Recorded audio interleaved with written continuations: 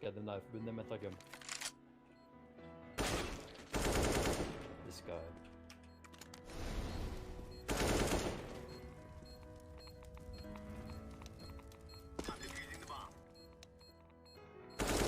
Bro, you're crazy, get right! What the fuck, bro? That's insane! Yeah, and on the first. Yeah, boy. One more. One middle was pushing. No! No!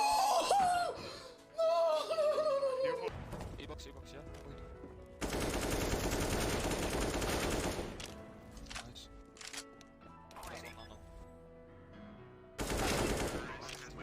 Don't stop believing, do. Hold on to that feeling.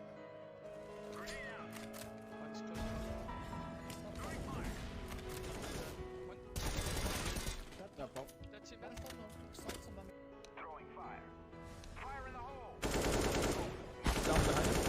What?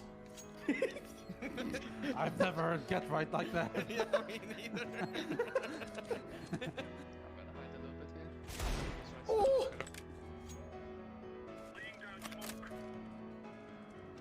Flashing mid, flashing. Can they be out? Yeah. One then B. More. Nice. B. One more. Flash. One more. Nice, B. one.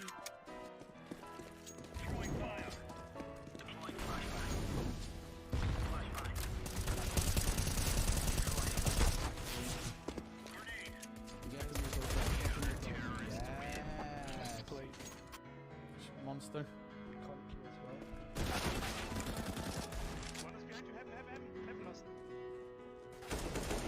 Oh my lord. That was insane.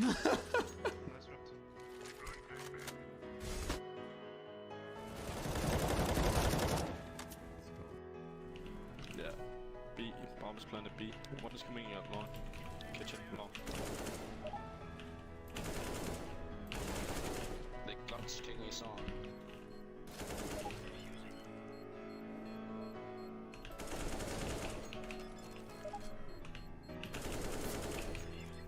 No. I hate you. I honestly hate you. Yes! I Woo! honestly hate you. Professional player. Can you sing my profile? I played against you on train today. I can sing for your profile. It's a beautiful profile. It's so delicious like it is. It's so wonderful to be singing on your profile. Nice.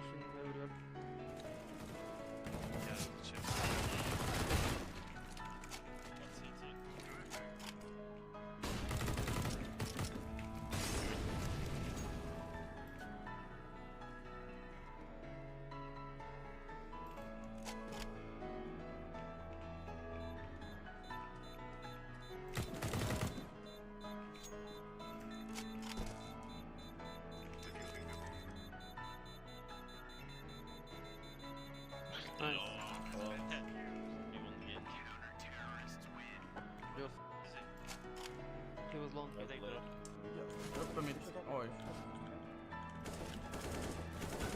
3 röd topp. Mitt.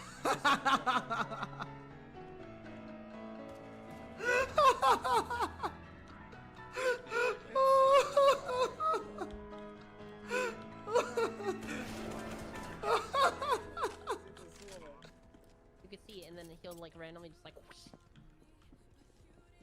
Dude, he's got a What? jiggle. See? What the hell? He does have a jiggle.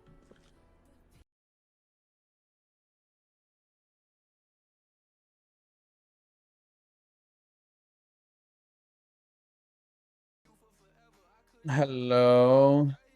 Hello. Hello. Hello. Hello. Hello, hello, hello, hello. Hello. Why did I hear Patrick? Why? Why? Что ж, после групповой стадии ребята из Mongols чувствуют себя максимально комфортно. Они приехали сюда выиграть турнир. I love that mentality, and that's what we want to see from the wrong Mongols. one. I would also say you've Correct had one. more stage experience now. Do you feel like you guys can play the same game we see in the group stage now on the stage? Yeah, I think so. How did you manage to wake up У this ребят early? из Mongols больше I put an опыта alarm, игры на and they сцене, just go и up. насколько это может им помочь That's how it сейчас works. в этом противостоянии. Ну, в общем, ребята считают, что да, это должно помочь. Now, Maja, this group stage was interesting for Aurora. This wasn't what we expected. Oh my god, from is you she guys. So I very want to tired ask and you, all of those have you had a things? look back at Yes. these games? Have you been able to understand what That's was making you how- go that's so just well, how it what is. the problem was? First of all, Salem Astana, Ahmed. Yeah, Aw. the group stage was a fight, to be honest. We just fight every match. But I'm glad that now we are in Hashtag playoff, first and time hopefully we can on show it. the real potential of my team. Yeah. I would say like that. Очень сложный групповой этап, насколько ребята понимают, что пошло не так и в чем проблема. Ну и ответ от Major, что на самом деле действительно каждая игра была битвой, но сейчас самое важное, что они прошли в плей-офф, и сейчас он верит, что команда покажет свой настоящий потенциал. Now, we also know, though, when it comes to this stage, you guys have not had the success you At 1 wanted. PM here, It has so been feel tough pretty again good. and again. What have you done? What can you change to make sure that doesn't happen again here and you can break the curse? God damn Yeah, it. there is in life, there is a first in everything. You know, maybe today is the first, so we're gonna do our best. We're gonna try to show good Counter-Strike. This is important. I believe in my teammates, and let's see. Достаточно большая серия поражений на сцене. Почему ты думаешь, что сегодня что-то изменится? Ну и ответ. Естественно, что все когда-нибудь бывает в первый раз, и сегодня я максимально верю в свою команду, в своих тиммейтов, в себя и в нашу команду в целом. 6:57, oh yeah, 57 a.m.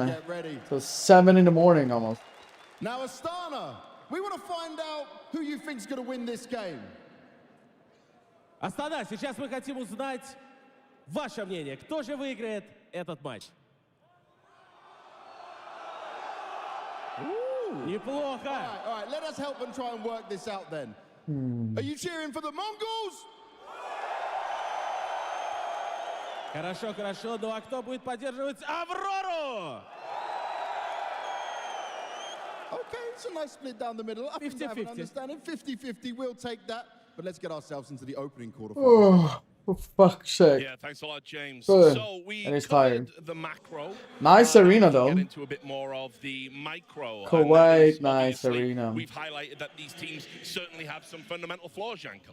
Well, they do have flaws, but I think for the Mongol side, I think they have a pretty straightforward play style, right? We say that they don't have too much finesse, but what they do really well for the most part, right? And the most important thing is the players are very decisive, they don't hesitate, and they're very sharp in duels. That's why when the individuals drop off in the playoffs, it hurts their chances so much.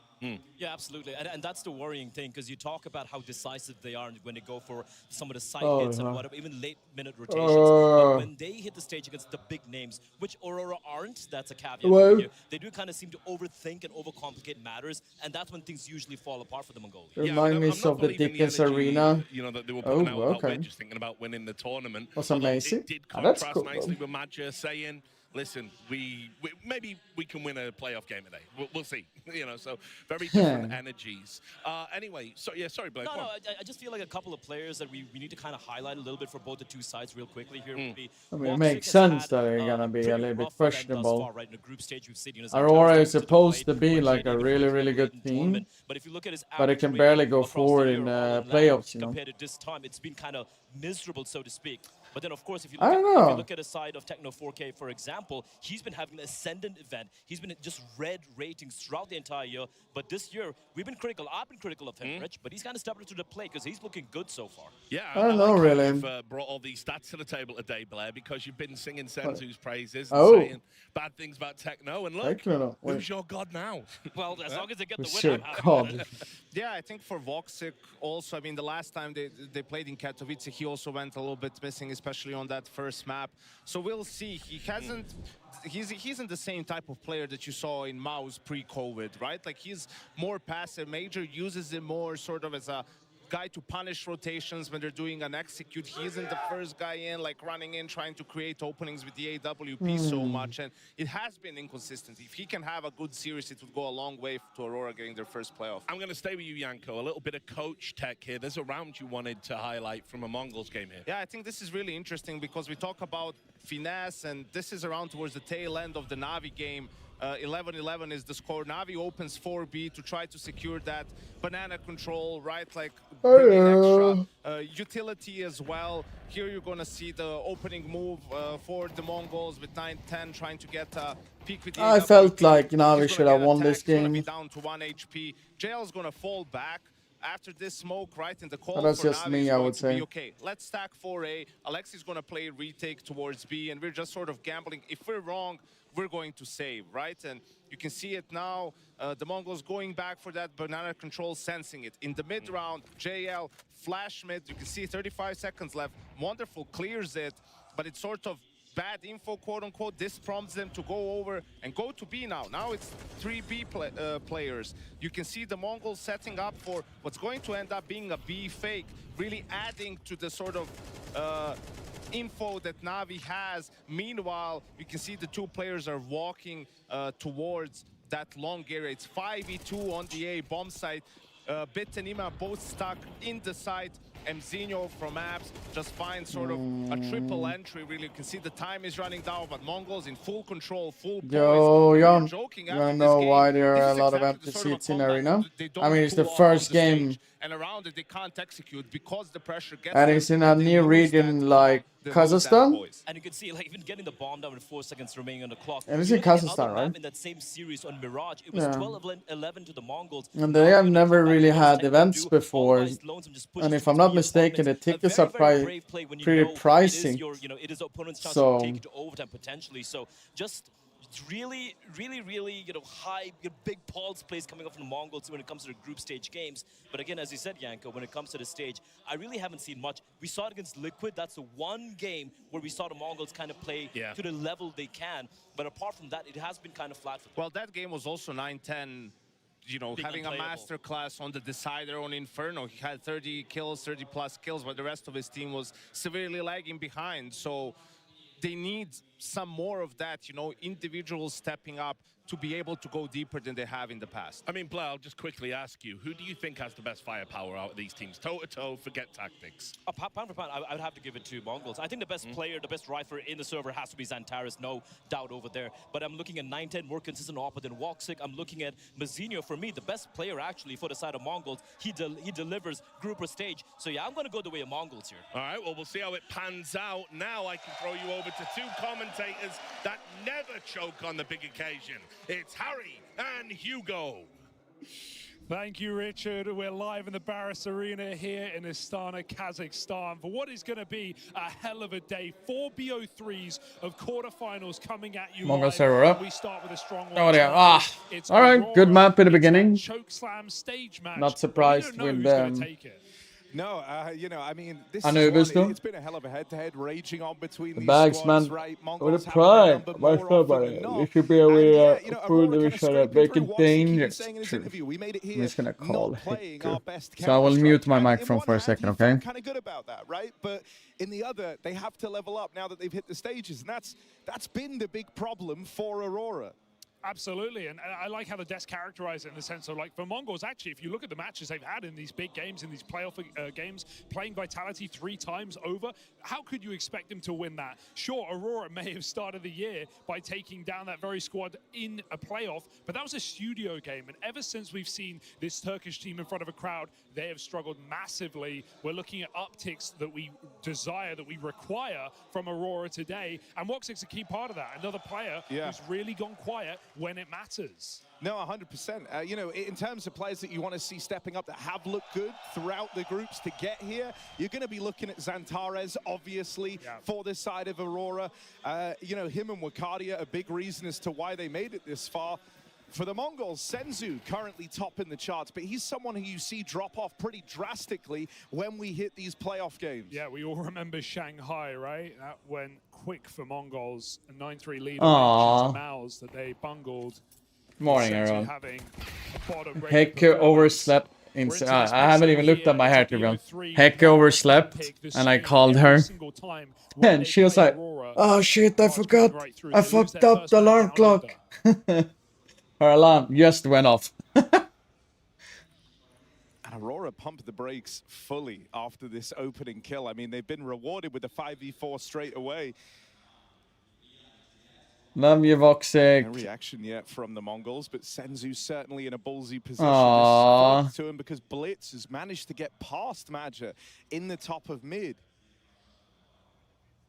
Are they aware that Blitz is here? Yeah, Madja did get that spot off, and so Blitz dead in the top of middle. Senzu is to concede this control.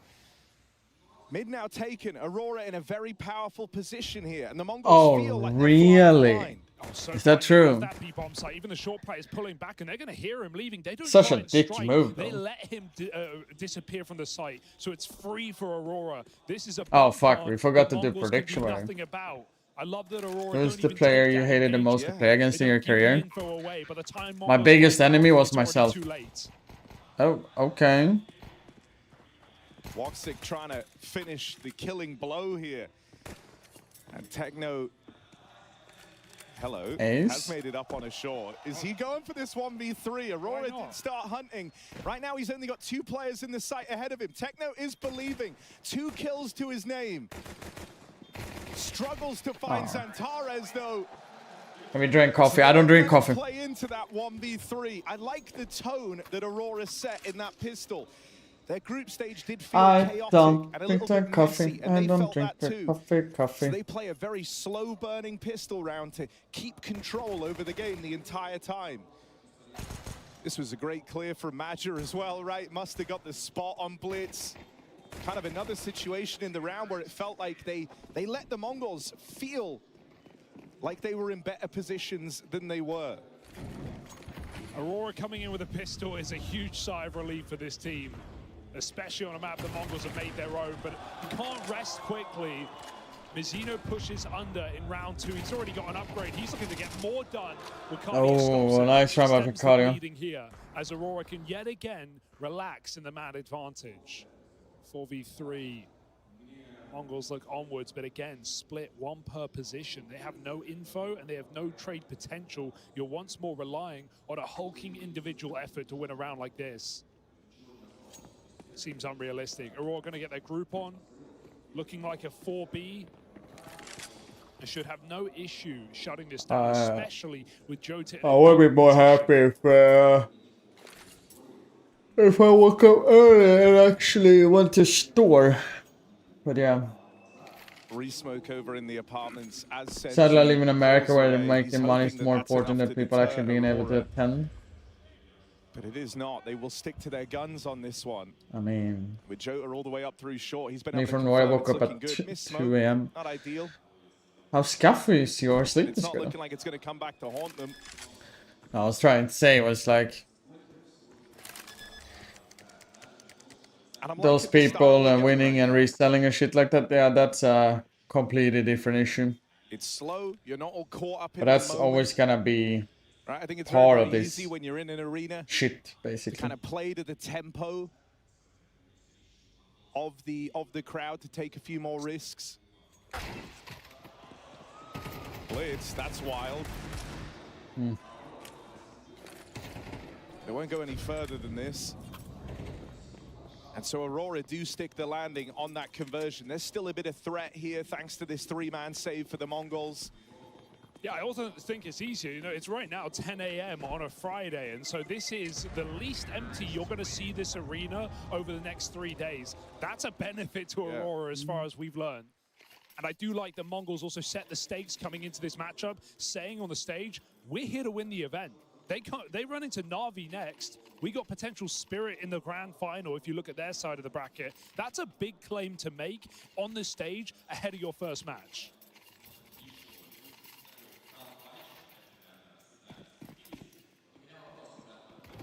No, it's a very ballsy declaration, right? And it shows where the heads of the Mongols are at.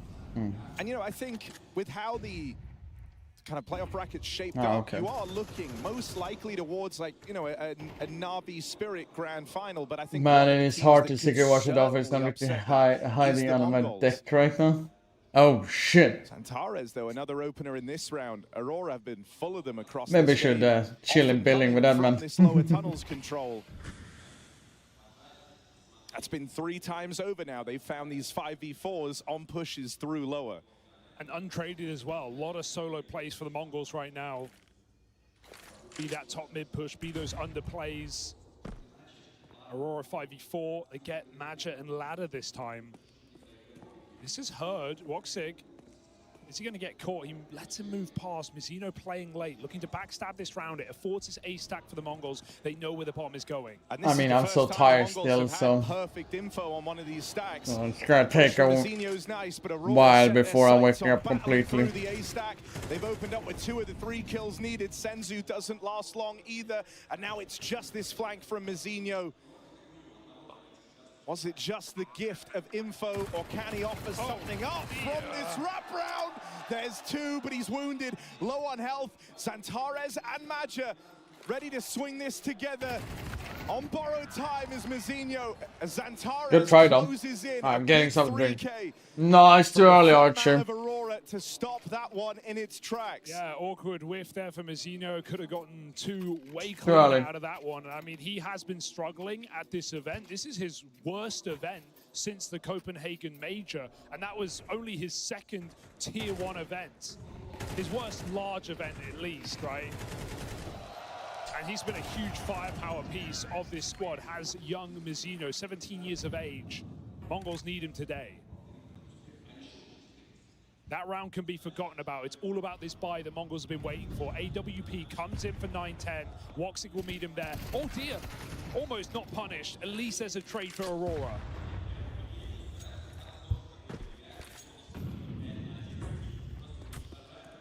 They go up for a slow play.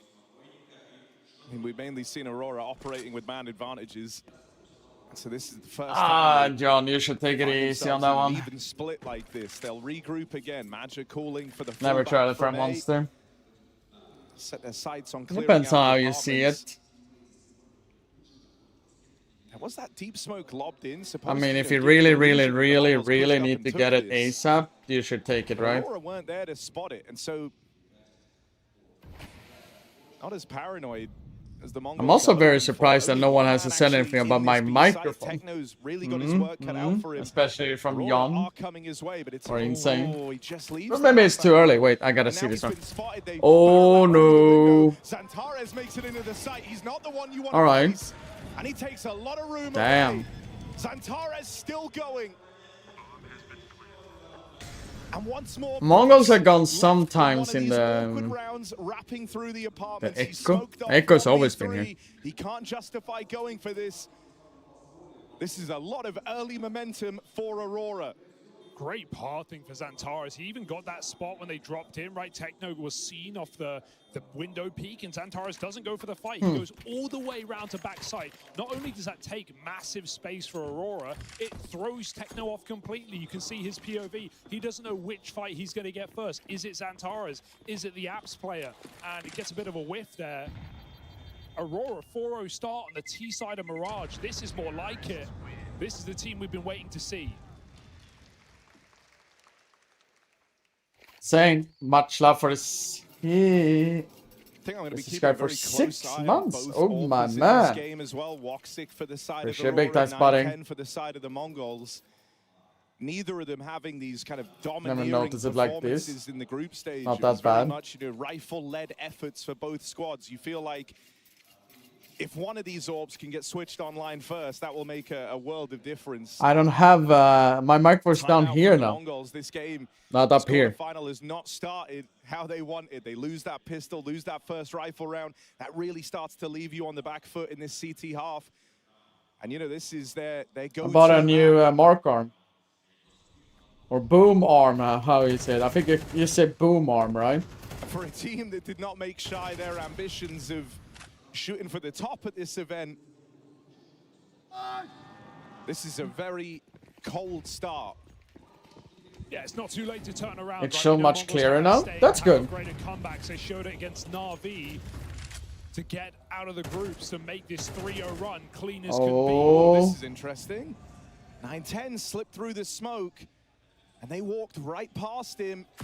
Hello. Free kill collected on Woxic. They need that trade, and right now the trades have been good for Aurora. Xantares taking it one step further. I do drink And he's tea. not fallen down in any of these fights thus far. Xantares But right now I have a starting like bigger this issue though. is giving Aurora a lot of faith. I have the Shaper one, John. I bought the one, not the electric arm one. They were going there anyway. Even though it feels like a bait electric one, in my opinion. Xantares on a lurk, a rare move for Aurora to make. They are a pack team, and these two remaining players waltz into an empty site. He's OP. Sounds like you're a Heku enjoyer. Like Heku viewer. She really gives a lot of love to team. Gonna get themselves the plant, but already that net is tightening.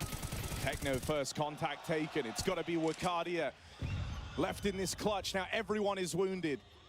This is far from impossible, but Wakadia's got to pick the right timings, the right fights. This wrap through the apartments just been spotted. Senzu picked up for free. The ball is rolling. Wakadia's going. Oh! Every single one.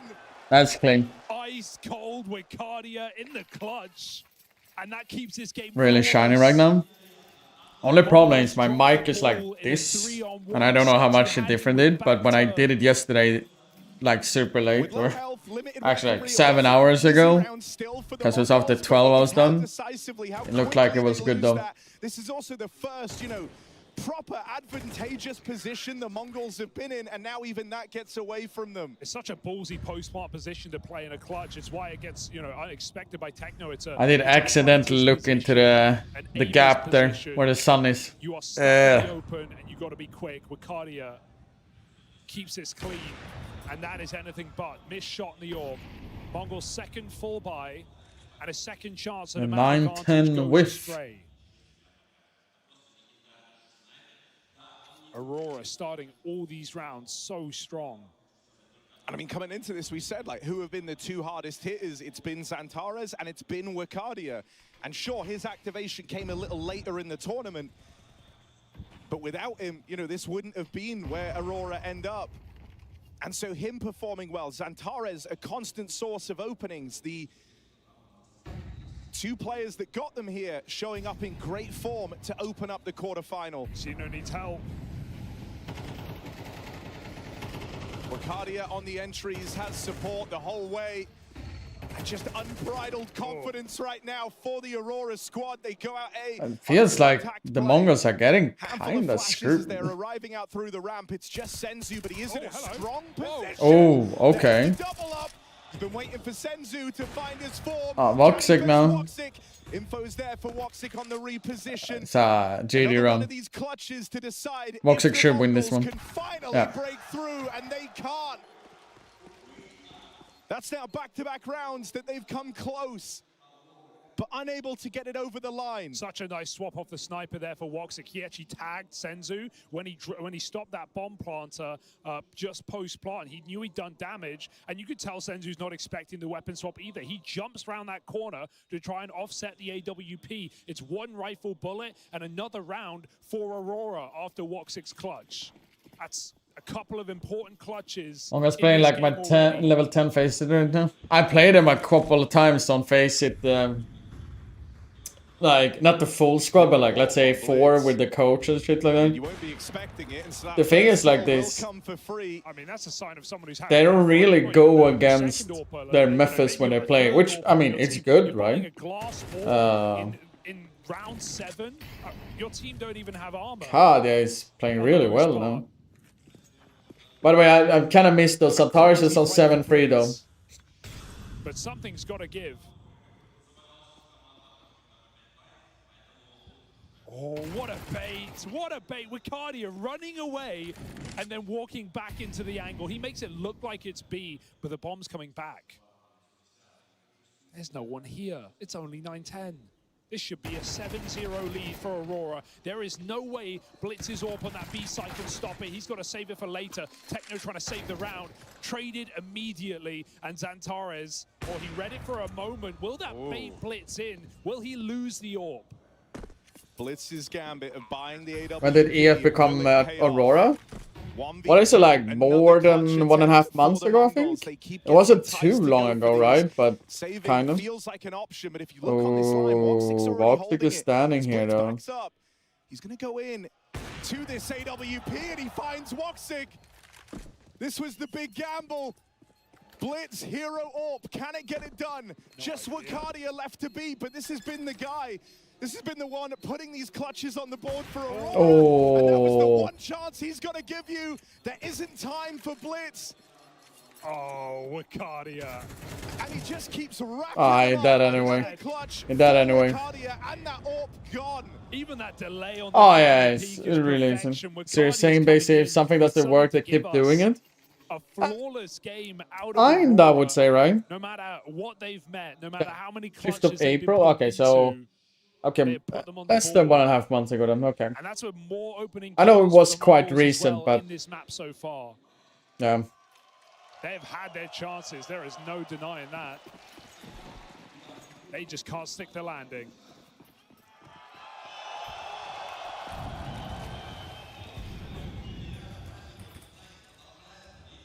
Key for Aurora is never let off the gas.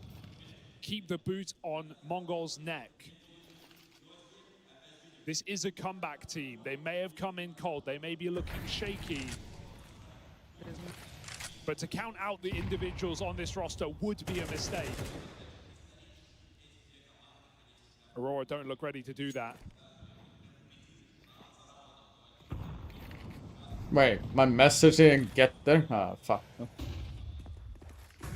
Homie has his keyboard real close. I said I could have played that long. Control and not an eye on this position. Mongols play contained in their bomb sites. Yeah, Woxic said this himself in an interview before this quarterfinal. He was saying, like, I'm not going to say any big fighting talk because every time I have, it feels like it's come back to haunt us. And it feels like the mental block for Aurora has kind of been the expectation that this team more on big, yeah. Well, this was a playoff match that they came to play in, like, arguably some of their worst CS in a while. Yeah. But it gives you some faith in your teammates and that the floor is still good enough to get you to where you need to be. And now we've seen a far more humble look from Aurora before this match. Maybe those expectations not weighing so heavily, and they're playing a great game. Woxic, an opening kill. It feels like all of these rounds needs are to get 5v4s, those and in kills. the blink of an eye, this one is over. It's just Senzu under the palace. Hold on, he goes unchecked. Another multi-kill. Oh, okay. Not quite nail the fourth, but time is of the essence. 9-10 up might be the thing to do it. Woxic has to plant the bomb. 9-10 calls his bluff. And so he's got it. Damn, okay. That's what they needed. They needed the lurk on the palace there. A taste of his own medicine. Good morning. Got my coffee Friday and thought this up earlier. Seriously, I like. Happy Friday, buddy. Happy Friday. I gotta complain here. Thank you. Where's my message, though? It is a hulking individual effort to find them that round, but it's from the man you want performing. It's from the man you need performing if you are the Mongols. Yeah, a little change of position there for the Mongols goes a long way. Mizuno gets flushed out. How does she even sounds like? If you are the Mongols. Yeah, this is around like from Senzo. Goes a long way. Mizuno gets flushed out. Hello, good morning. Can I get my name in the title since I called you to wake you up? Chris, you woke me up 1 minute before my first alarm clock. He has but the thing is, point of this team since his addition. If my alarm clock would have, I have actual alarm clocks. One was at 8:05 and 8:10. I would not get up at 8:05. I would get up at 8:10 and just slowly start getting ready without realizing that I'm late. Not today, says Senzu. So you actually, it shows you how close you woke me up and you actually were like, hey, Heku, you are late. And my brain's like, huh? But your alarm clock. They're like, that's crazy. And that's like with thank you, Chris. How often the Mongols were enticed to go for those clutches is because they were close. Thank you very much, Chris. Much appreciated. Thank you. Aurora using this as a bit of a timeout. Block eco. And I mean, yeah, to add to your point, even the Wait, do you have to go for an eco now? This was never going to be a buy. The classic thing with CS though. Aurora just squeaking them out. All it takes is one. She's yapping a little bit. What's the crazy setup you've seen on the LAN? Madger is also very aware of that fact, All right. right? So taking this We're sim-listening to this one? I think that's going to be the real test for Aurora. Or do you want to see this round? It is an eco. Otherwise, I do have a picture of the crazy setup. Everyone is aware of your struggles in these playoff games. I mean, it is my stream. I don't care really. And so Aurora know the importance of getting back to these winning ways. You don't want to how do I see all? How can I see years? Chance on their map pick. But that's why I like what you're saying the last round as well before that round from Senzu, because yeah, Aurora have come in. If anything, there is to a degree less pressure because no one expects them to win this game. Wait, Magic, we can do like this. You know, while you have Senzu, Mizzino say, hey, we want to win the tournament. Magic saying, hey, maybe we'll win a playoff game today. Maybe, you know, if things align. So the pressure off, a poor performance in the group stage despite making it through. The expectations are low. That's often when you can deliver the highest. That's how Na'Vi won a major. No one expected them to. Everyone underestimated them. I mean, hey, we're in Astana. That was even the story with oh, there's no photos. Okay, I do have a photo. When they won their major trophy. I'll find it. Saying off the top of the day, like they lost every scrim coming into the major. They were going to disband. So I'm gonna be looking down as I'm sleeping. I'm looking for a picture. I do have a photo of it. Or can they crack their way in? 9-10 doesn't seem to think so. A hold going well now for the Mongols in a 4v2. But with two players, you don't want to count out just yet. No, it was 2012, right? Yeah.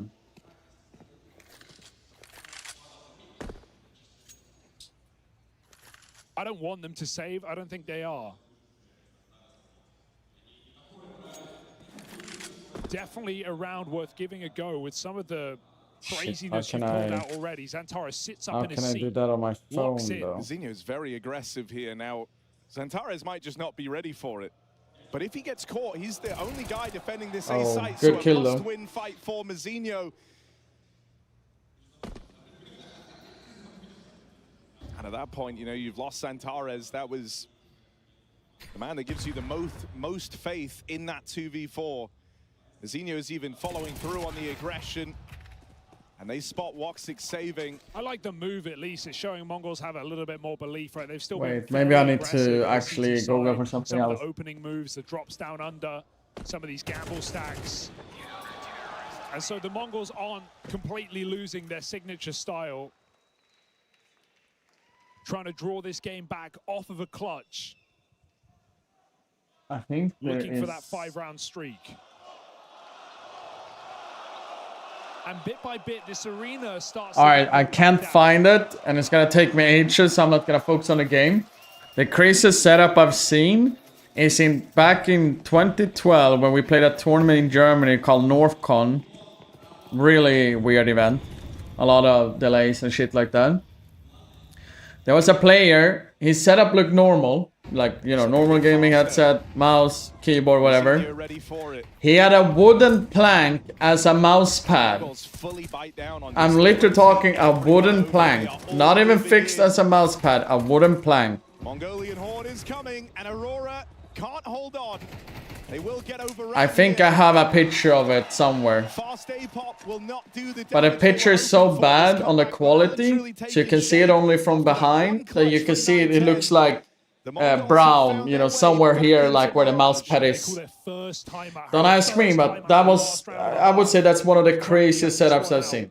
Then it's like, you know, those the same tilted one. You've seen Valorant players having the monitor down like here, so they sit and look down like this, and like, I don't know. I mean, ice mat mouse pads we've heard about before. Stales has started from that, and etc. Here's the thing, by the way, Chatrino, with CS2, since it's only MR12, think about it. They were down 0-7. I think as well, like, even from the get-go, they could easily get 5-7 in half. That is a pretty good turnaround for the Mongols. And they're really good as team. So, for them getting, you know, all of those things, no problem, you know. But he's providing a lot of value for his team. And he was even trying to do that when the rest of them were a bit shaky, when they were having these slow starts. This game all started, though, with Zantares openers through lower. And that's how they're looking to close out this first half. But the AWPs fire off for the Mongols, a buy that's only afforded with this streak of rounds they've embarked on. Blitz tries to extend that lead. Very important kill. Will get punished. Brings it back. War crime even. Oh no. Aurora know With the timeline we live in, I don't think war crime is something we should write. But I know what they mean though. Let's see if they can do it. Mazzinho always keeping you looking over your shoulder. You never know where this guy's going to appear from. Nade on the smoke will find a kill. He can't double up. That's the bomb loose. Zantares tasked with retrieving it. Is he going to walk it? 910 looks like he wants to come through this and brings the fight to Zantares. No support from Jota. Takes too much time. So. And now it's him left up in the clutch. Finds the spam on a 910. And so now Techno plays his hand. Jota, can he piece together where the last man's coming from? Over the stairs. Damn. Holds on. 8 rounds. And it was this guy's addition. All right. This guy being bought into this roster that seems Awoken, how you doing, buddy? Right off the Much top better of the time year. zone for you. That is a huge 1v2 for Jota to find, and critically, it stops that What, 5-round streak, that nightmare scenario coming in down the end of the half. Yeah, now you feel like you've broken the momentum going into your CT side. That's clutches coming through from 3 different players of Aurora in this T half. And yeah, there were some close rounds. Yeah, their money got broken, but they still take a pretty dominant lead. 8-4 of the T side on the Mongols map pick. In a map veto that has always gone the same way, right? To a degree, Mirage and Anubis always being the picks in these games. The big difference is that third map. Today it's Dust 2. We've seen Nuke, we've seen Inferno. Big clutch for Jota just to keep Aurora feeling good after a very scary round.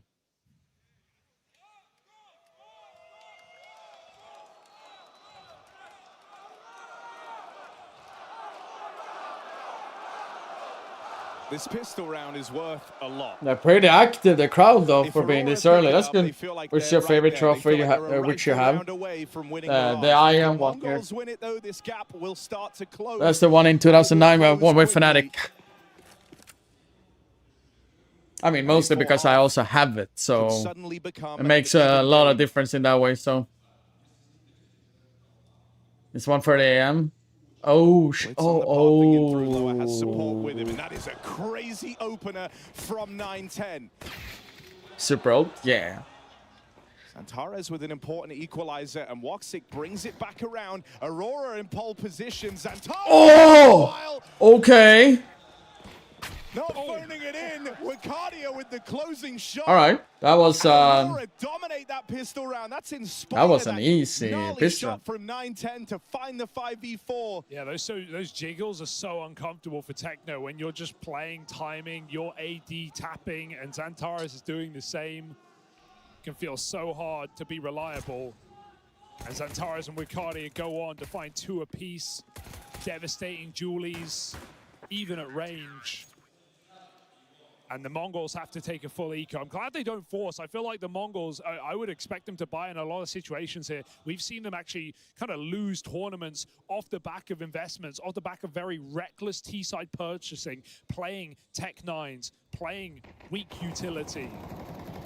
When they could just take an eco, they always want to keep the pressure on. What is this running and shooting? I don't know. Which event was your favorite? Not the games, just but everything around. How was the setup? You should say events and slash places I've been to. I think it would be a better question. Like, so it's like 2 questions in one. Places. The most memorable one I've been to is Korea, I would say. Most of the times, different places in China, like Shanghai. Love to go there. Like the city. A couple of places in US. Dallas have been a lot of times too. Austin was pretty cool when I was there. As tournament, May with a triple. That's good for economy as well and flawless. But a lot of ESL events in general I've attended, and through the later stages of my career was really good. Memorable ones was like Don't know what to expect in an Anubis game. The booming of CS:GO, I would say. Such highs, but such lows from the Mongols, and the devastating consistency that Aurora have brought to that. Kyiv was pretty cool, and and more people came to watch the event. Even the beginner CS:GO, they had a lot of fans there. Especially when Navi joined in. Oh, easy peasy for Aurora right now. And a 4v3, you feel like this round's already lost. Blitz is on 20 points of health. They are at least going to the right site, right? Support. I mean, a memorable one is still like the biggest memorable one is DreamHack Masters in Malmö when we won with an EP in 16. Oh, they fucking read them like a book. Oh, with smoke, by the way. And he's got Senzu, the hard hitter, for the Mongols left up in this one alongside him. Can they rely on the young veteran of Techno and the star of Senzu to make this one happen? A lot of early nade damage, but as the smoke's clear, Senzu gets on the board. He needs more mileage though, and he's getting pinched. Oh, kind of correct choice that I did that. The synergy there for Aurora helps them stick. Bali is such a big city. Went the last summer for work and was intimidated. Had a great barbecue in Austin though. I mean, that's a plus and negative sides of US in general. It's like summer, so most of the places kind of bearable to. Excellently, they know who needs to commit first in that engagement, who to swing off of. Oh, now finally it's done. Oh, and no one jumps the gun too soon. Oh no, I'm sitting here, so that's fine. In this CT side, winning the pistol, converting, and closing the first gun round. And this is where you wouldn't even blame Mongols to buy, because you are so deep in the hole right now, you don't really have a choice. 11-4 down, and at least you can get rifles, but it feels like this game is already over. We gave them the benefit of the doubt after a little streak on that CT side.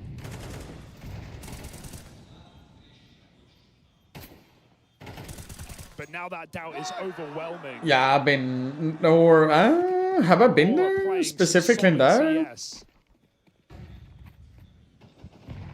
And this side of the bracket just got a bit more exciting. I mean, this year, the only team to kind of put away the Mongols on this map so handedly was Vitality back in Melbourne.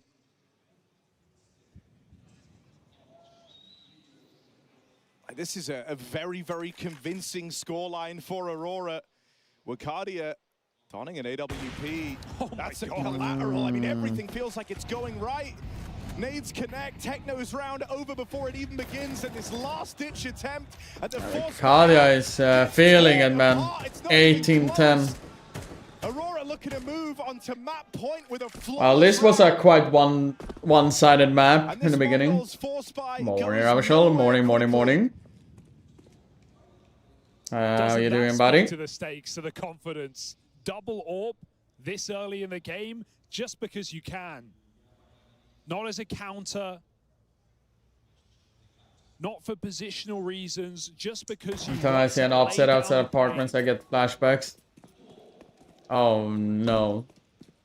And Aurora a stone's throw away from map point on Mongol's pick, and they're going to make it happen. The Orbs find everything in this round.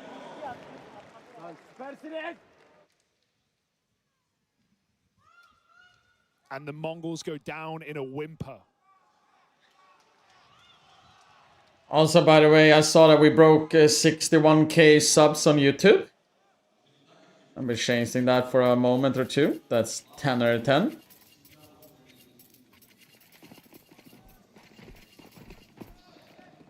And this would be Thought Liquid should have been the first NA team to win ECM Major. Oh no, it's a fucking B rush. Hits out of the Mongols. Maja here does have support coming in, but he can't hold the line. That's a difference maker. They get past that first man. This time, not trapped, not boxed into the apartment. Could potentially work, actually. Wait, why is it hacked? Like, you guys notice this? It's like... The momentum taken out of this, but Wakadia threaded the needle on a thin angle. Like freezing a little bit. An important one for Senzu. Is that on the... in which Aurora might be respectful. On the game side or what? There is a lot of damage done here. Yeah, it's kind of unconfirmed damage, though. Match got a spray off, but he was full blind when he did it.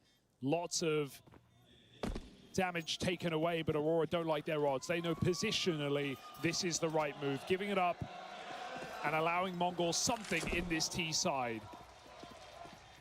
But I don't have to tell you, it already feels too late.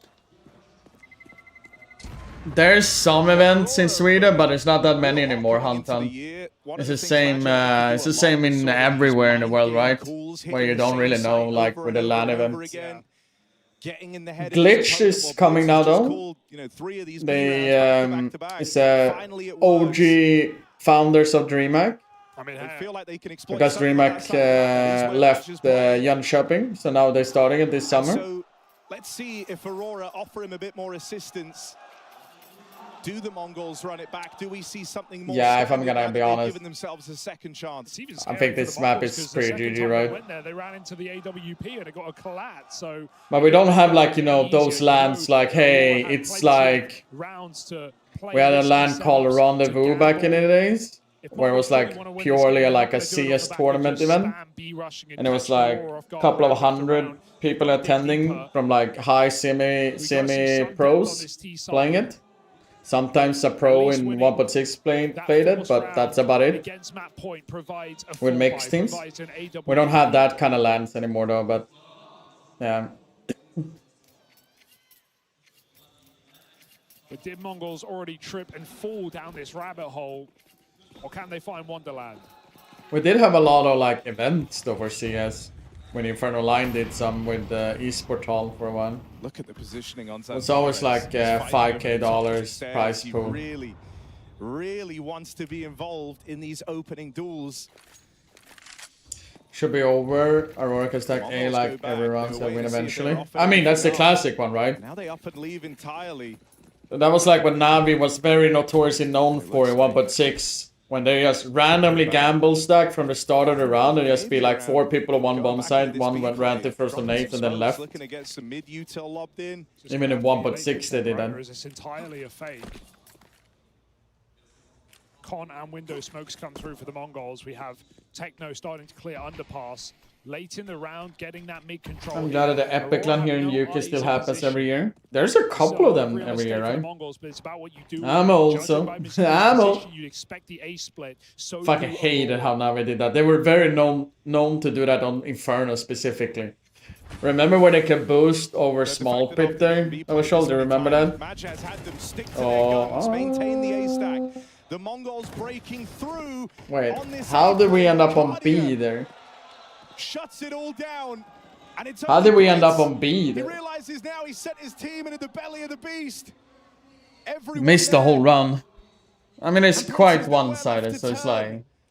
Yeah. This is Aurora dealing the Mongols. I'm gonna do a prediction or set it up for later. Open up this quarterfinal, and as Blitz moves in, he knows it's GG. Aurora pull up here. There were low expectations, questions around the level they showed in those groups, but a quiet kind of humbled confidence from this Aurora squad. They come together beautifully on Mirage, and they dominate the Mongolian squad to open up the quarterfinal.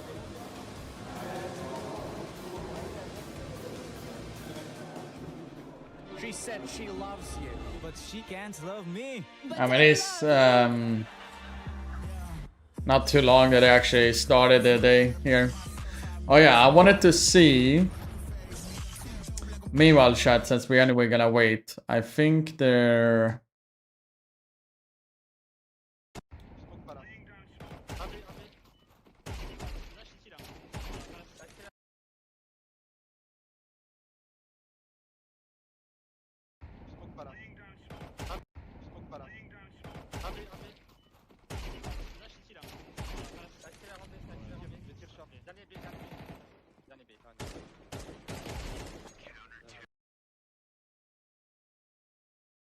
I know he's been here. I know that he's been fucking streaming a lot of CS recently. So, but I wanted to see this one. I wanted to see the open ceremony because I missed it.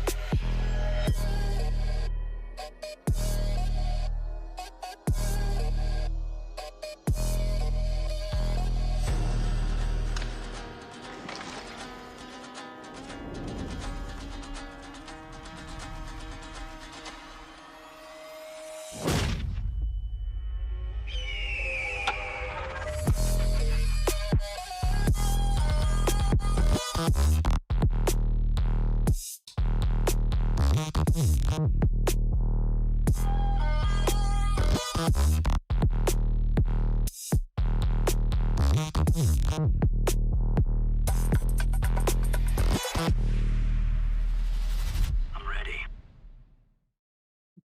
was...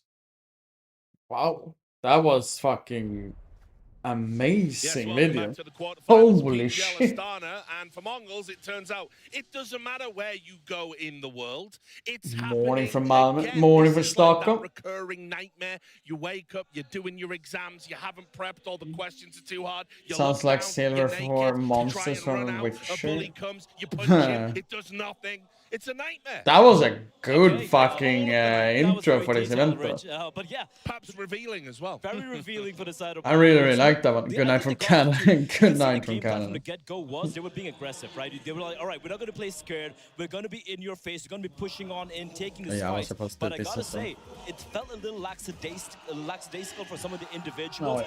From aside from Aurora, though, I felt the individuals, they were way Who more made it? locked in, way more Aurora won from the first one. get-go. And I think that's why they got into this really solid lead. And sure, a bit of a comeback from Mongols, but never really transpired. I think the difference was compared to last time, now Aurora had the good stars. Now Aurora won the both pistols, and now their guys were stepping up. We saw that Vacadia round will get into it. I think that meant a lot to Aurora, not necessarily because they avoided losing a round or getting reset or anything like that, but it's when a player has a big individual round where it brings everyone up. It brings the energy up. You start believing, you start having that confidence. You're like, okay, it's going to be different this time. This is what we were missing in all those other games. And the main 3 stars of Aurora definitely showed up. Voxic had some clutches. Output from Xantares was consistent. And on the side of the Mongols, it just wasn't there. I mean, despite the fact they're no longer Eternal Fire, definitely, we could see the fire, the pep in the step, and the way they're playing it. And as Yango just pointed Who out, made it? The video? Oh, it was PGL. Xantares, as you It's the PGL tournament organizers. But it was Voxic. We showcase how he's been having a pretty miserable event thus far in Astana. And when it comes to the and we could see frustration as well during the group stages, during day 1, day 2, day 3. But here he came to play. But Vacadia for me was the MVP. Even apart from the 1v3 clutch he pulled off there, Yanko, he was just finding consistent pivotal kills every single time. And on the CD side especially, man, multi-kills almost every round, shutting out any hope of a comeback from the Mongols. But let's also just highlight how good his performance is within the context of the group stage narrative. Because, you know, I remember the things we say on the desk. We said that the Mongols, they are one of the best T-side Mirage teams in the world. They didn't even get to play hardly any rounds on the T side. I mean, it's what they gave up on the CT. They got wrecked by this guy. Absolutely. I think the pistol round was very, very pivotal. We really did not get to see the T side. You know, we saw a couple of rounds, but at that point in time for Aurora, they were almost at how much that point, spam and then emails do I get from absolutely YouTube? no space to work with. And I am trying to empty my email box here because it spams because I need to upload some files to my drive. So troubles over there for the Mongols. There is so many of them. For them, it's just starting on the back foot, losing the pistol, losing the first gun round. Had an opportunity there in the 3v1. Vacadia steps up, and it's just been really good play from Aurora, right? Being solid, not letting, you know, not having any slip-ups in their game, so to speak. And once you win the second pistol, you see some desperation from the Mongols with the constant buying. Do you get for every comment? Apparently I have removed all of them. And Aurora closed it out. And if you wanted to be fair to Mongols, which I'm not necessarily saying I do, I think this is another classic choke we're witnessing, but you could take a look at something like round 5. There were close rounds in that first half. Yeah, and that's the problem, right? Like, this is against a half by really, I think, one saved gun, and you can see there's trades happening. Actually, MZ I agree with that, John. No, and now it's just Vacadia in the 1v3 positions himself very well. Avoids advanced. that here just by the skin of his teeth, right? Finds the player going in B How apart. do I... Could I get like a mass spam? Do you guys know that with Gmail? Is there like a setting where you can mass spam a specific mail address without going each page?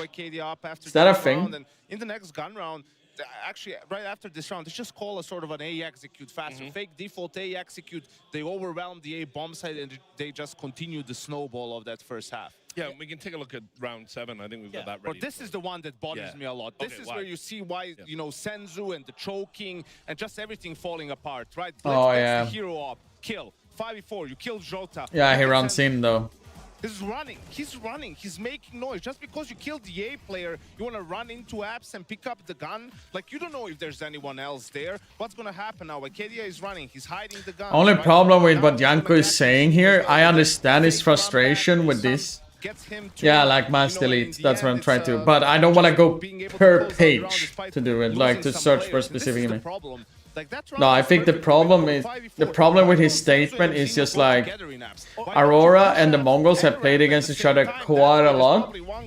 So it could be a tell that most of the times he goes there and then like 9 out of 10 times he's alone specifically that spot. So with the Mongols is the basic yeah, we're not gonna add one of those programs if I'm gonna be honest, John. And it's also like, you know, Blitz had the AWP, he gets the opening kill. You could even ask Blitz, hey man, can you just keep holding the angle? They're not really talking to each other.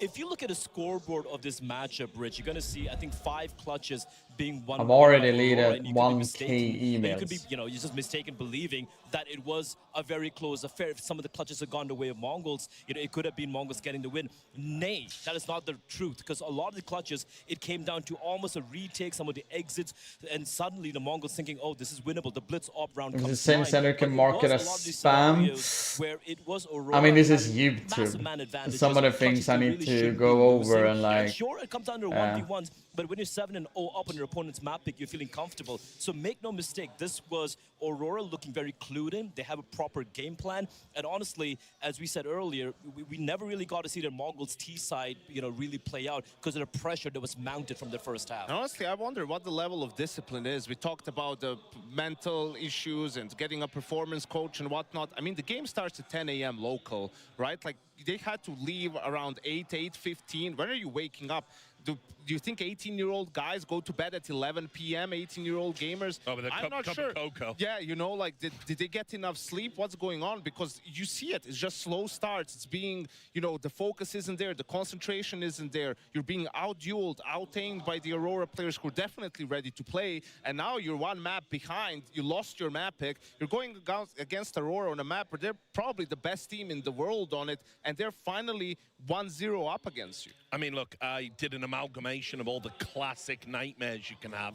Well, here's another part to that, because now we're going on to Anubis. This is Aurora's home territory. They've got such an incredible record on this map. They make it look easy. And it's not that the Mongols are slouches on this map, obviously, but Aurora, with their tails up, you know, like the danders up, everything's going their way. And now they're coming into a whole map. They're just going to be in a very different headspace with a Mongol. Well, way too many email addresses in time, which is why Spark is convincingly just made them force him to be on Mac. Oh, good morning, Brian. Good morning, good morning, good morning. An incredible win record they've had thus far on Anubis, they have lost to names which really do befuddle me a little bit. They actually lost to the Mongols on this map. They lost to Hotu in a group stage, I believe, on day 1 or day 2. So it's not like they are, you know, they can't lose on this map. But that being said, when you have the momentum going your way, you know that it's your mapping and feeling super comfortable on this, it should be Aurora running away with it. My account on YouTube is really fucking old. The Mongols, you know, Aurora had to start on the CT side. You lose the pistol.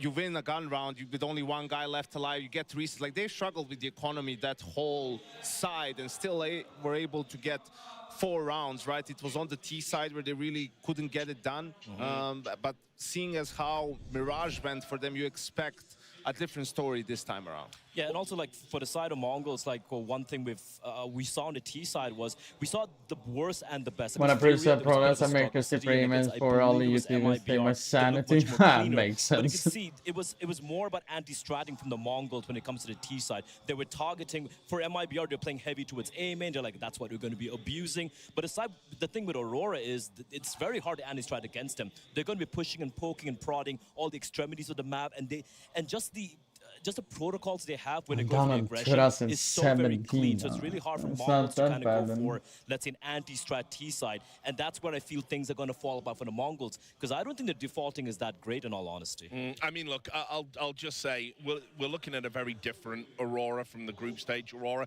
I don't know what was going on coming back from a break. Sure, it can maybe be difficult. Wait, in the post, gonna save it even more. Level, but I can already tell just by the way they're interacting. There's no friction. They're not shouting at each other. Matt just got the playbook out for, like, I think the first time this tournament. A huge pile of papers. That is something, buddy.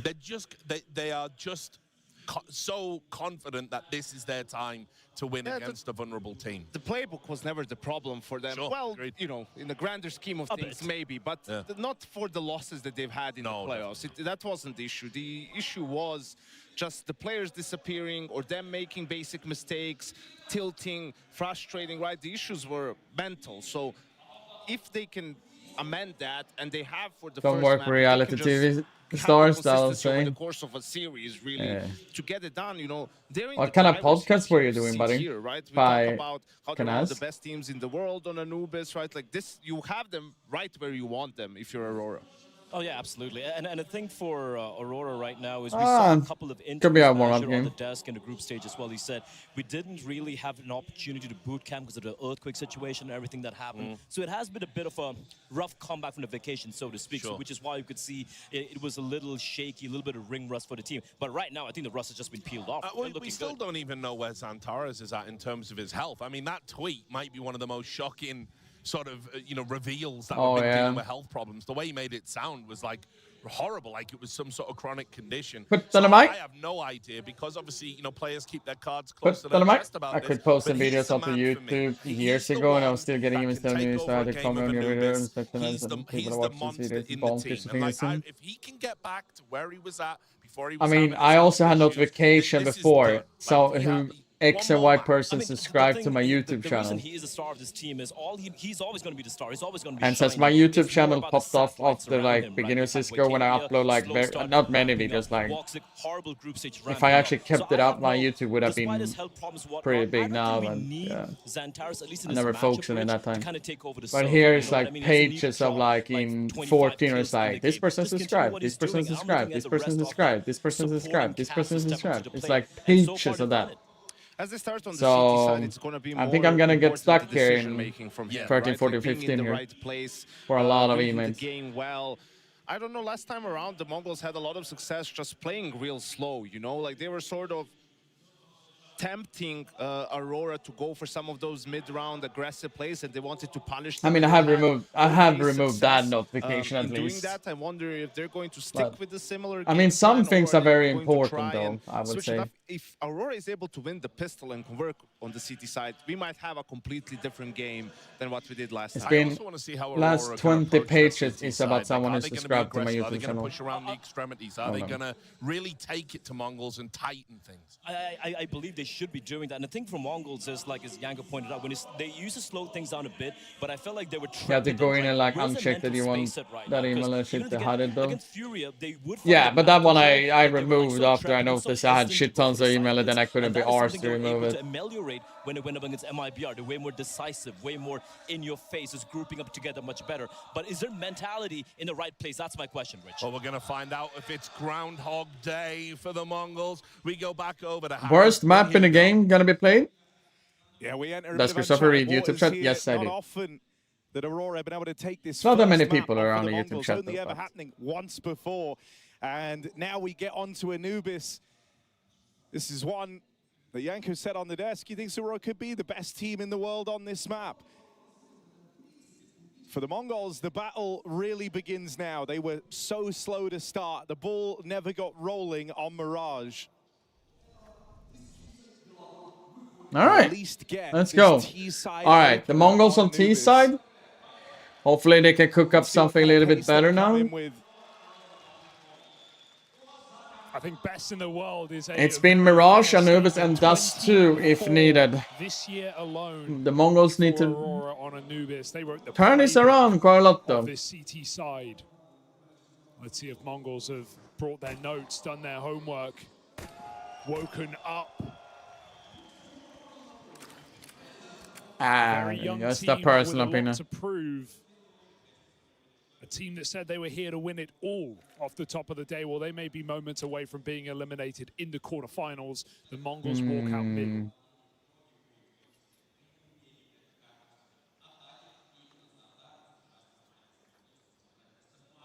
Double Beretta's up close as mid looks to get tested. Yeah, can they cook this up? Oh, We'll be getting swung here. Multiple angles, lots to worry about, but he's down a dance. only First kill 4 comes bullets in. left though.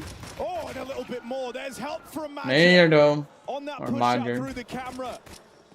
Mazinho backstab is in. Senzu here to lend a helping hand, but the bomb lost in middle. And Zantares and Jota time to get set up. Ah, that's a smoke. T-smoke. Block this. I mean, you A can't win that, T-smoke. Can you really? That would be down in just a few seconds, and you wouldn't even have time for that plant. They've got to jump. Oh! Finds that flying shot. The Mongols What? come through with a pistol. Ooh, Huh? you could say about that. Aurora, Replay. that was really gonna Replay. hurt. Yeah. You get jump shot, a bit of luck, How a bit does- of chance comes into that pistol round. I don't know how Mongols even win that. They were so locked out in middle. The headshot midair into the turn Oh. back. And maybe the Mongols can wake Really? up now. And look, if any way of winning that round was going to do it, 2v4 with a jump shot in there to make it happen.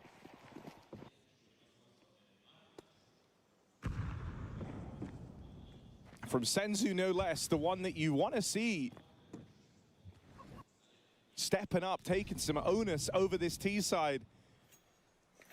Yeah, and it's hard to say, like, individually, he was the problem again. He went missing in that first map. You can't really pin it all on him. Sure, it's a bit of a capitulation as a team, but he had his moments.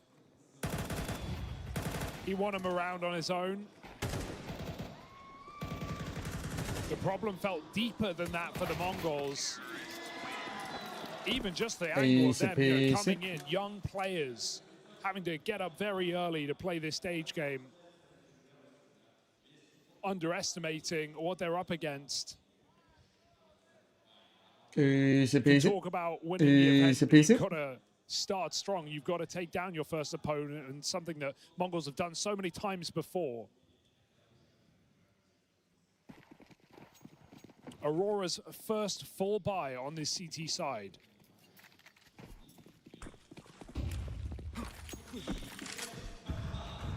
It may be an argument on whether they're the best team in the world on this map, but it's no argument that they're the best CT-sided team on this map.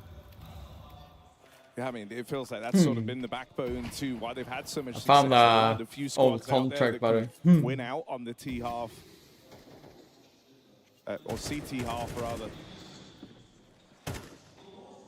I've seen games where Aurora will only have a couple of T rounds in their hands and still come back and close the map. That was how their year started.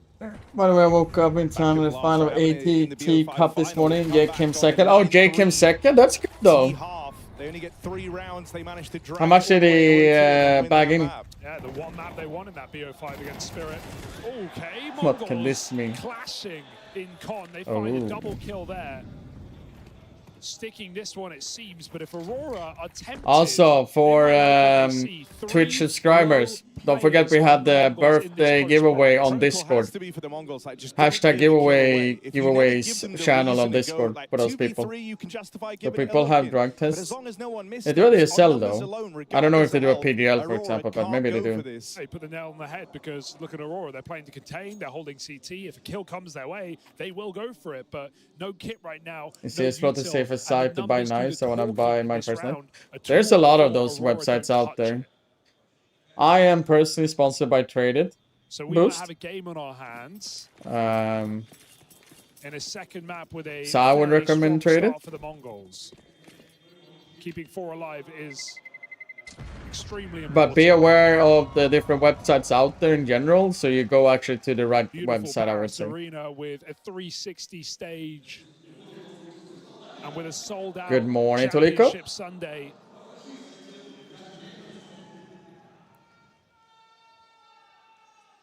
I haven't heard anyone get scammed so far. It's for Emperor, Aurora, they wanna get go ahead of won it. this. What up, And the Zach? same way that Mirage started with Aurora finding all that success, keeping the money in a really rough spot. What we for the need Mongols. to It join felt in. like it That one is, it's says in was a big that reason group as to why that first half specifically. shaped up the way that it did. A little bit tired, Zach, but otherwise I'm Get away good. from you very, I'm very getting in quickly there now. here.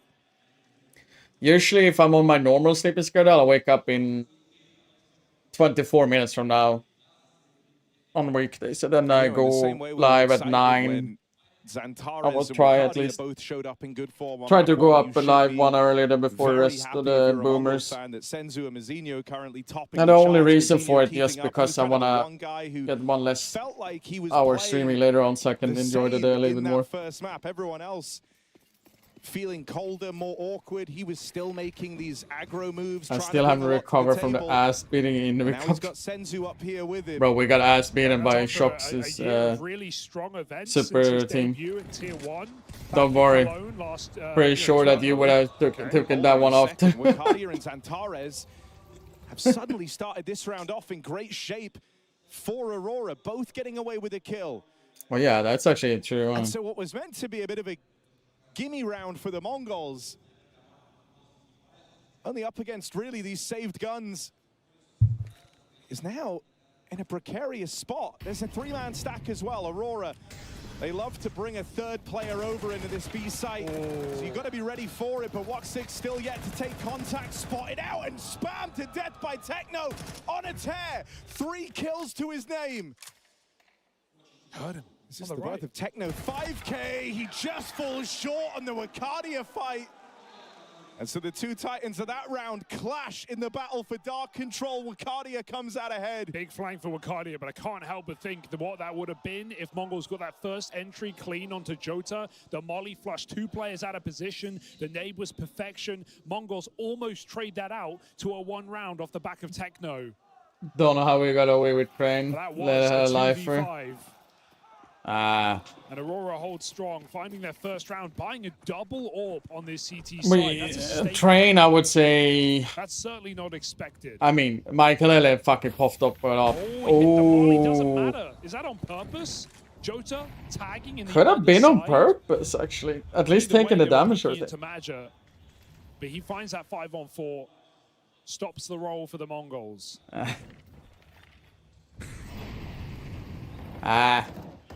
I mean, you should ask. I think Tulsi's in the channel. I think you have to ask him if what he felt when he played again. But did he also? You played as well, Ramshol, right? In the new game, or were you second when you played, or which? Or did you not play the yesterday when we played a little bit? Meanwhile, I mean, that guy on Anubis, though, that Olaf had, that guy with like so little hours of playing and so on, that guy was fucking banging, if I'm gonna be honest. He is that third piece at the B site. He was banging so hard. Aurora go for it. It was insane how much he banged. Wakadia up close here. Right as the left and right side of the smokes, but there's that double AWP. Woxic gets his line, gets his kill. That nade though. And Aurora slow down. They're going to play this one 3-on-2 in the retake. Techno is Zach, I was talking about it a lot before the got tournament started, etc. Where it's like maybe they're a little worried about him flanking. there was a rule like you couldn't have they still have this 3-on-1. They a pro player and they will get past him. or I played for last like year in it. Game where Techno could be. That's why I mean I asked Olaf, Forrest, and Freiberg. I did. Nearly clutched up in and we played so much. Can Techno But do it this time? I'm spotted. Nice save. The cover, faith in the captain. But I am happy that I got Markelov and Edward to play. That was actually quite cool. Yeah, those 2 AWP shots on B for Maja. Edward was really good. I was actually quite surprised how good he was. Doesn't really land on that ball. Markelov got better and better for each day I went though. And if Techno held that, and then Senfola, yeah, that's a debatable of their performance. Even more damage there. So stone's throw away. I've been seeing me lurking in Edward's channel after, and I raided him a couple times. And then I've seen them when they play qualifiers with their stream team. I don't know. I guess you would say they're retired, but they have like a stream team with Cease, Guardian, and I don't know, Emil something. Holy shit. Like Edward, man. He's bought a solo he shoots so fucking hard. Into an eco round.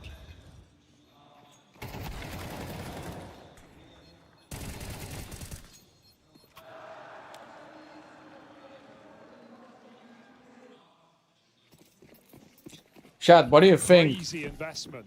Will the Mongols potentially do a roster change because they haven't like gone up more like results wise? You're only too strong in I mean, they're still good, right? But I'm thinking like this. Expecting maybe a bit of a Tech 9 pop there. I don't want them to do it, but like, you know, Dark, Maja playing more passive. All this means for Blitz is it's going to be hard. Like they play pretty decent and go to playoffs quite often, but it feels like they're Yeah, this does surprise me a lot. They're not really like. It feels like they fall down quite a lot in level when it's playoffs and like stages and shit. I don't know. And Orb does limit your options. It does rely on Aurora forcing plays.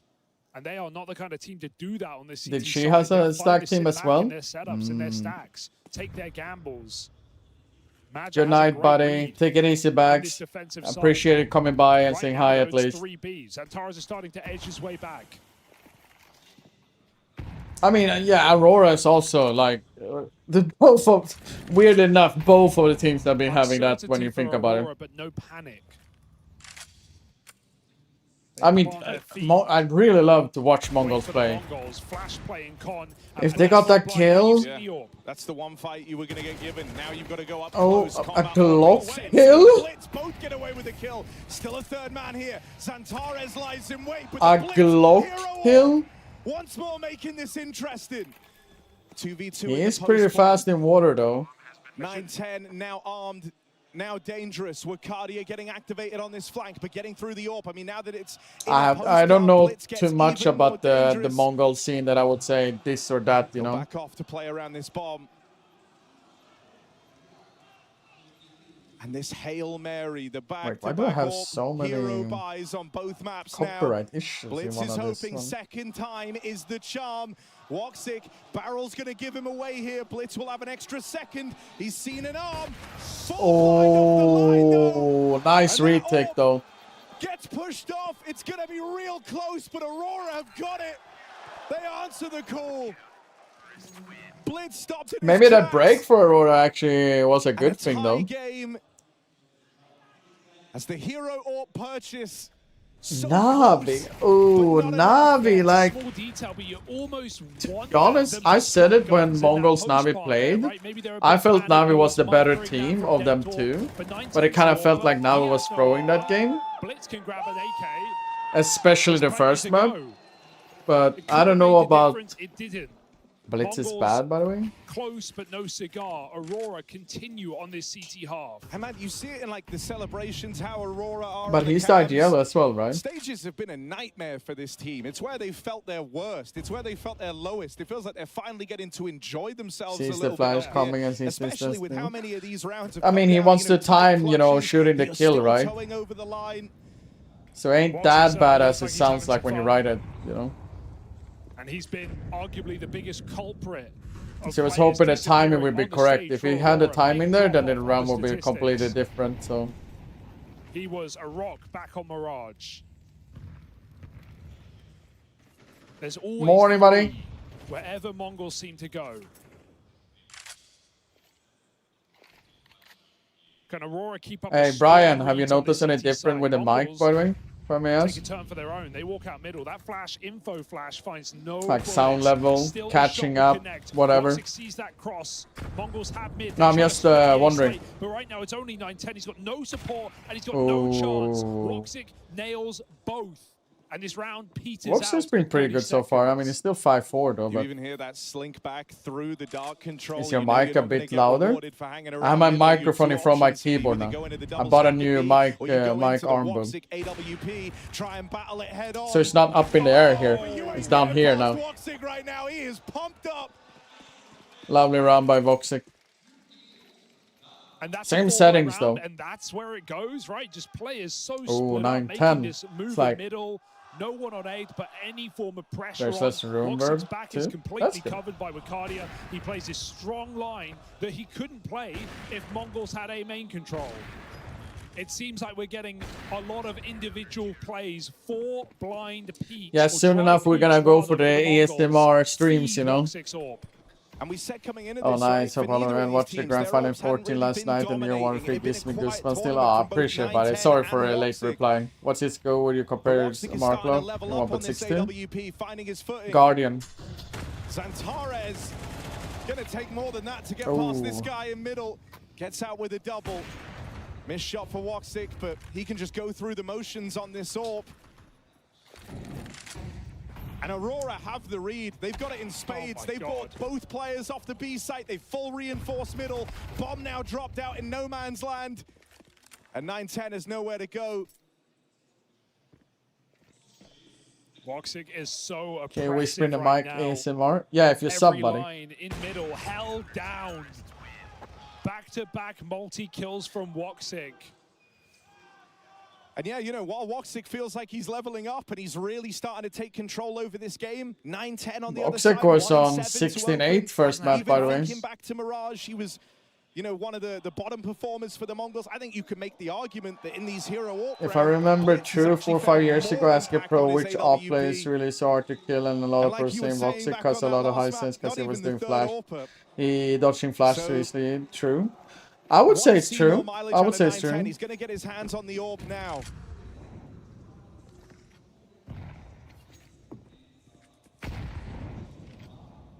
So Boost, when it says it's trade lock, it says a different X or Y days or hours sometimes. Dots, right? There's always a setting. So for example, on Traded, they have like a type where you click in not trade lock, and then you get it instant, by the way. 2 groupings of Aurora. Okay, scratch my soul. And the fear of mid control. If I'm gonna be honest, I don't know if I could do this thing on the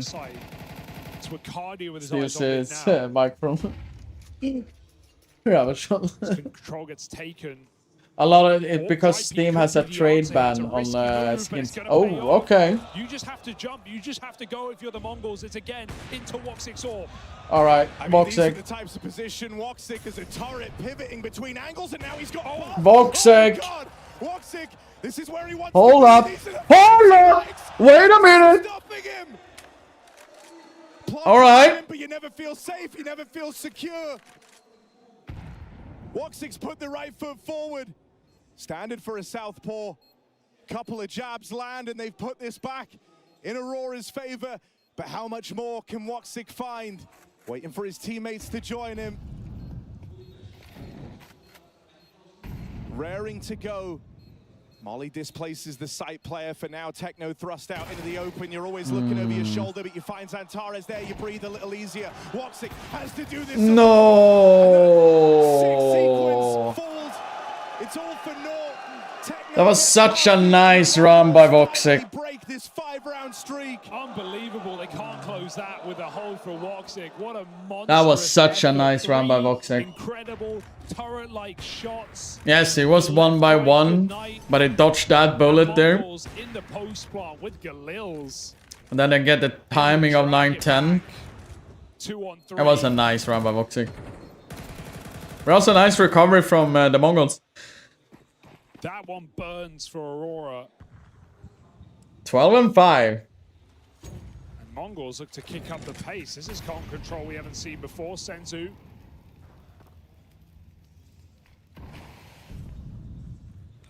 All right, chat. Do you guys have any weekend plans or Friday plans? Disallowed.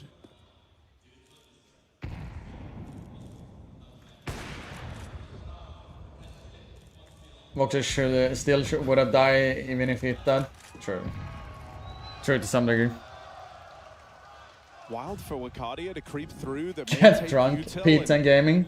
Call the bluff on them actually going for a play on this side of the map. That only kind of galvanizes this 3-man stack for Aurora over at B. And Mongols really I have 40 hours of sleep the weekend. Naded, double smoked now. Something else I think it's worth mentioning here is usually, right, in this 2-3 stack, recovering only. Is the other Fair enough. But right now, Xantares and him have actually... Actually, it's been a minute or two now, and there's a couple of new faces I've seen in the Twitch chat. How old is everyone? I know some people or someone's gonna be trying to be funny bunny and say a number they shouldn't be saying, but I know in general I do have a little bit of an older generation viewership. It's going to be a big enemy of the Mongols here if they get slowed down anymore. Starting to shore up this play. It's blitz to open Wakadia. 15 seconds. He's split through main. Still manages to get out with one. That's at least going to keep you interested here if you're Aurora, but the Mongols do get that bomb down. Woxic. So far, Besser, you're the youngest one here. Shining light for the Aurora squad. If I invest in Bitcoin, no. In a 1 versus 3, we'll have this first fight on Jota. But past that point, when they get the info, they know where he is. Team flash! Oh! Okay. By the way, for those who's 35, in 13 days I've joined you guys. I'm turning 35 then. Yeah, they team flash hard. Magic couldn't see a thing coming around that corner. That first flash was fine. The second one, well, that was all for Senzu. Disaster. Wait, how much uncles here at the moment? Again on the AWP. I mean, like I said, you know, remember I am in that I am in that age. So what up, Dave? What up, Clown as well? You know, I am the part. Oh, oh. Caught as Mazinho just left position. Now tries to make up for this. I am part of the only generation of gamers, so at least timeline now. But I was a youngster before. Oh, Senzu, leave. You're too low. Trade out. But they might be going into the stack here. Oh no. Inside of the B site. Santarez getting away with even more Okay, the observers, you guys have been missing quite a lot though. is retrieved. All the kids these days like watching Kai, Speed, and people like XQC. Upset the nature of this round. They are. Those streamers are. That bombs going out through mid on the back of Blitz. This is a risky move. Right now, they don't know where Woxic is on the map. Fair enough, fair enough. But now that you've seen Woxic, you know the other guy was Madja. They took care of business eventually, but I could have been scary with Senzu 2 HP though. On this T side after a 5-round FPS dog, that was a while ago. Rounds together, 3 in a row. Yeah, I wouldn't even call that an eco bash for Mazinho. He gets 4 kills, but how important are they considering, you know, his teammate gets 1D'd down on the stairs and everyone else is low or alone. Trombard, welcome back. I hope everything is good in life and the school with the kids are going well. Will Woxic feel like he wants to get more involved and try? So I've started to look at the senior living.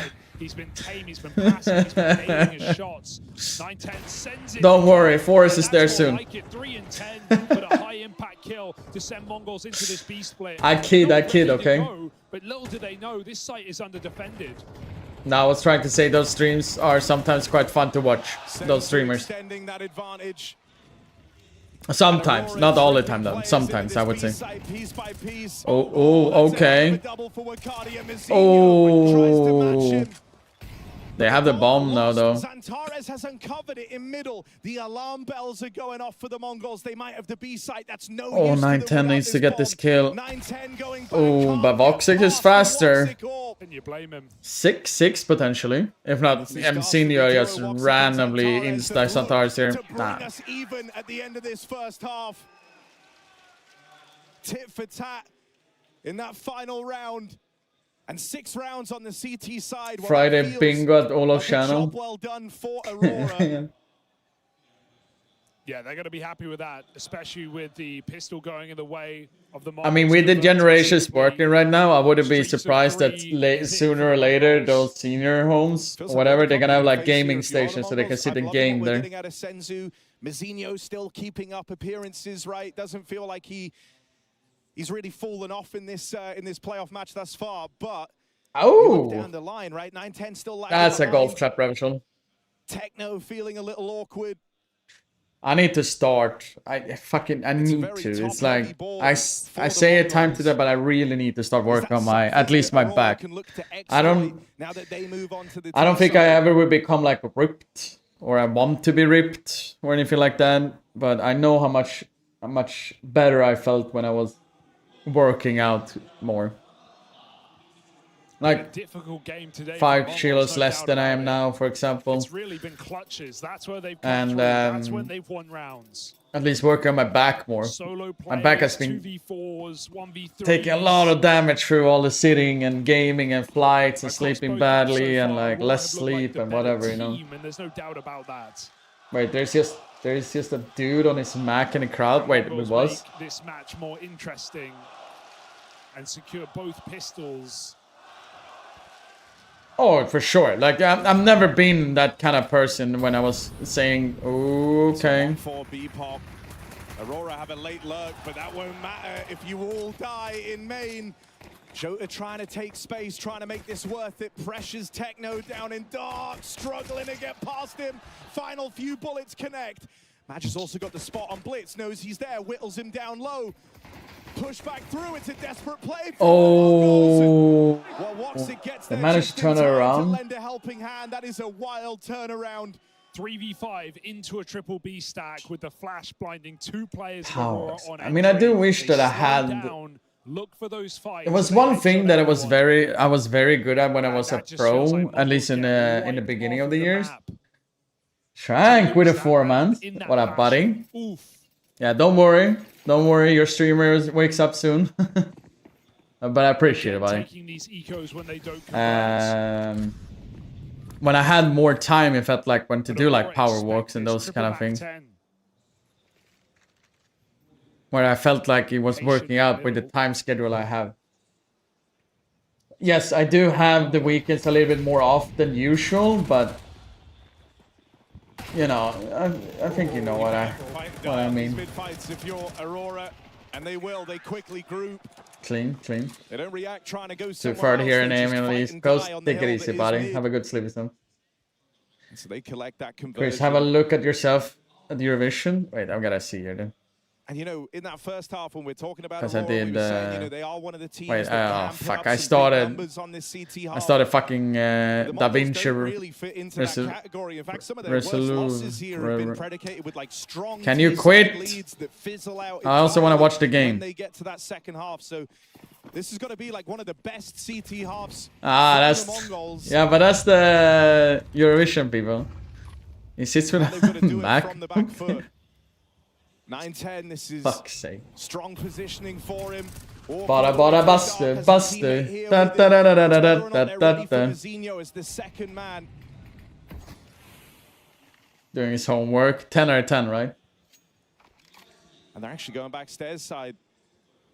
There is this crossfire. Senzu and Mazinho, the 2 heavy hitters for the Mongols, in position to rip this round away.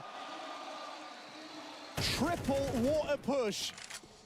As Maja is thrown in to a 1v4 clutch attempt. He's found the first. I mean, the Finnish people are the happiest people in the world, right? Yeah, there's an in-game leader clutch right now, right? Not just going for the standard fights in con. Comfortable fights. He wants to get weird with it, go all the way around. But if he starts working here, he's never going to have a chance to win this fucking one. Nilo, man. Mongols are so far away. It's clearing dead positions. Out of my on that bomb. So it might just be a combat save for Maja in the clutch. He is quite fun to play with, though. He knows what his team can do with Hero AK, but I say that. Not all younger like, I find my daughters lurking at all of Get Better Kenny streams, and some of they go crazy if they're not saying that. I mean, the thing is also, is like from our me, Kenny, Olaf, we're all 3 different kind of streamers, right? If they're like caught sitting back in bomb sites, like Olaf is way more interactive and I know how to strangle you out on a bomb site, and I actually think do a lot of more different content, I would say, than myself. Even when they had, you know, lots of players. I am more kind of like, to some degree, kind of like focusing, etc. like that. And Kenny S is like a little bit more for like the younger generation streamers. And still took the early like whoa, like reactions on, which is good, you know. I wish that I were, to be honest. A really nice way to like assert yourself a little bit more coming into this second half. I'm fine with what I do. They were always lagging around behind the adaptations of Aurora in that first half. Really? This was a chance for Blitz. Guys, you know, remember, flex with the aggression. Guys, if you missed it, just to let them know we can do this. I think it's no. Was it Tulico or was it Brian? This Aurora T-side default, it makes them play more passive. Tulico, send the fucking dust thing from my share. I found dust behind my neck. Timeout. Let's see For how they fuck's fare. sake. I doubt we'll see them up the pace. I was going to say full troll. At this point in the game. That would only be to Mongols' benefit to let this early utility be. That's when I did like this and say, what the fuck? When I did my hand, yeah, and found something here. I don't know, man. Selfless hero. I really need to, like, trying to get his stars activated. Alright, chat, Oh, they do it again. All right, I okay. This is the I'm gonna show you guys something that I don't want to show, but example of someone who really needs to clean his home. All of this space. I think I have it. Yeah, And seeing this twice in a row, you know, it starts a very early the program mind game fucking between open, Major and Blitz. You know, now, whenever that stairs smoke comes in, you're more likely to respect it. You're more likely to take your time. That's something that the Mongols could try and use to their advantage down the stretch of this game. Restart your PC up. And I like they're not like running out a main insta. They're using the con control first. That Rug's angle is so powerful to stop an A push. But when that stairs smoke is down as deep as it is, the Mongols can just run my fucking out con, streaming and it's PC a on really easy fight for them. 80% Only at that on point does an A CPU. player need to put pressure on. That is not good. So they take the kill. They delay the clock to 40 seconds and they fall back to the bomb. That's right. I mean, we need a reboot. Is utility. They have nothing to stop this play. It is a very I do also have double PC. I have double PCs, 2 monitors, 3D printer now, and a monster fridge, by the way. Aurora breakthrough from the deficit. The bomb is coming in very, very late compared to the rest of the squad. There's still time for this to get weird. Why is it? Still not plotted, but there's the cover from Xantares. Mazinho low. Only this USP. Where's the gun gone? He goes back to grab it, but Woxic and Xantares take space in that downtime. That fraction of a second he's off the line. They're double set up to watch heaven. And so Mazinho can't do this. Saving is his best option. Looked a bit crazy from Jota to go through the smoke there, but it was in tandem with Xantares pushing the stairs, so they just crunched that heaven position. Whoa, Aurora love the socks. Coming confident, Do have a despite couple of being a those, man man. down, and with Mongols unable to slow the roll, Aurora just go and they go again, deeper and deeper. God damn Round it. after round. I do have one next to me. Haven't used it in a And so while while. the opening idea was The great for second, Mongols, third time every appeared single that player in that A bomb expired. site, and they had enough. They had 3 guys there. I They need to get like caught off guard. uninstall it maybe? Techno, an indecisive move, whether to back up or stay. And a great flash that renders Blitz useless. Of course, only So 1-for-1 annoying, on the camera problem. player. All going to plan for Aurora. It's Mongols with the timeout.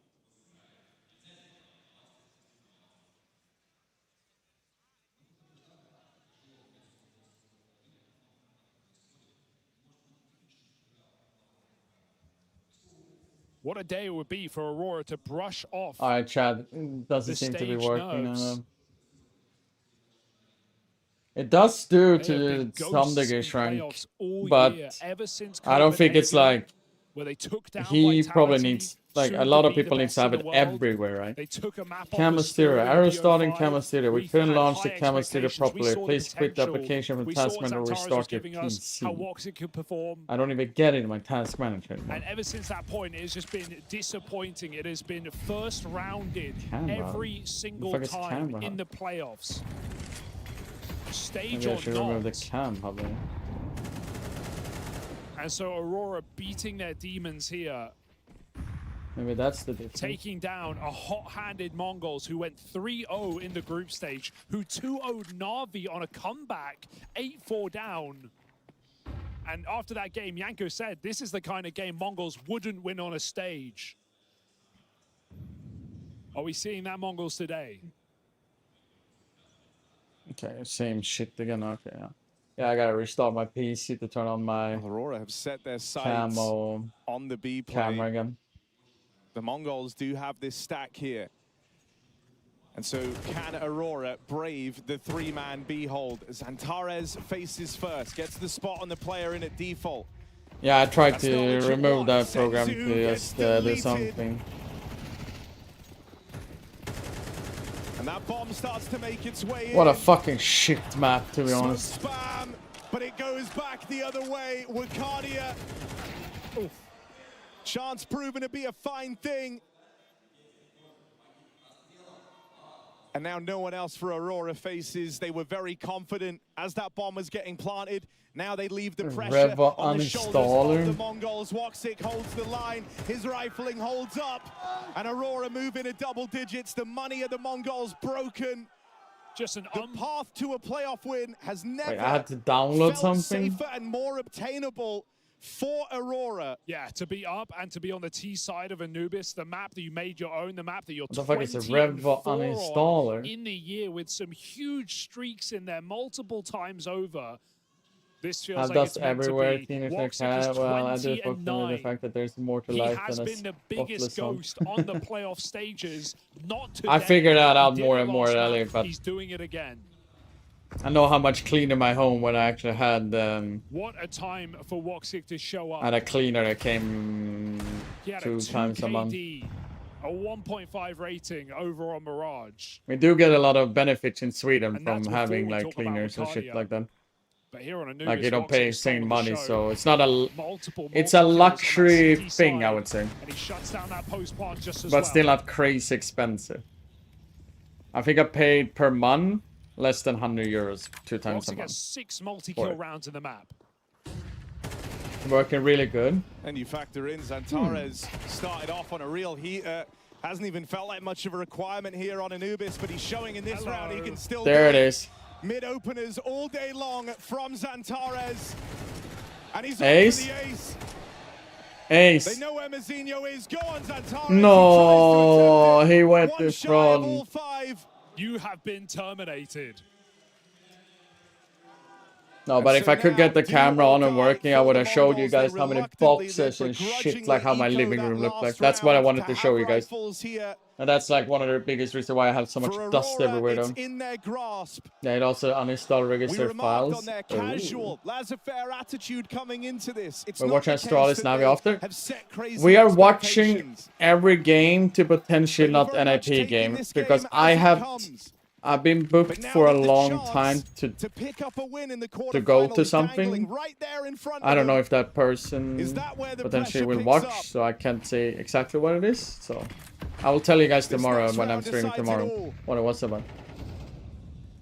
It's nothing to do with gaming, sponsorship, whatever. It has nothing to do here. It's an IRL thing. From the get-go, they're not getting caught up in the occasion. The second flash after the first kill on mid is insane. Yeah. It was that. Zantares bullied to open, sees Woxic swap off that AWP straight away.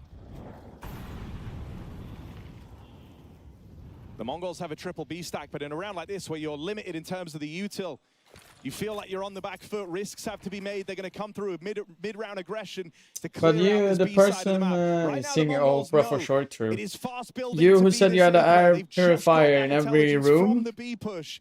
And should they start to bring It's really good to have in everyone every room, into this though. A site? But again, they have no util except this smoke. That's the only thing really ready to block this play. It comes down. It buys a few seconds here for the Mongols, but Aurora might even just go through. If they hear that gun go dry as well, the temptation is too much. Out they go with the flash, Oh the first entry, and the no, barriers they saw seem to come 910. down. They saw 910. That molly, that forces a swing. 910 had to Only commit. They think, didn't give though. him any other options. Oh, Blitz. Blitz brings the heat. That's the round over. Santar's Heat is too out for low. Aurora. There's 10 seconds left. They know they're going into a stack. They can't win it now. They can't win it here. They back up and save the Mongols on the wings of Blitz. That was quite interesting though. Also 910 on 618. He's having a rougher. No celebrations. Oi, oi, oi, oi. Getting ahead of things. That has to be the first of many, only just to pull back this one map in the series. It's a heroic moment, but it is but one moment.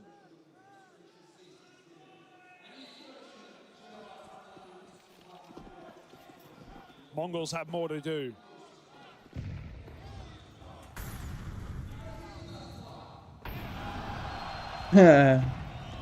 Yeah, it's not often we get the luxury to see Santaris on an op, man.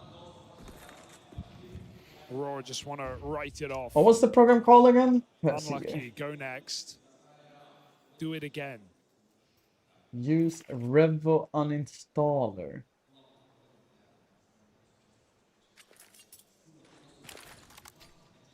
That's kinda interesting program though.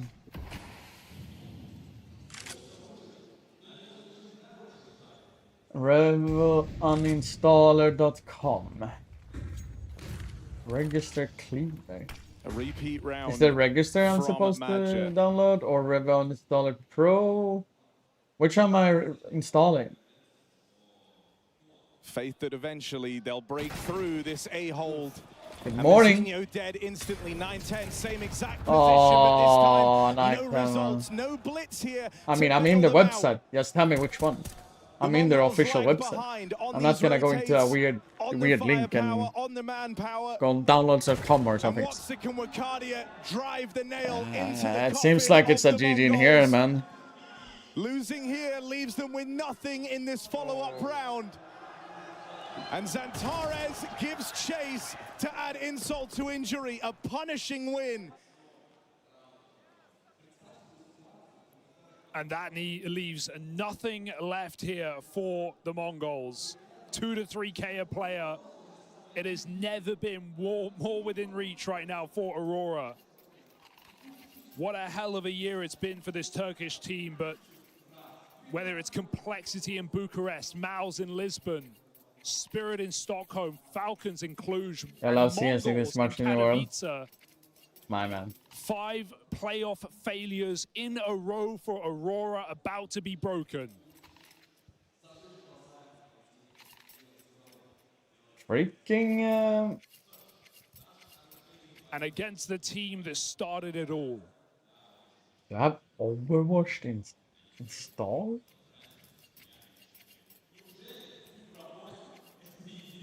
Four chances to advanced take this mass one over the version. line. No chance will be as easy as this one.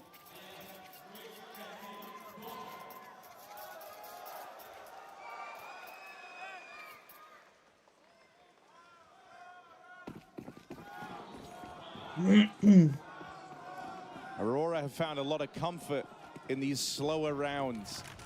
It's hard to give in to the chaos. I'm from 1.6 area, you're for a B group, GTR to me. When it's all been this composed. But do they change it up now? That It's is very, very right. quickly. They've set their sights on the dark control.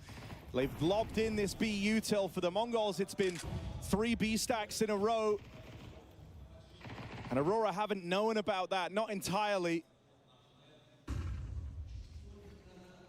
Madja hoping that Pretty these sure you did, Jinxon, constant man. A plays are enough to get the Mongols doubting, and it hasn't changed the setup at all. Zantares, Molly out into the open, will get found. For Aurora, this is your wildest dream right in front of you. And Woxic Orp is helping them so much to try and make it a reality.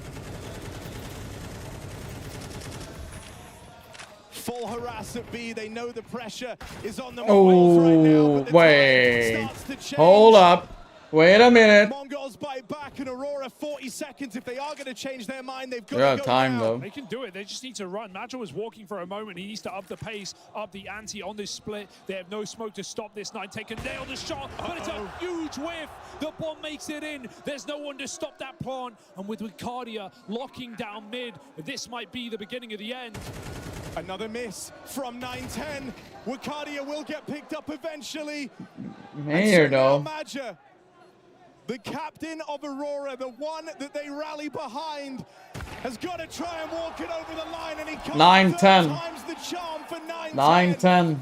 The Mongols had nothing going into that round, no reason to win it. But they don't let up, they don't go quiet. There's still more ground yet to cover. We see the difference in detail with the utility there for the Mongols, actually having enough to stop an earlier round from Aurora when they try split that bomb site. Look at the molly and con onto Zantares. Look at the double B main smoke. Aurora feeling so much pressure. The timing there, though. Through the util. And it is ugly for 9-10, but it is enough. Hits that one shot. And that's all it takes to keep Mongols in it for one more round.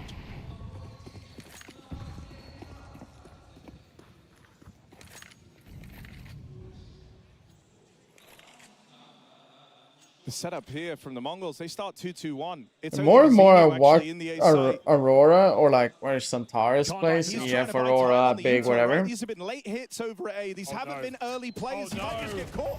Nades in hand. Santaris can't quite finish. He's lucky. And It so feels like he's starting to rage more and more and more, to be honest. If Mizinho fell there, this could already be over.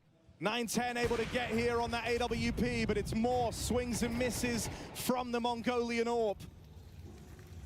Used to be a top frame the whole story. Bad day for 9-10. Follow through on that mid Oh.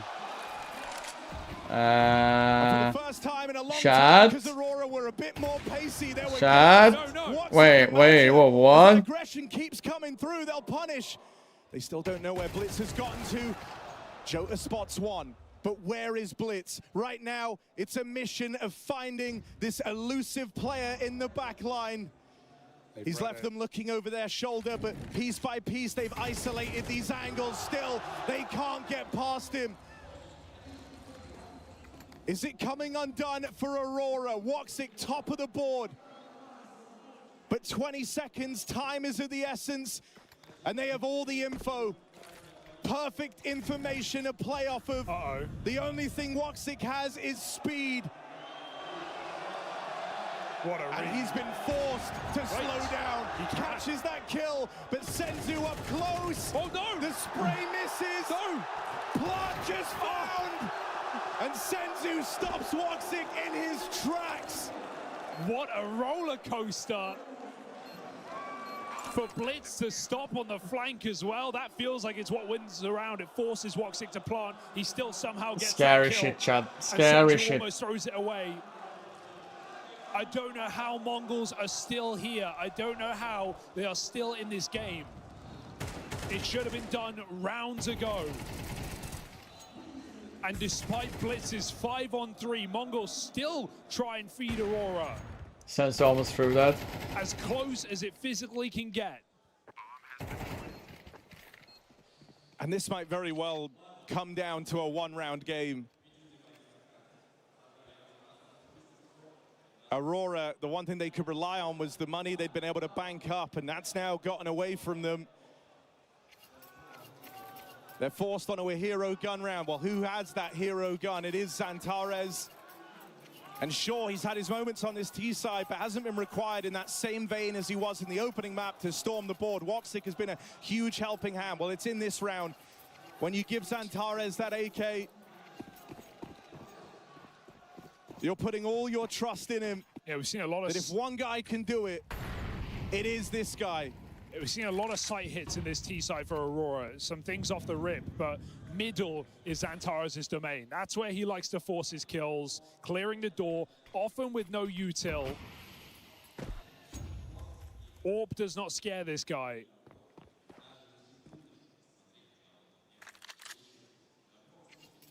But Mongols block him for now.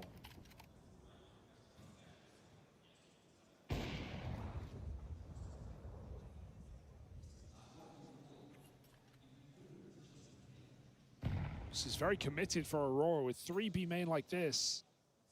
And no real execute available. Smoke molly's all they've got.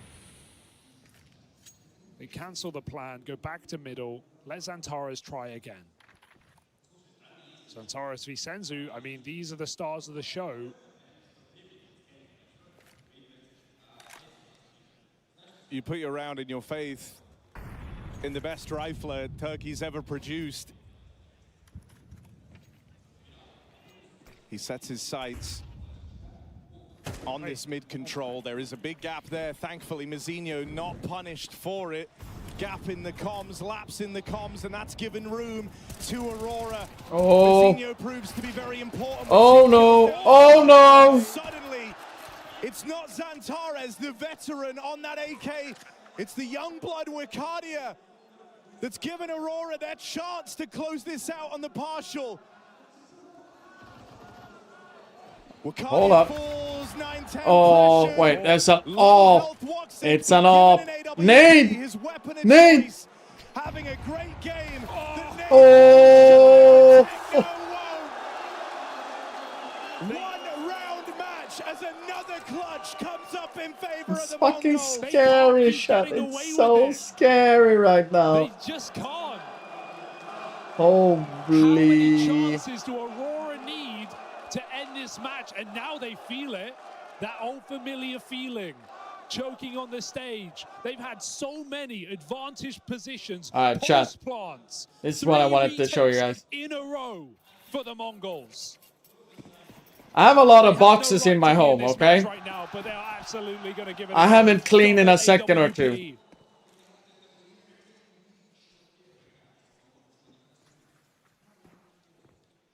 It's one thing to show up and play your best playoff series yet. It's another to win the game, and that has been a creeping. See, maybe you understand why I have a lot of dust and shit like that. But I also did get a lot of delivering the printer and like, yeah.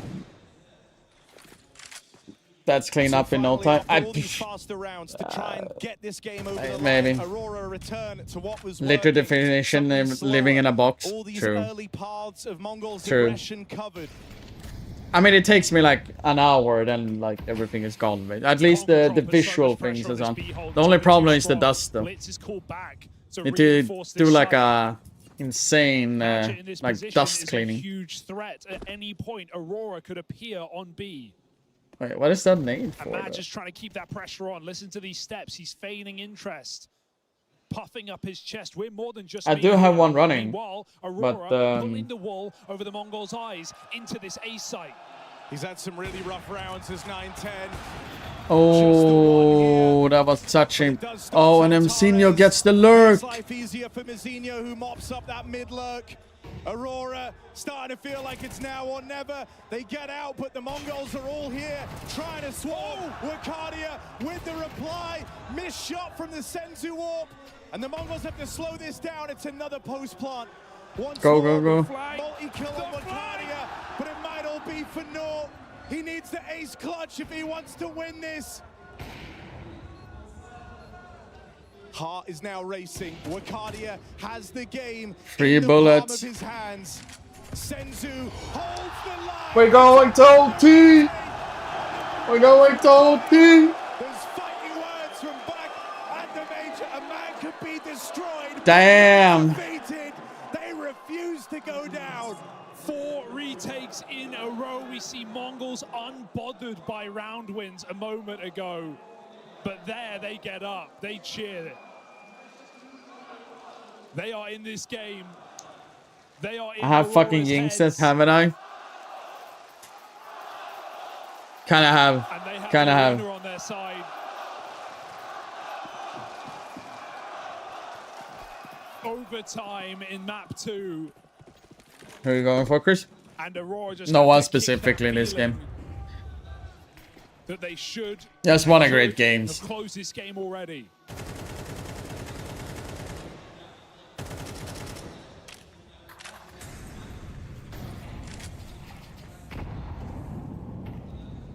Burns to a crisp in that mid Molotov. He has to pull back. Madge has been deep blocked in con. I think a lot of people. It sounds like a lot of more people has come. To be honest. Pays the price with their life. Bye. Ooh, if he had another nade, it would have killed Voxic now. Back-to-back rounds has been bullied by this util. And not for any benefit. No one willing to give. Dupree. He's cooled off. Chat. If it goes, or I mean, whatever it is, remind me of I need to get a medicine thing. I need to drink up. Trying something different now. After the map or game. Where's the pre now? Chilling, billing. On the wall, and finally, it feels like Aurora may have found that magical round. Voxic on 26-13, by the way. 26-13. Retired? No, he hasn't officially made any announcement. He's been doing some analyst job for Blast, which has been pretty good. The Mongols, once they hit OT, feeling a degree I like Dust 2, exclamation point Dust 2. Back to trying to make plays. That was how they opened up their CT half. This time it comes back to haunt them. Classic winning first round in OT. Exactly, always happens. And a chance to make this a punishing round all the same.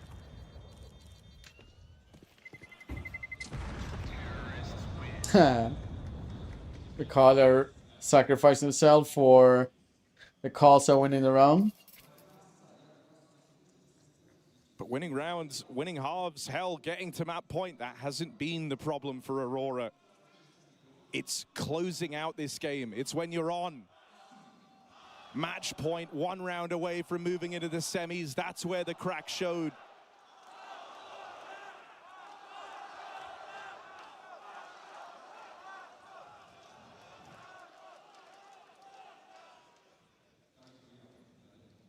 Busted. Busted. You said it's one thing playing well on a stage, another thing to win on a stage on Toxic is right there between the two. He's had a monstrous Morning, 2 maps of Uncle. Counter-Strike. How you doing, buddy? Mirage was no biggie. Here on Anubis, can he finish what he started? Can he find that final blow? 9-10, a risky move in middle, wide, and the boost comes up. Xantares was made for these kind of peaks, but 9-10 pulls back a second too late, and he would have been dead. The double orb, the centerpiece of this CT side, and he hits the headshot. Is that a flick? Who pre-aims that? Xantares humbled in middle. And Aurora go back to B. It's getting padded out. Blitz on his rotation. We've seen Mongols with really good stacks. They've always known the right time to pull that third player over. They've never needed the triple B. Not in the last few rounds. This time it's integral. Aurora through 1 choke point.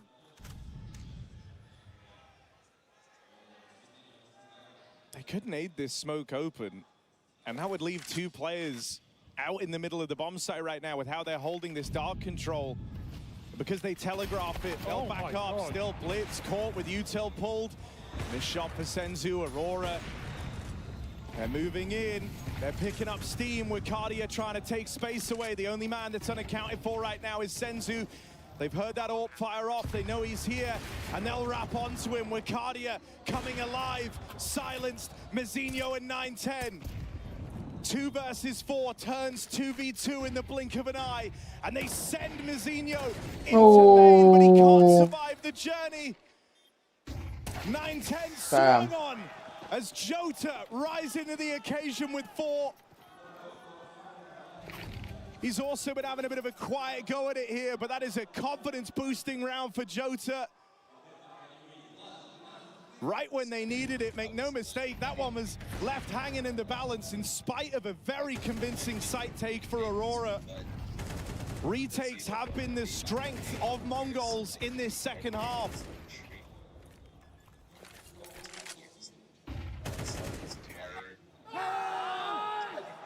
Not had to try on that B site so much though. Did Aurora go back to the site that let them in every single time? Vizino, great util. Nade Molly stops his play. That was Aurora about to explode and try and win the round immediately. And it would have worked if not for the util. No support for Vizino. That remains to be the case. Woxic fires off the AWP and finds a result. Yeah, last few rounds, Blitz giving away these openers. And an attempt to swing and punish someone at the stairs has fed Woxic that opening kill.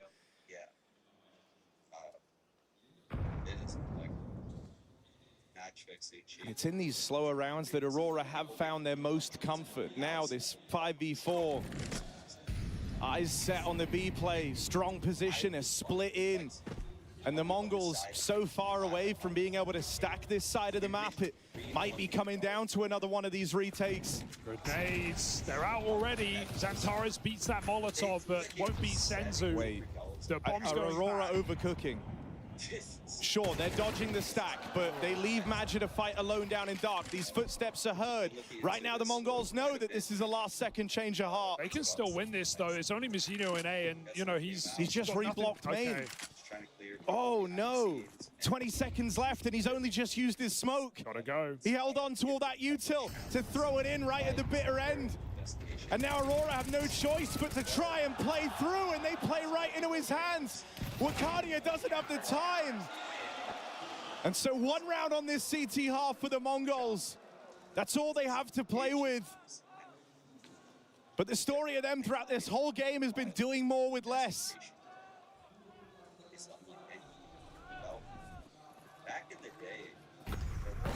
Mizzino with an excellent map again. Sure, he has been dying at A, but almost never going down without a fight. Always taking someone or two with him. Sure, definitely had more action in this map than anyone else on his team, just being that solo A player and sometimes having support, more often than not, just asked to perform alone. But this is also the bottom-rated player for Mongols at this event. Surprisingly so, showing up when they need him.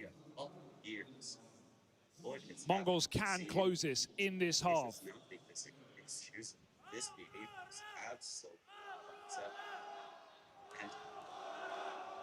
Aurora's worst nightmare. Do we have a similarly aggressive play? The insta-stare smoke comes out for Aurora.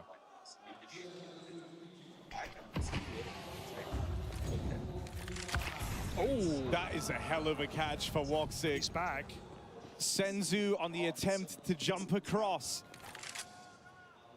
Throwing in to Woxic's sightline for a fraction of a second, and that's all it takes for your round to be over.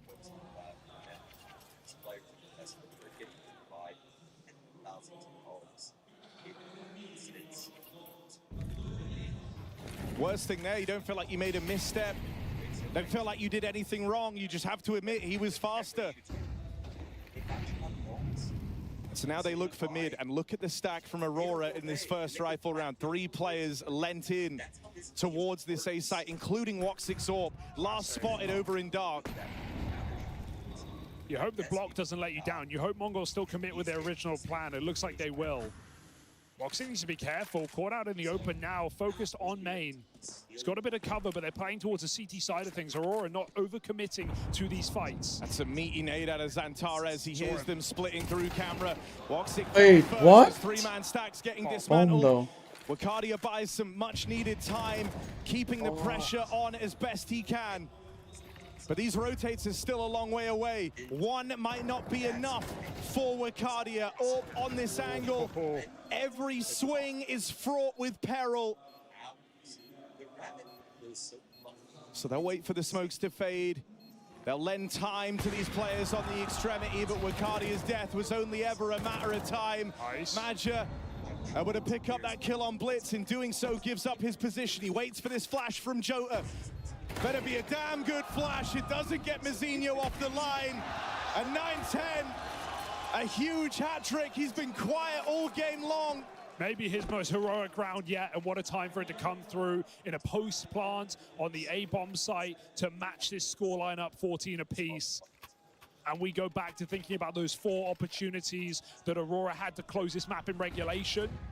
How close they came, how favored they were time after time. And how Mongols refused to go down. Well, can they get a chance? Can they take the lead? Can they find a map point? So with that said, and again, it's despite Woxic's 5v4. Oh, disaster.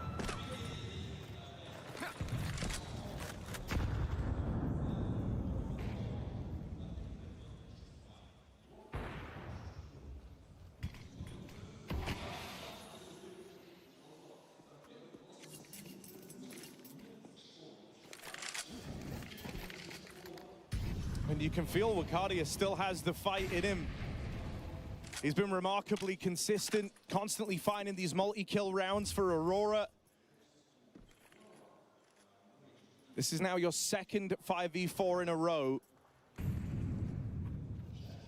You cannot afford to let this get away from you, or else no round will feel safe, and you're the ones staring down the barrel of a third map. Yeah, just to think 2 rounds, you laugh it all off. You forget about the mistakes. But right now, pressure put on Woxic again. So reliable in this position. Puts on 2 more and finds Aurora that sacred match point. It's the next that's eluded them time after time. They cannot afford to fail now.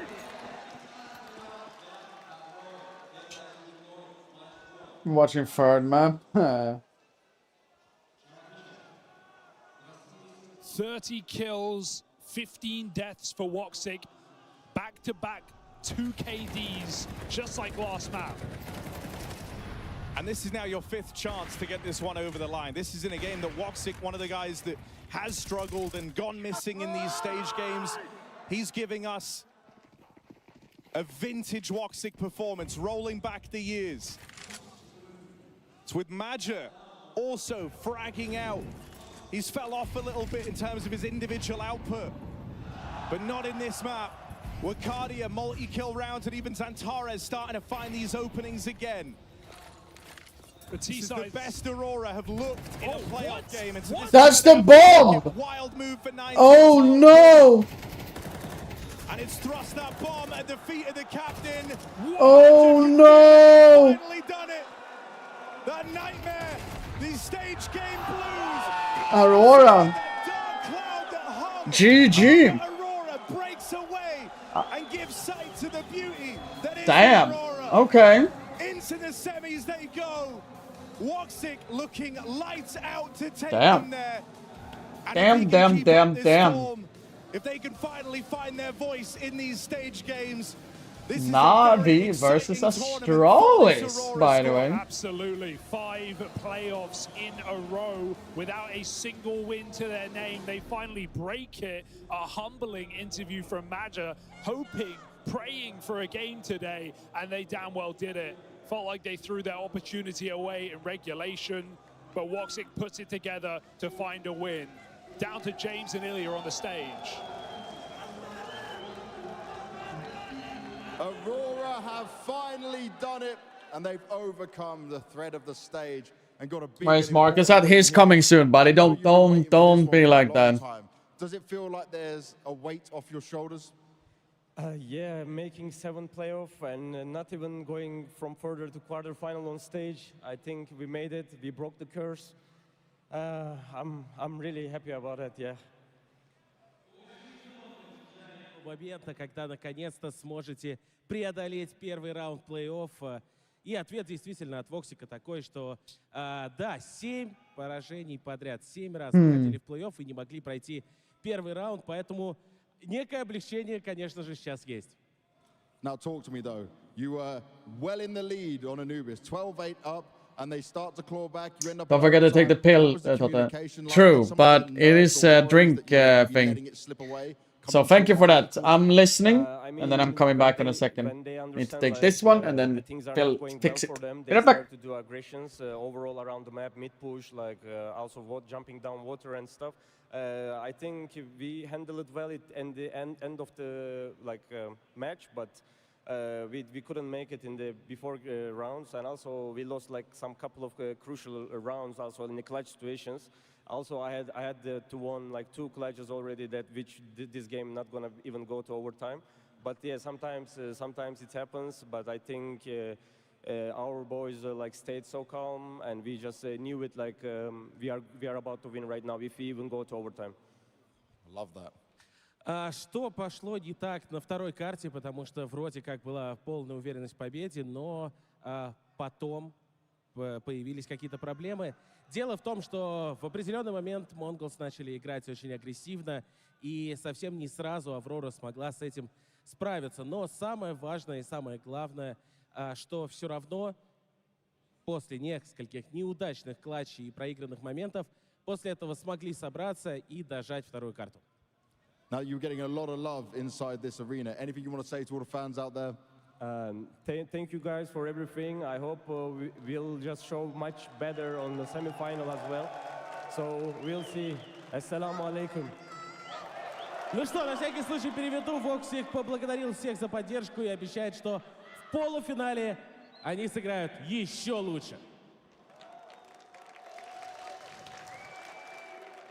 Итак, и, друзья, уважаемые наши гости Борис-Арены, важное, очень важное объявление. Мы действительно показываем вам игру с X-Ray, но просим вас не подсказывать командам, потому что в противном случае нам придется X-Ray отключить.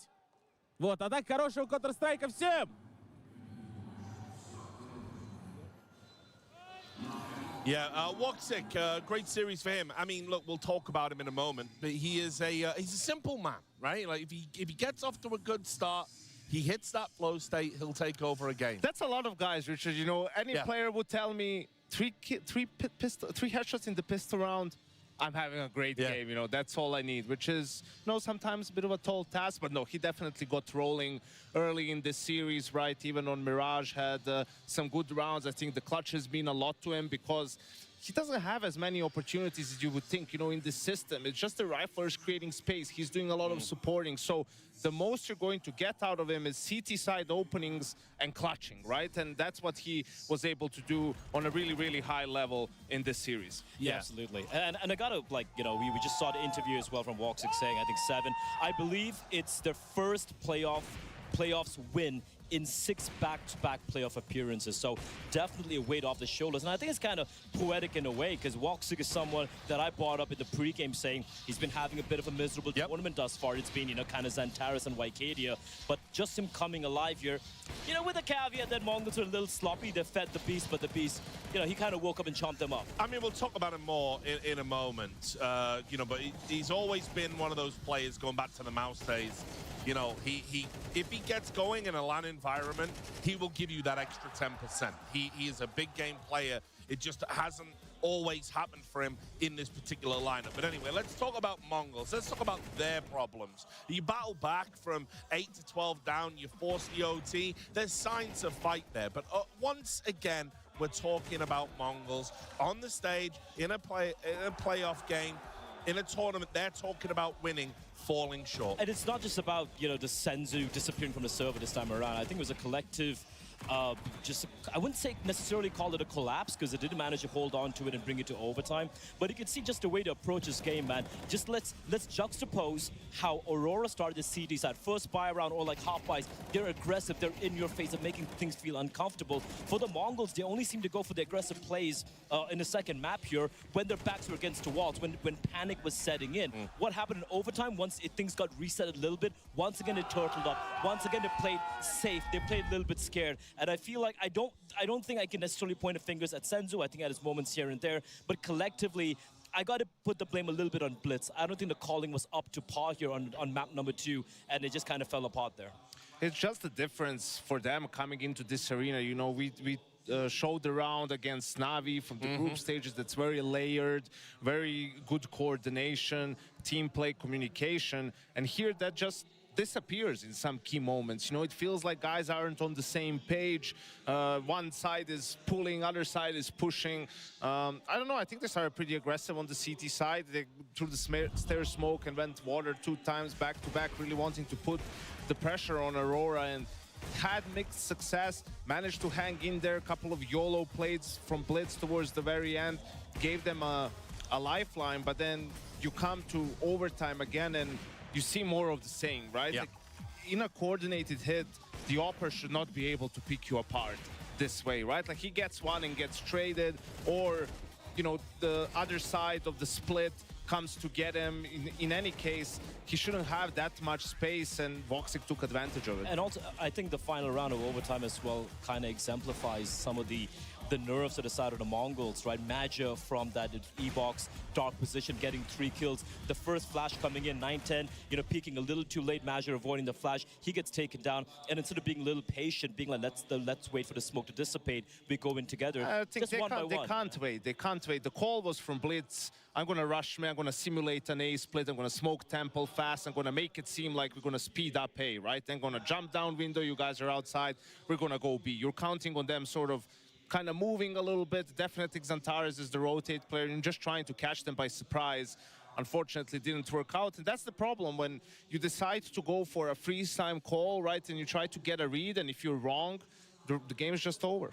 I mean, it feels like a long time ago now, but we can look at some rounds earlier in the game. This is like, feels like a lifetime ago, but I think round 4, we can just play it out. It's going to be just a 2 save weapons from the side of Aurora, and this is just lazy, if you ask me, from the Mongols, right? They should note a couple of gun save. It's a half buy. What happens here is 9-10 just not cognizant of the fact that a peak could be coming in from bridge, and then the extremity player, I think it was Mazzini or whoever it was, pushing it towards A main, and just, you know, basically giving 1v1 duels. Not even a duel in the case of 9-10 getting taken down there and forcing Mongols to just kind of walk into the stack.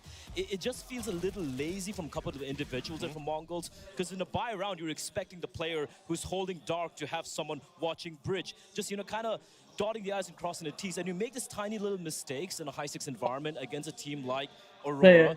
Fixing my medicine, and I'm listening, and then I was like, hey, I can also fix my and that's how round of it was 5-3 for Aurora, right? And on T side, Anubis to give round up such of a big advantage in terms of the economy. the dishwasher. And now I got it. Disgusting fucking drink.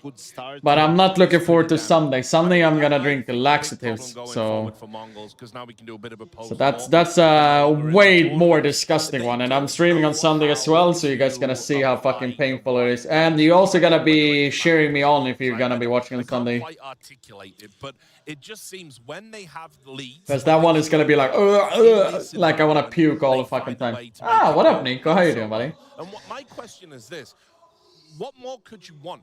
You're in a stadium, you're playing another team that are notorious for choking, who haven't looked good in the group stage. You've got a home Toilets in question mark? Oh no! all Oh cheering no! for No! you. No! No! Oh no! No! No! No! No! When's it gonna happen? It's one of the. I think they've hit their ceiling. I think that's the. I've said it a couple of times now. I think we've been sort of deluded. We deluded ourselves into thinking they could be a contender team or Aurora. Why the lax though? I do have a stomach disease, and I am doing a colonoscopy test. Without knowing what's going on in the team, you know. I gotta clean my the main system. Reason for panic or for the stress that happens or for the frustration and for the tilt, right? Like, and I think if Mongols aim to go higher than where they're at right now, personally, I know a lot of other people who have done that in the past. I'm lucky enough I haven't done it from the mouth way. I've done it from the other way. I think that's better. And I kind of agree with Yanko. I don't know, maybe. Something needs to change, or else it's going to remain the same forever. But the question is, who are you really going to, you know, pick up? So, but I don't have any issues to do it, to be honest. And the leading style, right, basically. But then if I it was scary the first time I did it. It was many years ago I did it the first time. And I was like middle NIP career, top of the world or whatever. It was so fucking scary to do it.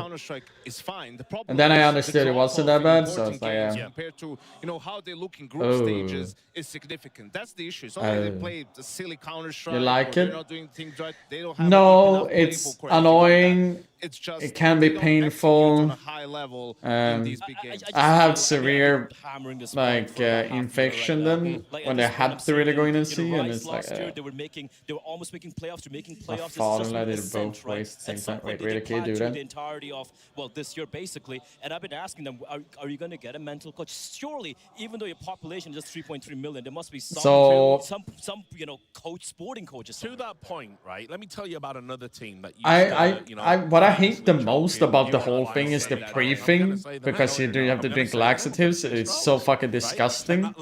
Like, it tastes so fucking bad. And then when you're doing it, and you're not allowed to eat, and like you have to drink pure water and apple juice to some degree. It was much better on that team. Like, and then when you go back, it takes a couple of days before you can really go back into it. Comparing them to Astralis. Sometimes contact for a smoking dog. I don't know if that was a call. I think 9-10 fucked up. Unfortunately, I don't want to We're running up with it. Never really managed to break the curse. But at least the bomb first. So right, that we had a streak of rounds, and it was because Brolan started calling and all of that. But I genuinely feel that's just an anomaly. I don't think we have that in Mongolia. Man, I felt so bad when my mom had to do it. Yes, Shook. I am coming to the Comic-Con Baltics next week. Yes. That's what we all I'm saw coming next week. before when they were making changes. Oh, you replaced I'm looking forward to Score. it. How are you replacing Never one of been your to best Lithuania, guys? so it's gonna be nice. Gonna react to working with Blitz and Mara. But I felt more bad Can for happen. my But I mean, I'm being a mom. little bit facetious, obviously, She had as well, to go through the but same point still thing stands. Sometimes it's half not a year about ago or personnel. something. Sometimes it is about the And she support doesn't staff. like to go to The doctors and all of organizations those that have things. a So it's tendency like, to do well these days are the ones Okay, that so I rewatched the embrace, you know, nuke game for sports yesterday. That was a science, game and a half. nutrition, Nukes do without stuff. comms is hard, lol. I mean, it's nuke in a nutshell. So that too, right? Well, I mean, we didn't do that. Shook, I will be there every day. I just feel like, you know, obviously they were a better I'll leave team. on I remember once Thursday, we siege to the Mongols, right? It was Friday, basically Mara's Saturday. I don't know if brand. there's a They've grown Sunday. right now. I don't I know. feel at some point Maybe. the has to stop with Mara. He's kind of the leader and everything. And they Yes, need to I am. basically just start building the support Brony. staff. Because at some point, man, I am attending every day. I know I'm coming home on Monday, if I'm not mistaken. For the usual suspect that watch me streaming, I will be actually streaming live from there. I'm not sure how long and how long those streams gonna be, but I will be streaming from there, by the way. Slash contender level, Yeah, right? sometimes you just got to be happy in the middle of the You're trying to figure it out. Charlie, you should have seen in the past when we played Nuke. Me and my community. It's really a flip a coin, though. Over there, and it's just about finding those last 5-10% if they can to really take it all the way. It can still be better. Yeah, well, you know, commiserations again to the Mongols. Congratulations to Aurora. We're going to take a break. When we come back, 2 more names that have fallen on hard times. Astralis will be taking on Na'Vi. We'll see you in a moment. It's 1v1 aim map time here at PGL Astana, and I've got major champions, Orpas, going head-to-head on this one. There is a chance for them to pick up the Orpas so they can get this done. We've got the young champion over here, Mr. Wonderful. How you doing, man? Fine.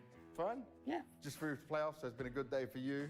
And then we've got Uncle Device over here, almost 10-year difference between you two. Yeah.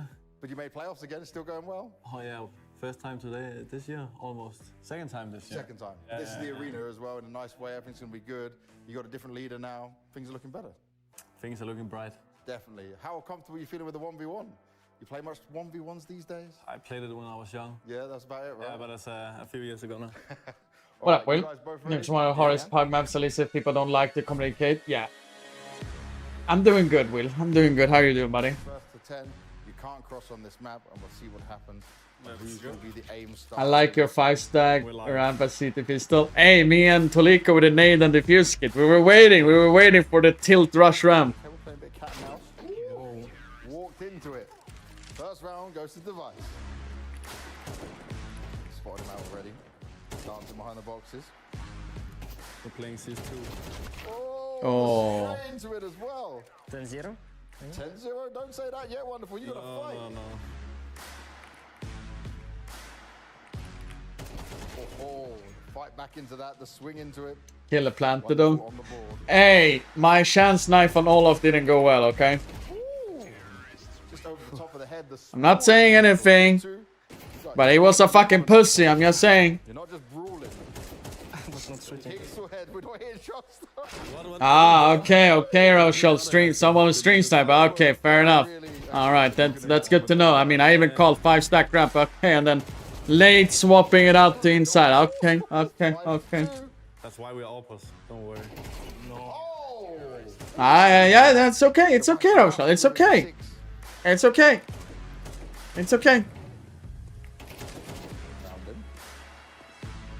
You never know. Oh, on the other side. Yep. Fighting back. We're changing half. Yes. We're really serious about this 1v1. We're changing. Yeah. We're making sure it's fair, even though it's exactly the same on both Get sides. shit until you get absolute You shit never know. That's true. Maybe you just prefer for staying at the screen for so long. break in between. Depends on how much I slept and all of those things. You guys doing another video game stream? Now he's fighting back in it.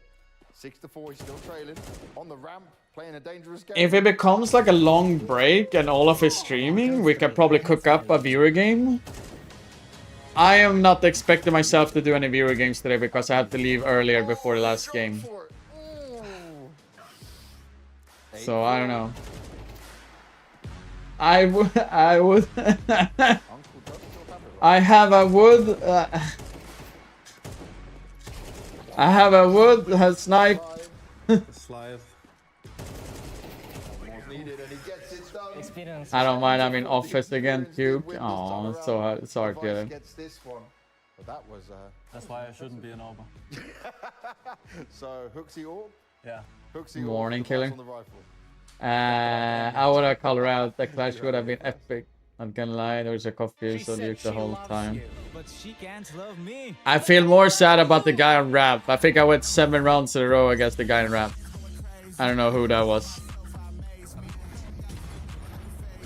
And I also knifed a backup player as well while going out ramp, so. I won't play window anymore. What's going on? Play your role. 1x bet. The human body was built to move.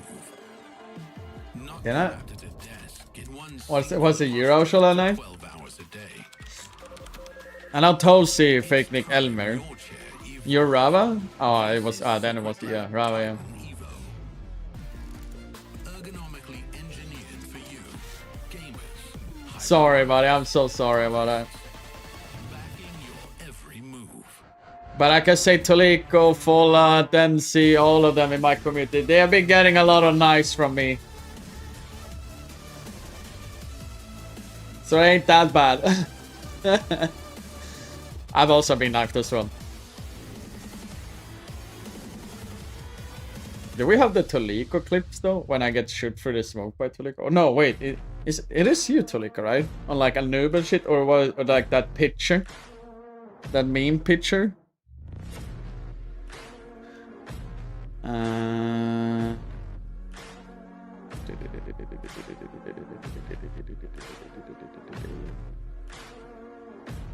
It was 2 days in a row. It was you, right? Do you know where it is on Discord? Like, I know you posted it somewhere. Let me find it. All right, just paste it in Discord here, and then I can look at it. That picture of like my expression and shit like that is pretty. Was it you though? I think it was Rain. Think it Rain though. Or was it you maybe? I don't know. I think I'm gonna pay chances today. I hope that they just put up a good fight. I don't think they're gonna win. You even tag me on Twitter after that. PGL Astana 2025. I got Pank with me here from Odik. I got Stan with me here from Astralis. I've got Ninjas in Pajamas Shush with me here. And I've got the content machine himself, JL from Navi. 3 differences. Mirage. Oh yeah, this one. Carpet, I guess? The window ledge. There's a huge ass carpet, but I think it should be there. Wait, no. There's a what? No, this carpet on the wall towards short. I think the carpet's not supposed to be there. Mirage. Mirage. We are on Mirage. Towards TV. So remove the carpet. No. It's there. The carpet's there, but like you're on the right path. I've never noticed. No, you. It's a collar. It must be collar. Easy. This easy, guys. The thing I don't know the name on English. The carpet. Yeah. It's carpet. Yeah. The carpet is wrong. And the carpet is way too long. Yeah, well. Way too long? I mean, is that the thing? I think that if you decide to do more in Universal and playing your team, that could be fun, but I guess we were sweating. Yeah, okay, alright. We should do, me and Olof, because I did that at least before with Shocks, etc. Like, we did like an official challenge, and then we pick out 5 people against 5 people, and then we could do like a little bit more sweatier, a little bit serious game. That's bullshit. I mean, we could always play, that's always good. It does. I am actually very happy that Olof signed with Inuit because that means I can play more Inuit. Like, genuinely want to play it. It's been a little bit of a struggle for me. Spot the difference. It doesn't matter if we extend. Yeah, the carpet was not there. Bro, you extended the carpet, so it means the carpet was not there. No, the carpet is there. Look at the carpet. No, but you can't see all the carpet. We just like rolled it down. It's already rolled down. So it was just big. Okay, well, my cam is blocking it though. So Shush was correct though. A little too much to the left. The window is wrong as well. Okay. Ah. Hmm. Okay. Okay, this is okay. The window is offset to the left. And second big thing, the window is way too much to the left. Correct. Yes. And the last thing. What is the third one though? What could it be? What else is missing?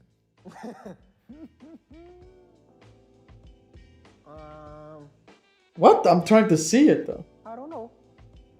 I don't know. If it's serious, I'll see that. I'm only in for laughs. I was thinking someone with the wires down there. If we want to do like a small content piece about it, Not quite. I like. we can also play more of the ridiculous maps though, to be honest. Would be wrong. Yeah. Oh, the base sign? What can it be? Is that the thing? I know that they did it on other maps. A base sign? Oh yeah, maybe. I think to the left of the posters, the thing on the railing, maybe. No, that is there. That is there as well. I was just thinking when you boost. Oh. Well, maybe okay, it is there. I was just thinking you have a clear vision, but okay. James, this is so this close, is a by hard the way. one. You were so close. Like, Is it a base sign? What's the other difference? where's the other difference? Yeah, come on. Must be the base sign, right? Oh yeah. I feel like it looks perfectly fine. It looks perfectly. Oh wait, no, it's bullshit. This railing, it's supposed to have like a metal sheet behind it. But no, it shouldn't. The Wait, metal what? sheet's there. I can see the metal sheet. You're very close to the problem right now. Yo. What is I it? think I'm dumb, guys. It is a base sign, right? I'm not saying think, that. guys, I think I'm dumb. So, you. That thing on the wall on cat short. I don't know what is the call out. Short. Yeah. The thing blue on the wall. The corner, okay. Is it a blue on the wall? Is that the thing? Is that the sign thing? The wooden bit left on the sniper nest. Could you see it from there? I don't know. Kind of a sign. Almost. We spoke about it already. We've spoken about it, not on this map, right? No, yeah, exactly. It's a B sign. On Yeah, there it is. Yeah, it was the B sign. Where is the B sign though? When it's not there, it just looks normal anyway. Yeah, it's true. But when you bring it back, Yeah, then you go, okay. Direction is good. I really like this small content piece that Peter has done. The B. The B on the man, yeah. The B, yeah, I forgot. It's tough, right? Yeah, it's really tough. But I was watching and thinking that I have something wrong with this. So, yeah, but I didn't remember. Wait, I just want to see it before we go into the video. Yeah, I think I know what it is. Yeah? There's a like graffiti towards B. Yes, there on is. the corner. Oh, there should be a B sign on the metal sheet. There we go. He gets it in the end. 2 for free, not bad. I don't. Oh, it's on the metal thing? You've never Oh, seen it in your life. You've chat. never I been thought it on was the like metal here sheet somewhere. side, you- I didn't think it was there, if I'm gonna be honest. You liar. I'm playing Huh. the Bingman mode of Mirage. It's either A or B. Oh yeah, and actually now when I think about it, they had that arrow thing. On see the side, now you whenever I Ah. cross the short lines, I die. So I don't really check behind me. So yeah. It's not good. I think you were pretty nice at that though. That was pretty good. One pushing Alira. Oh yeah, it was you. Yeah.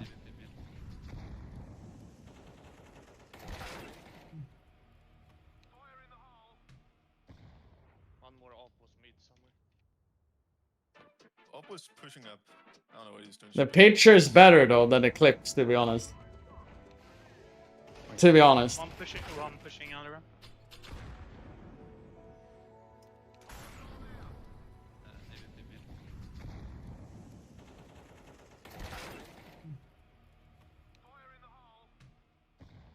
One more op was mid somewhere. Op was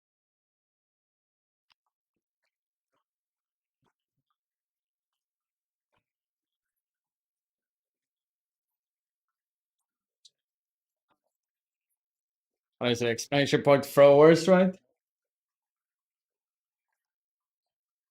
It's not as good as your facial expression on the nuke CS2 moment away from T-Event. That is true, though.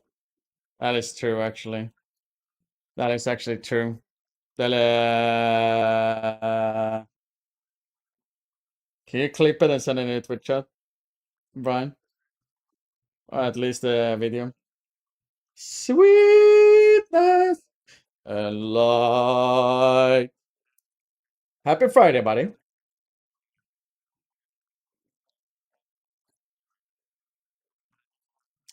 The sad problem with that clip, Nico, is like you can barely see my facial expression on it when I kill the device on it.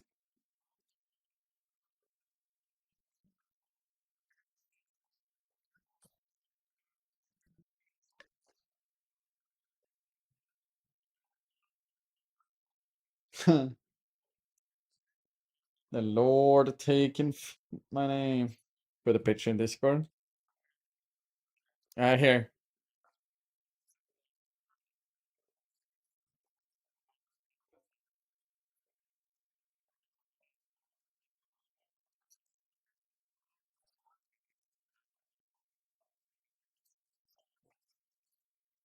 I really smoke man.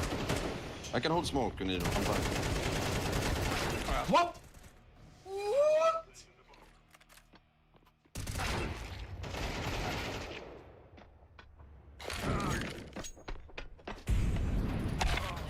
The game had what?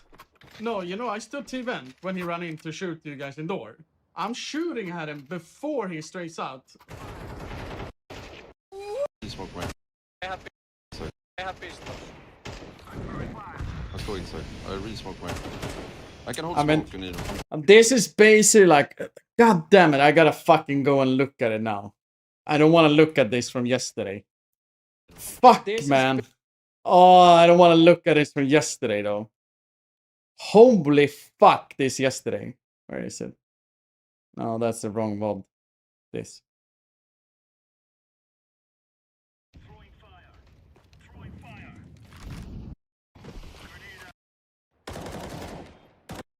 Wait. Smoke B. From what I think. Yeah. You can nade win. Right there. Oh, no. Smoke B. Ah, here it is. Yeah. Not lower. One is lower fast. Wait, you can. Wait, what's I was here on that though. Window. It is here. It says it's here. I don't know. Where the fuck is it? It is from yesterday. B. Yeah, is this round? I think the one low. If you have a nade. I can flash you to right. No, here it is. 2 mid, please.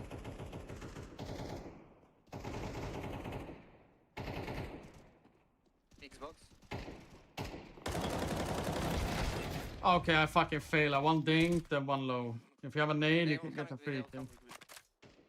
It's not that reaction you want, or I mean, I'm kind of close tunnels coming in. One.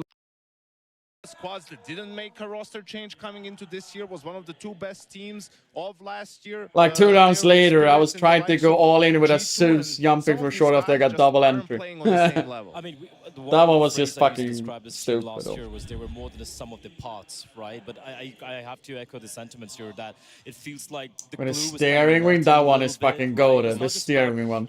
Shrank, have you seen the guy who plays on a controller though?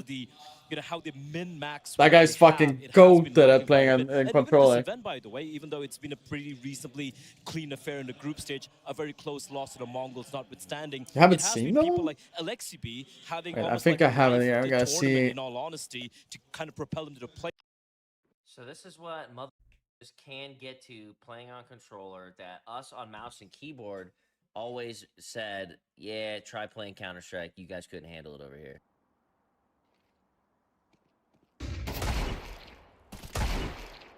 Ugh.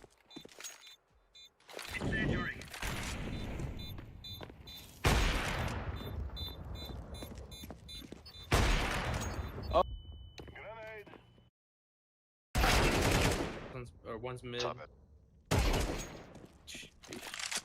This guy, he was even better in CSGO, by the way. See, even right.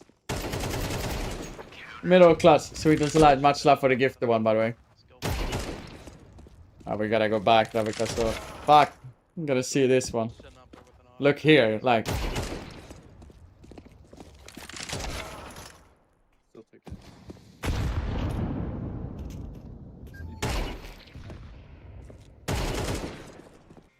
window, I think. Out window. Window, cat.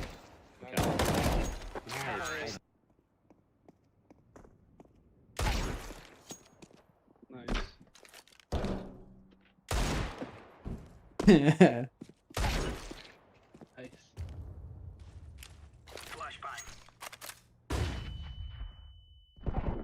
He dinks the fucking guy there.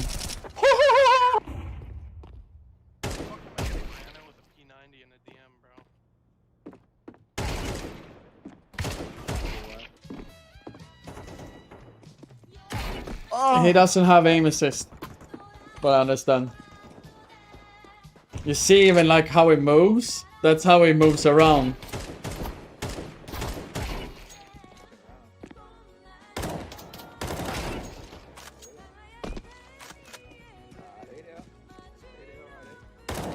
Oh, frag.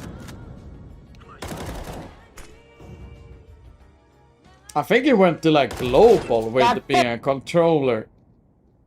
If I'm not mistaken. Oh.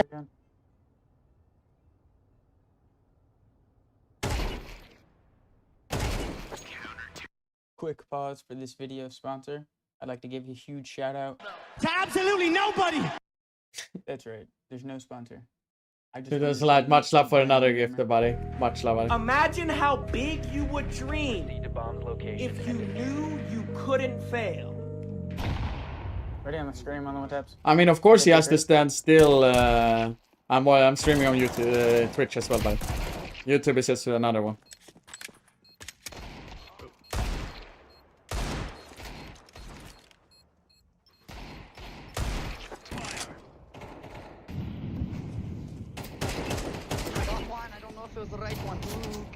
Controller takes off so much pressure on the movement hand.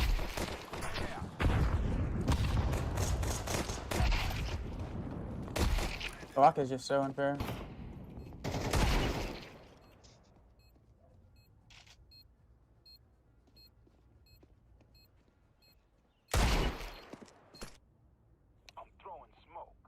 It's so satisfying to watch. It is. I mean, it's not like, you know, Dude, a 4K, 5K, like free Insta 1DX, you know, like this. It is, you know, it is like regular like gameplay, which is like, that's why it makes it more interesting that way. I literally. Yeah, they have scouting. He does get a lot of jump shots though. No, he's top down. Backside box. Playing a VR game, I can understand that. Nice. Random like a bird. Fucking leave like that.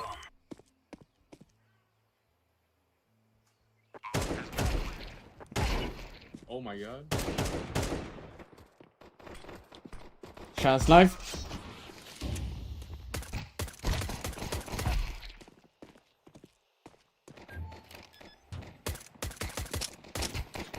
Headshot only that much. Oh, That pretty bad. That would be something, right? A1, never mind.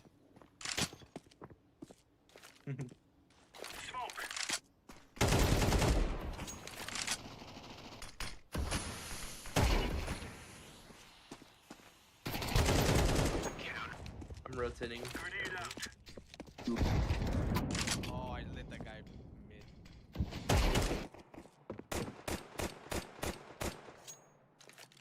mid. Plant? Maybe there's no plant button on controller.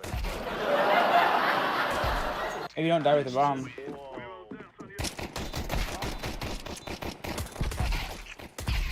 Oh my god. Damn. I haven't even heard it from before.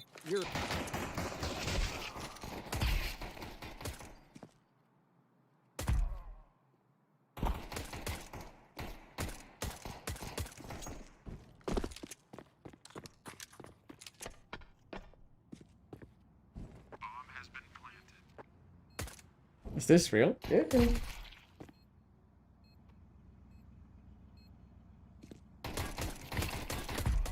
Not fair as fuck.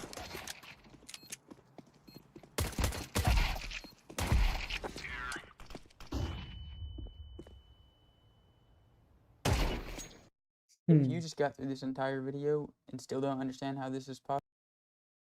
Like he's done. Oh wait, he has actually.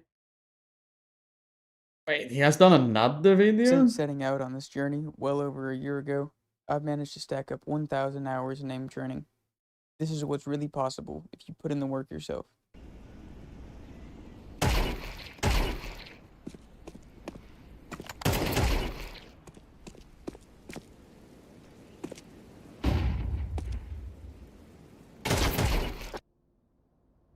Oh wait, he plays him.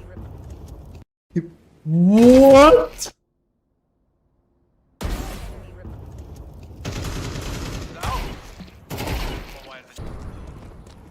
We're not Valorant players, but still that he actually gets that one? Holy smokes.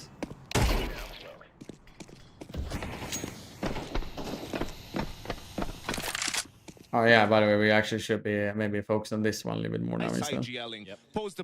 We can also put up a prediction in 10 minutes soon. You know, Hooksy in the opening attempts and everything is one of the highest, right? Like he understands he doesn't need to sacrifice himself, but he needs to create space. He can't, you know, it can't be Stone and Yabi who are going to be going in first to do that. No, they're the guys who get the trades. You have to be that space creator so that these other guys can flourish. He understands that and does a very good job at it. And you saw the numbers there, Blair. Yeah. That Yabi stat is horrifying. Yeah, like if you're going to talk about Stone, you have to Yeah, talk Yabi about has his been a partner, little bit the other under- edge of the blade, right? And it's been kind of blunt. Look, I'm not going to harp too much about Overwhelming right his now. results so far in this event because I feel like he didn't really have to do much apart from obviously the VP game where he was a little bit quiet. But I'm going to be keeping eyes on him. The clip I because said he's the was one the who kinda kill made usually on Nubis delivers yesterday. big games when Stone just disappears from the server, right? We haven't seen that yet. Where? Also, just to harken back to what he said about Hooksy, the difference here, what I'm seeing from Hooksy here is in Where, IG terms, where, just where? a sacrificial lamb where he doesn't get a single kill, running into the slaughter, not really getting any kills. And the second side is when he started playing a little bit more selfish, maybe pad his stats near the end of his career. We saw that happening as well. Here, I see him on YouTube for 4K, by the way, if you want better quality. I know, Pontus, but the delay is insane. I do usually want to stream on YouTube, but I think we can do like this. You can see an example because I know you have to speed up and like, but sometimes it bugs out and like. When he started playing a little bit more selfish, maybe pad his stats near the end of his career, we saw that happening as well. Here he.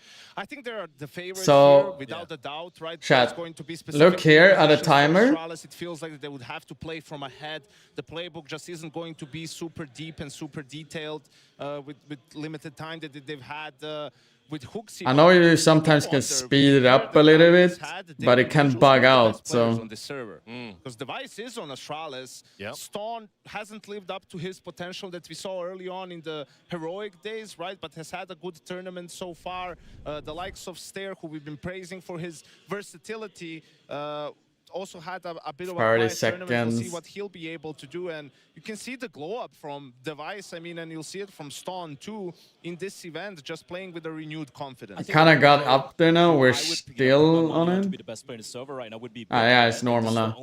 Okay, it's normal now. They fixed it. Now it's playback. It's fine. Let's see. Yeah, now we come to Staven, you see. Like it's still like 10 seconds or whatever, you know. T side, CD side doesn't really matter. So oh yeah, see here, we actually have it here. Do you see this one? Just continue doing what you're doing right now, and just hope. Now they went to the desk. Supporting cast kind of rises to the occasion. We got about a minute before we go to the stage. So what thoughts? I mean, I'm streaming anyway, and if people only watching here, RV discussion at the moment, guys. It's completely different there. It's just problematic that he doesn't have that many pop-off games, right? And he's a liability more. No, it's not your bad. I do want to watch on YouTube more because of the quality in that way. But that's sometimes how it is, you know. They've played, but it's just one of those things where with. main.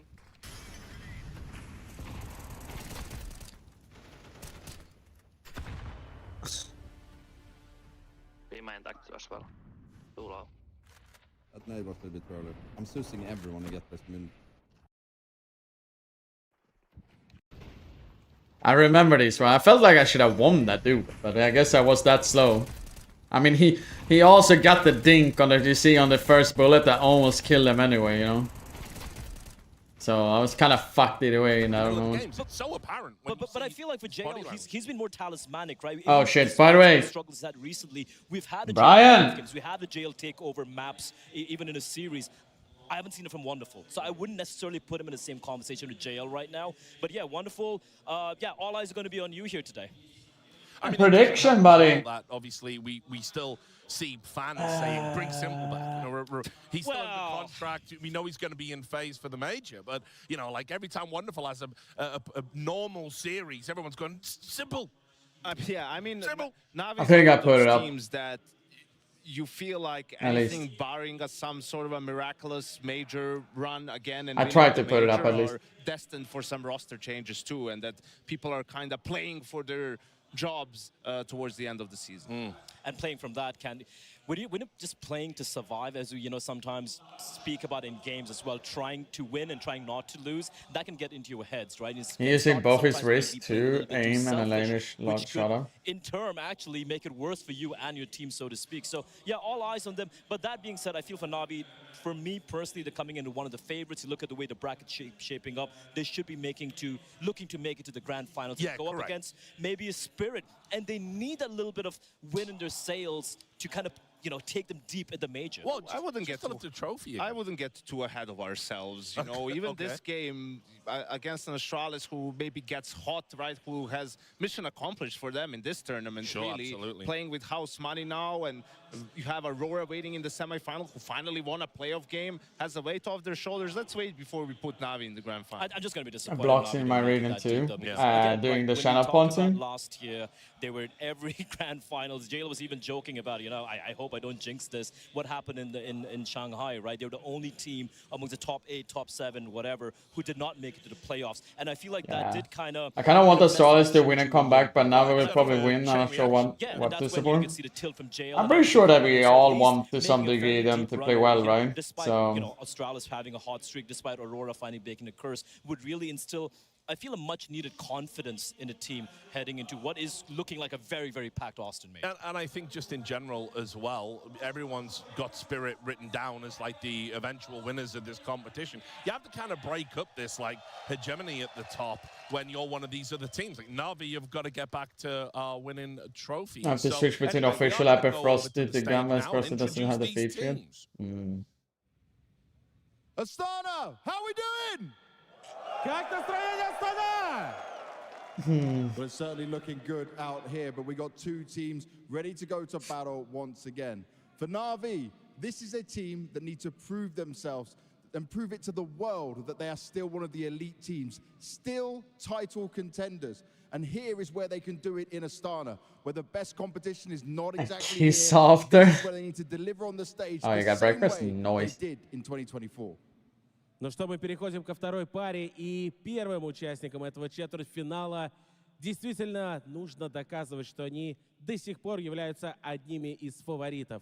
Да, они закончили групповой этап со статистикой 3-1, но в то же время поговаривают, что их форма уже немножко не та. Но я, например, узнал, что за них болеет Бэнкс. Make some noise for Navi!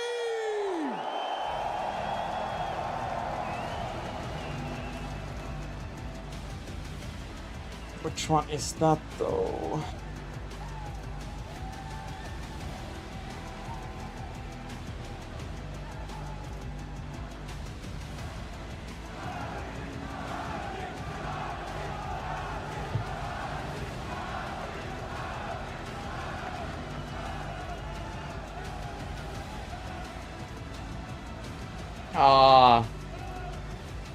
One of my Romanian friends here who works at PGL went down to for Booker's event. He's a Samsung kind of guy. Did you say you were doing a long stream this weekend, Chris? I am streaming this weekend. Long and all of those things questionable, but I will be streaming, yes. Because I will potentially miss on Monday stream. Because I'm going to the doctor's then. It is at 10 a.m., 10:20 or something like that, so. It's the end of the shiny CS jewelry? What do you mean? And this arena does love them. But what about on the other side? For Astralis, they were looking for someone to save them. And that someone... For the usual suspect in the chat, what do you guys think about now me having the microphone in front of me like this? Is it much better or is it just like, I mean, I could sit and tricks a little bit more though, but I see it on my SteelSeries deck that I can see the light never really fades out, so it's so much nicer. Okay, good. Then I'm happy with it because it took me 2 hours to get this one on to this fucking boom arm, by the way. And I'm not kidding, it took 2 hours because I couldn't find a piece to it for this microphone specifically to fit on that one.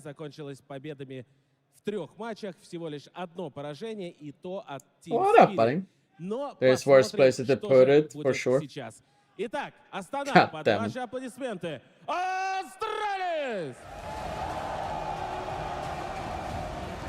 It's all good, Will. You come and go where you pleases. That's how it works. We appreciate you coming in. So we always have places for you. So don't worry. Tromborg, Miss Tromborg, I don't know if you're still here. Do you think Astralis has this? Alright, get on. How you doing, buddy?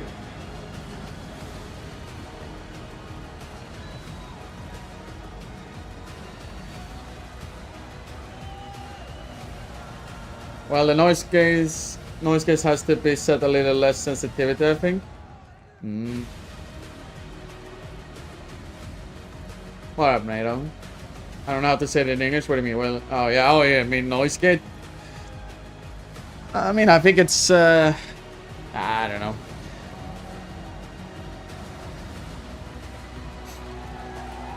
Navi 2-0 easy.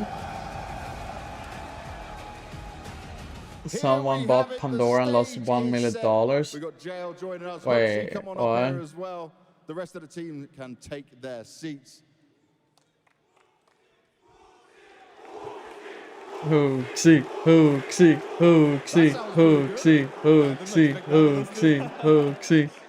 Неожиданно для Хукси, но очень приятно, так что спасибо вам. Well, they certainly haven't forgotten about Yeah, but that is a problem. I can't do anything about it. Sadly, I can't. It is because it's dual pieces setup. I read there's a semi-common problem with this thing.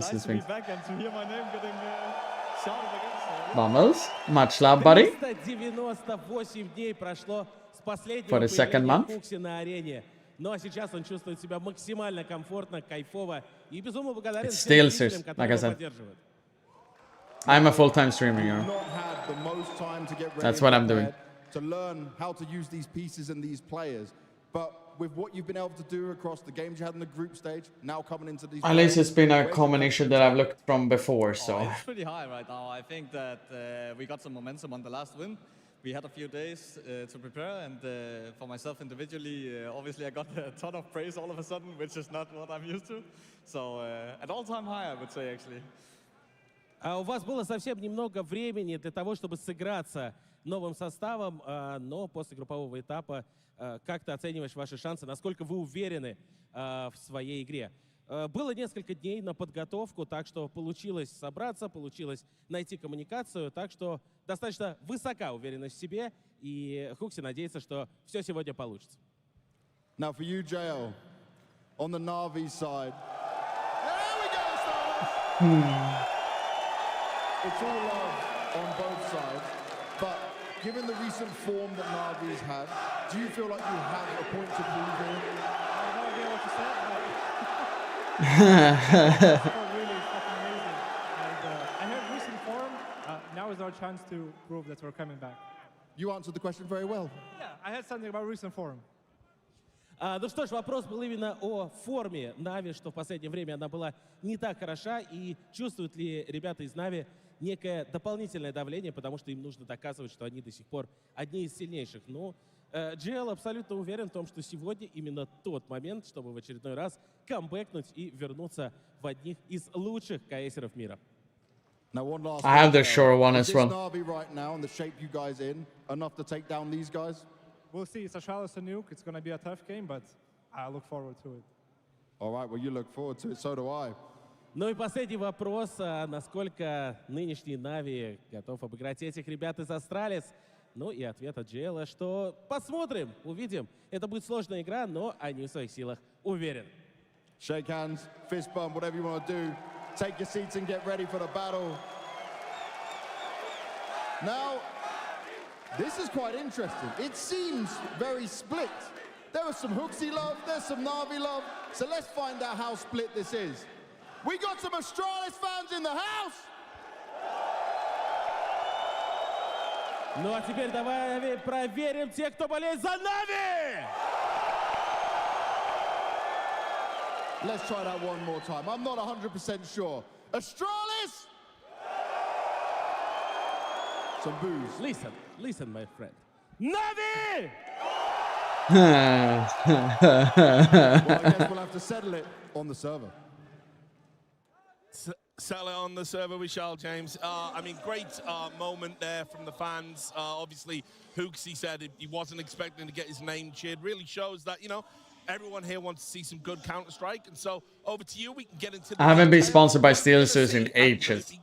They've just been very, very kind enough to give me stuff for free. But yeah, I just wanted to address. And also one of the few ones that works easy to use when you have dual PC. I don't think Navi should ban Train. I think they should ban something else. And yeah, they go for the Inferno ban. There's no reason for going to pick Train? They're not going to pick Train. Surely not. They're not going to pick Train. I was wondering what they're going to pick, but they go for Nuke. Astralis wants to play the maps that are already played in this Finally, my favorite map is going to be played. They played Finally. Inferno. I mean, we've only seen one game so far, but still. It was a question whether they will just stick with Mirage or they will maybe try to go for the Train pick. They don't want... The tricky part is you don't necessarily want to go in a map that your opponent hasn't played with the new lineup. And if you have to do so, Navi or Mirage, whoever they go up against, whatever they do, makes a lot of sense. I feel like for Astralis, the new pick coming in here, it's kind of like, you know... Ancient not surprised as a decider. I know Navi likes to play it, and Astralis, since they recently just added Hooks, have been playing it quite often, so... Mainly because when it comes to Ancient, for example, we saw how they were able to adapt as a tournament. Inferno have started to... Wait, my camera is off now. Oh, lordy lord. I'm more worried about the Ancient pick at the end if we get to it. But let's talk about Nuke. Obviously, this is a new look. They were one of the strongest teams on Inferno. No, it's working, but this is delayed. Every time I talk, I can see it on OBS. Sometimes in the tournament, they obviously feel that they're doing good work on it. What have you made of it so far, Janko? Well, they got delayed, that's why. Sweet as a light. Much love for another gift, buddy. Much love, buddy. As I said, you're not going to have too deep of a play. How many are we? You're going to have to revolve multiple things around. 19, okay, 81. It's going to be the double wave outside, and then utilizing Secret the first time, and after that using it just... I mean, I could do like this, and I sit and talk, and then whatever like this, and blah, blah, blah, blah, blah, blah, blah, blah. Astralis does switch over to the CT side. You know Navi likes to play a lot of deep. I can't even see it still. I need to restart the webcam, but I can't be ours right now. We could at least glean from, you know, watching Hooksy, he was playing towards the upper bomb side. Who knows, it could be a good funny moment if it looks a little bit so-so, you know.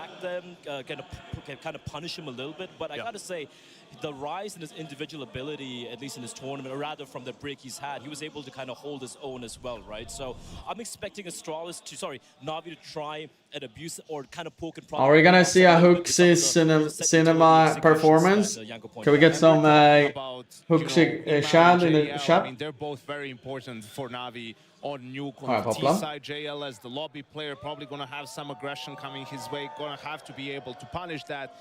And Nima outside on the T side Hook as the shot. space creator. Alexi, we said he's had a career tournament. He's gonna Yeah, I see, start you off know with exactly what to side do, of the right? Yard. Would be incredible for Navi if he can keep that up, and would go a long way to them stealing Nuke from Astralis. I mean, two of the players for me to watch for Astralis, obviously we've touched upon We need to Yavi get as well, how he's mass gonna be pivotal on the spam. outside mini position. But We can also we have Hooksy Pain as well when it goes bad. things were grim, things were looking like a horror story for this Astralis team with Cadian as the Sweetest like with another gifted. He was the guy, I literally said, save this. Do we have any primers? Any Oilers? Anyone who wants to support maybe Well, we will see what Scam Ice Cream Hype Train? Maybe start it off a little bit? Anyone? And when these two stars are casting a game, everyone's a winner. It's Harry and Hugo. Love that. Thank you, Richard. Yeah, this is a hell of a quarterfinal, a matchup between two of Counter-Strike's most decorated orgs, but having both fallen on hard times, admittedly, the hole runs far deeper for Astralis, right? And bringing in Hooksy as a band-aid fix to a problem that this org has had for a while, they finally make way into another playoffs. But they have pulled one of the roughest opponents you could get to open up their run in Astana. Yeah, absolutely, right. We talk about Spirit being here to win this event, and anything less is a failure. But the second team on the tip of our tongue is this Na'Vi roster, trying to rewrite their ship, trying to rewrite their story as they go into Astana playoffs. Crowd on their side here, up against Astralis. Definitely an exciting team, just due to what we saw in that group stage individually from Hooksy, let alone talking about their T sides, and they're going to have to prove them straight out of the gate here on Nuke. It's an Astralis classic, but can this new led roster find the same success of the past? Heavy B for Na'Vi. Two players drop early, ready to come right back up at a moment's notice. It's Alexi in the vents. Astralis gets stalled out in the lobby, smoked multiple times. Add John and Hopla to 7 TV.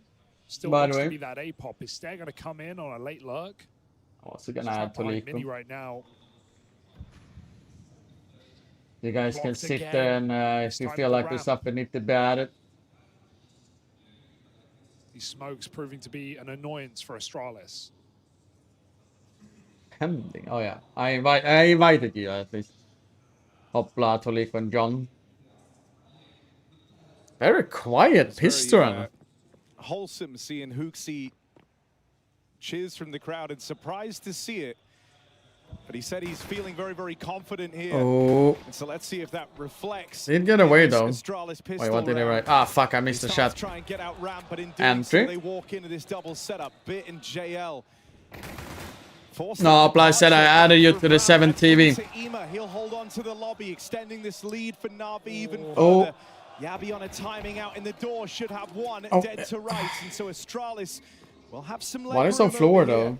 to get into the top site, trying to turn this one around. Alexi. All hopes now fall on Alexi. Oh, they actually managed to win a pistol. Stop to Na'Vi's captain. He realized he could. All right. Astralis on board. Astralis on It board. was only 8 seconds. The bomb was in an uncomfortable position. Very but weird Astralis hunted pistol. down before he can really No. commit to his escape. Oh, it's It a lot all of more comes to crowd a now than it was in the beginning. pistol for A lot of more Astralis, people. That's where good. They have to change the plan, Yeah, where's go Marcus? back towards A. I think Marcus Still was felt like they here wanted to, in the beginning and then he left. I think it started caught by work. Julie's in multiple positions, Nice round by blocked Stern. Smokes, stalled out. Yeah, Stern was missing from the group stage. Back and forth. He had like one of the worst game ever recorded in the group stage. Like a map or I don't know if it was a game, so. Was an absolute shell of the player that we know was the most reliable on Astralis for some time. And all of these woes and all of this downtime for this team, Stair was the only guy outputting. And I'm not even going to look at that game against VP and say, like, oh, it's the rolls, it's the changes. since Back rub, Hoosie's he here. good No, enough? he just couldn't True. hit a shot. So if he can start strong here, we have a lot more to like for Astralis.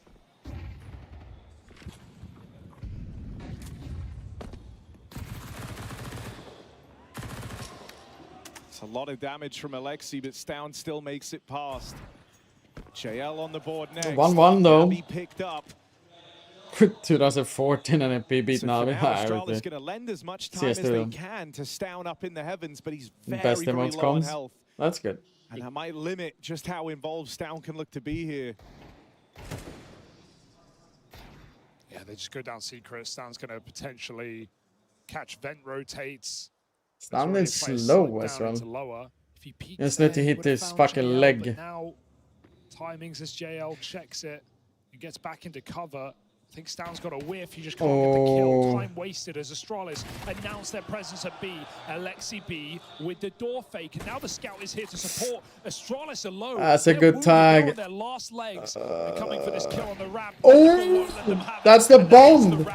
With the bomb loose. Must be the round, right? 10 seconds and everyone ready to swing. It started moving away, but Stown, he just won't have the time here. Wait, Doesn't have the health. Alexi. Stown was going for his dad was leaving. Stare abandoned him before that was even over. That's how little Astralis believed in that round.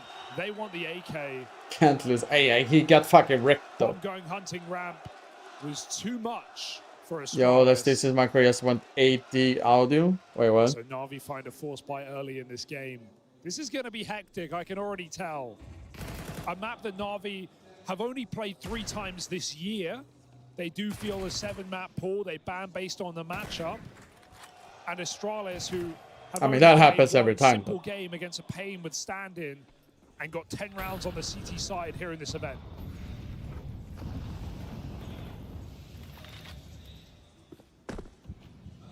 I mean, some of the big things to be keeping an eye on, right? Alexi, the Des touched on him already, having a fantastic tournament, top-rated player for Na'Vi. Is he able to keep that up? Question that always. What have you added now, Stown's head on the other side. Oh, How's that he one? gonna fare in the arena? The head palm. Same for Yabi. We've already had a Rory. That's a good one. That's a good one. There's from the last successful run of playoffs they've had, but never making a dent, winning their first playoff game. Maybe there's something in the water. Stown will be found first. Yabi though. Astralis managed to make it across in a secret. They still have Yabi back in the lobby. Just denying this control, not allowing Na'Vi Oh, Yabi. trade positions. Do the At this gamble. point, You would have got a Astralis are nice split free up. kill there on the vent. Dodge. A boost up. It's not going to make Na'Vi panic on lower rotates. In fact, they're only just clearing lobby now. That's a great benefit as Astralis go to hit this A site. Na'Vi are going to be ready to retake. Alexi needs something as he gets given a free kill. Hooksy will trade, but here is Bit off the ramp on the flank. He can't drop the bomb. Still gets a kill on the high health player. And so Na'Vi are favored. They will punish that plan. Device 1v2. Oh, backstab, timing's wait, good. where is the last one? Vent? It Yeah. was up through the vent. The device is going hunting. Bomb now retrieved. Oh! Okay, okay. Promising signs as Device steps up to deliver that 1v2. And with Most it, continue these force by most energy ultra white. All right, back and forth we go. I'm here for it. Hectic game, we said. We're already getting shades of that with flanks on another flank. JL got really fucking smoked there, man. Hopefully smoked. Alexi having a great tournament, his best tournament of his career at big events, which is incredible. And when you think about his role on the CT side, as Ades said, he's playing outside on nuke, right? Typically, you'd see your best rifler in that position, but you know who set the precedent of having your in-game leader outside? It was Astralis, it was Glaive. We call it that for a reason, that red push with the smoke. And so they know a thing or two about putting a capable in-game leader in such a important position, in such a firepower-heavy position. Nah. So It would be hilarious if Hooksy ran there gonna get he's also fucking kind of owned. gotta perform on this map. Won't be in this round though. 5v4 Astralis doing a lot of B fakery and then coming back up top.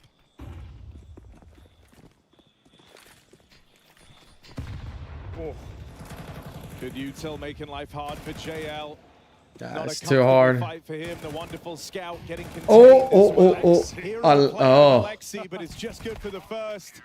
All right, So the 3-1, 3-1. landed from Astralis. They keep it very, very clean as Devil well. going hard. Yeah, man. That's going to put Na'Vi back down on 3 kills. So man. firmly, the early stages of Nuke is in Astralis control. Yeah, a lot of good positions taken for Astralis. They've been getting Heaven. They got Garage there. Catching Na'Vi, moving back into position. Getting caught off guard a little bit.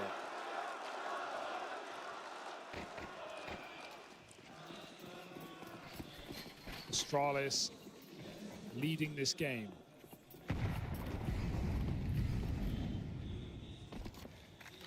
On a map that, as I said, Na'Vi have not been playing a lot as of late. Are they ready to deal with the unknown?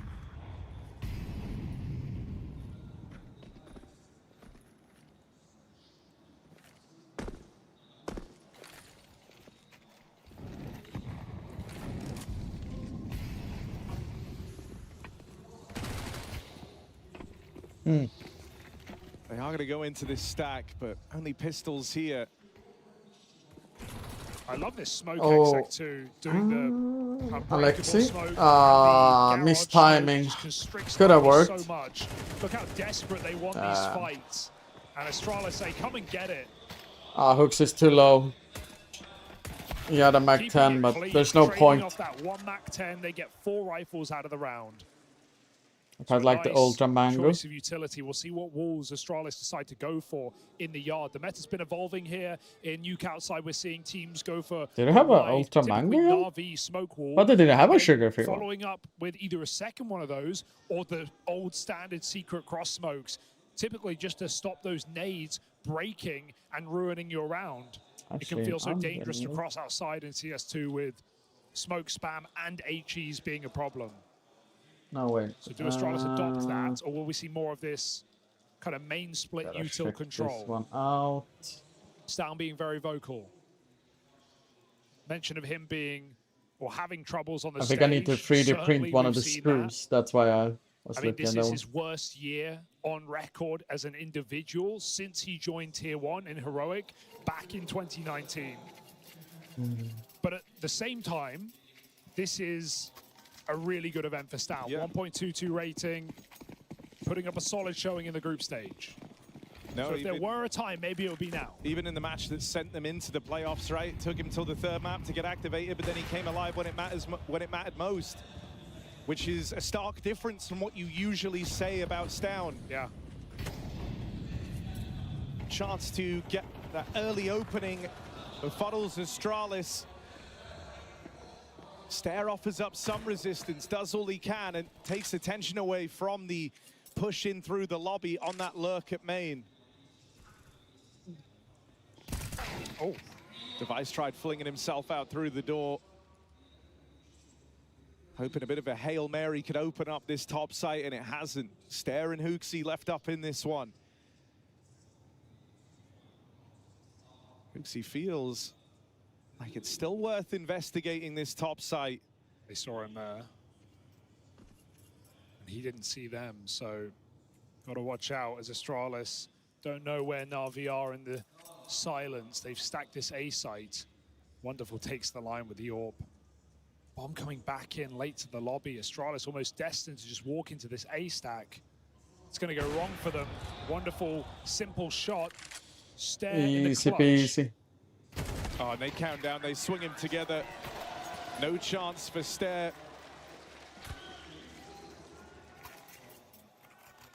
So a sigh of relief for Na'Vi. You don't want to fall short in that first rifle round. It puts you off on such a back foot, and especially with this game, you know, kind of starting off back and forth with the 4 spies, the half would have felt like it's largely gone from you and out of your hands. So a very important round for Na'Vi to pick up.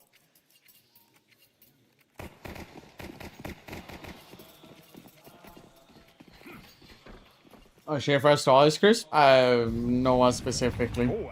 I don't know anyone here, to be honest, anymore. Barely got to know. Fake out though. Many outside with the bomb and the orb. Oh, Device nice device dropped entry. by Wonderful. Hooksy does take the mantle, but Wonderful won't re-swing. So a 5-on-4 that Na'Vi get to hold on to for the moment, but those orbs spot each other. And Wonderful's felt different this event. He makes more aggro plays. I think he's slotted a bit less into the supportive element, which is often where he finds himself in this team. You've seen Wonderful trying to force a few more fights. And it does feel like Na'Vi have felt better off for it. Yeah, I think Na'Vi need that, right? You know, so often the guy kind of relegated to the back line, setting up others with util, playing in late to the round on his AWP. It's put a bit of a cap on the type of numbers that Wonderful can put up in these games. Yeah, you're less so the one peeking into people rather the guy getting peeked. And as we know, those are the harder shots to hit. So here's another round of that mobility out of Wonderful, keeping them guessing. Starts out in the yard, but now he owns this angle over at ramp, and he's actually creeped up with this. Astralis set their sights on the top site, but there will be this fast lobby flank left to contain. Vent would be cheeky. That's very naughty for Astralis. At 20 seconds, they have to presume someone could be here. Hooksy even contains that lobby flank, right? Puts a stop to that. It's the Wonderful Orb that's going to get tested next. Ema and JL both firing off successfully, and Astralis starts Still to got feel the very plant, though. restricted here. Not many angles open. It's gonna be They really try hard get to in at the retake. best to post plant as possible, but Stown has been spotted, known about in this forward position. It's just there. They're bearing down upon him, and it's making it work for now. Stown holds on as long as very he good can. damage though. But wave after wave of Na'Vi players throwing at him. And he can't stay the night. It's Na'Vi, 2 in a row. Successful retake down on lower. Yeah, some nice pace there as well. They even catch Bit aggressing into the lobby. Astralis had a great position there in B, but with the orb already firing off a ramp, Ema was the last thing they expected. And Na'Vi just swoop in very efficiently in what was a 4v1. That was a clean retake. Stairs clutch denied, but Astralis on the tactical timeout early in this game.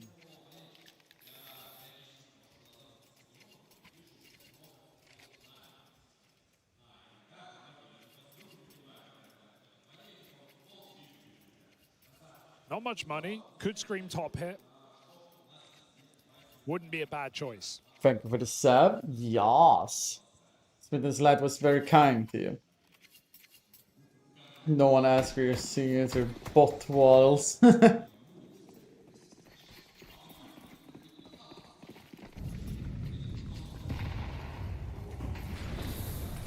Gabby pulls first. That's one of the hero guns removed.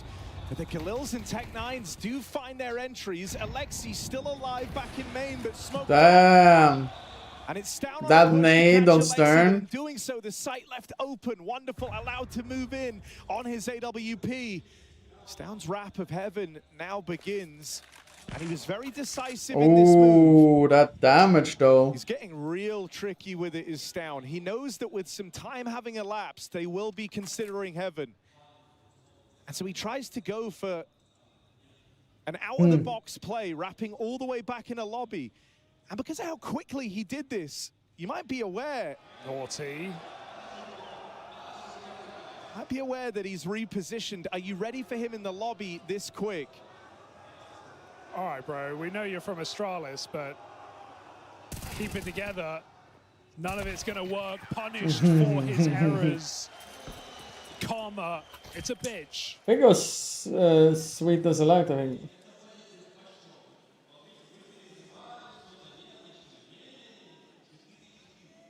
Na'Vi holds strong on what was a unexpected top rush.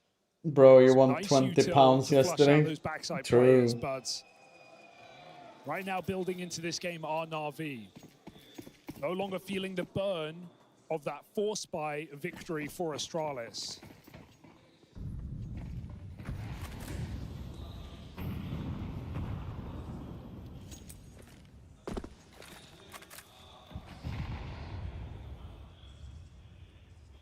It's kind of interesting that actually Alex is using that knife still.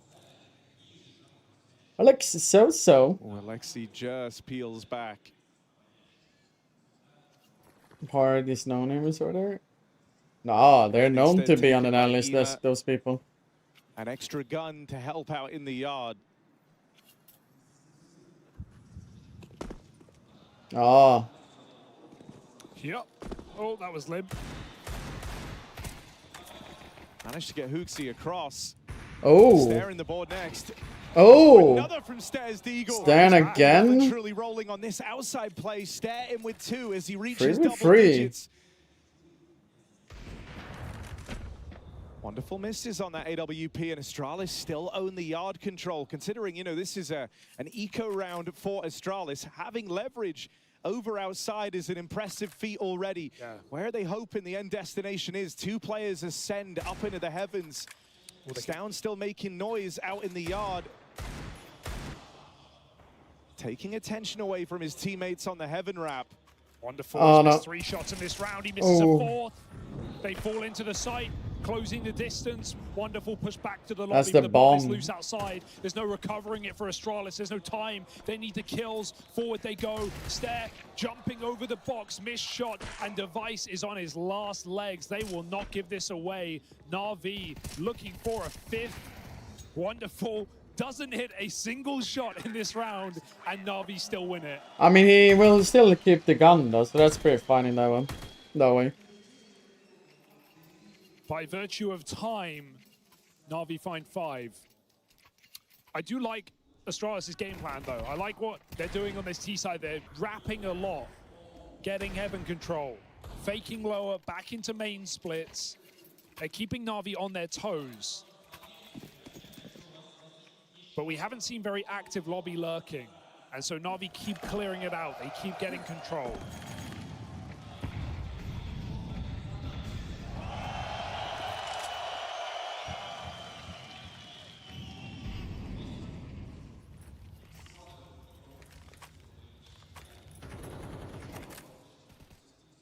Now Na'Vi make their play at the start of this round, right? Trying to keep Astralis feeling very claustrophobic here on Nuke. There's that double smoke wall, but 0 players behind it. That's lucky for Yabi. He gets out for free. But Bit punishes his teammate, and Astralis, the jig's up now. They know where you are. Spotting the double lobby aggro. They know that this top site might feel a little weaker, so they try to go quickly. That leaves them running in to this wonderful Bit double stack. Wonderful wrestles the round back, and with a little help on those rotates. Na'Vi Let's see keeping here. I'm contained. just gonna read one thing here. I mean, GoTV looking at Wonderful. He keeps shaking his mouse after every round, just trying to get his mojo back, trying to, you know, get his frustrations out. Has been some awkward rounds, but they are winning them. And good info play again, pushed up on the ramp to get that knowledge. Na'Vi check the lobby, see the bomb, and are able to stack that top site just in time. That 4 smoke wall outside does no favors for Astralis. And now we're seeing some aggression punished. Oh! Oh, okay. Is that salvation? Ah, unlucky. Quick to retake round. Oh. And that victory for Astralis, that double kill for Device. Short-lived. Quickly forgotten about. Back into a 3-on-3. There is room taken for Stare all the way down at lower. His Deagle's been great, but it's no match for Ema on the aggression. And he's here to try and contain them. Old school Stop angle. this round in secret. And Stown's position, anything but. Ema now with the spot, has a teammate in tandem. Stown boxed in with the AWP, holding down his exit. Aww. No safe place left to turn. Not a biggie, not a And biggie. this is turning into a runaway CT half from Na'Vi. 6 rounds in a row, they're shooting for 7. Yeah, everyone's had their moment here in the CT side for Na'Vi. It's not necessarily been big multi-kills from many players, but everyone finding the kill when they need it in the right place, trading off each other pretty well in this top site. It's a good streak of rounds for Na'Vi with 6 in a row. And Astralis need to dig deep because this has gone by very quick this first half. Not really had a chance to play slow defaults. It's a very big test for Hooksy as well, right? He's said already, kind of only 9 days of practice with this team. You're playing versus a very feared system in Counter-Strike. Their reactions are swift. They've often had stacks in the right place. And for someone kind of beginning his comeback arc Arc sharing some similarities with Alexi, right? Both of these IGLs cut from a time in G2. Both had to bounce back. And where Hooksy went to the DM, went to the gym, Nip was Alexi's training weights, and it was when he got into this Na'Vi squad, he carved out his own path. You are wearing a CS t-shirt. There's a cab, the fridge cab, and then let's Alexi back in the kill feed, and once again, one of these advantage rounds for Astralis. Sorry for being a little bit off. Starts to get strained. 3-on-3, it's stared deep in garage. He is known about. They're aware that he was out here in the yard. The rest of Astralis trying to tiptoe into the top site, but Ema could get rid of it right now. If he turns, these kills are free. Device has made it down lower, and he does have perfect info here. He knows that the other three were all on the top site. Plant afforded to Device, but that net is starting to close. Can we see a Device? Can we see a Device fucking two-tapping everyone, please? This is... Repositions, and it's a huge oh! reposition. Oh They no. are ready for this. Device closing. They're already gonna check behind. They already closed the door. They made it into the site. They don't know where he's gotten to. For him. Door swings open. Wonderful holding this. Orb misses, and that miss might Aww. takes Ema to cover. Device can't offer up the one. Yeah, I'm free. Yeah. You know, this part of the share, like it's like this. I've lost the screw or they broke, so I'm 3D printing a new screw. Just get it up a little bit. What's there? It still sits though, so it's fine still, but yeah. They're so fast close to the door. I mean, the problem is also like seeing. The other way, because they only came from double side. But if Device planted just a step back, he would have won that round. Na'Vi, regardless, 7-round streak. Excellent recovery when they lost the economy game early.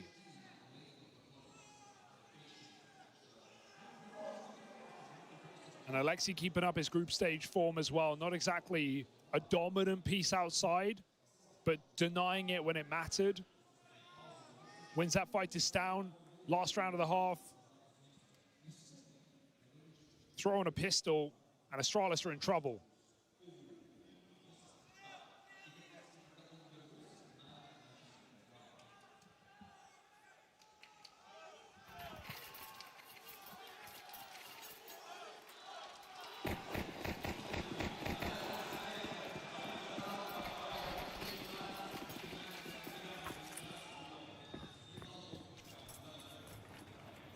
Hell of a stack on ramp.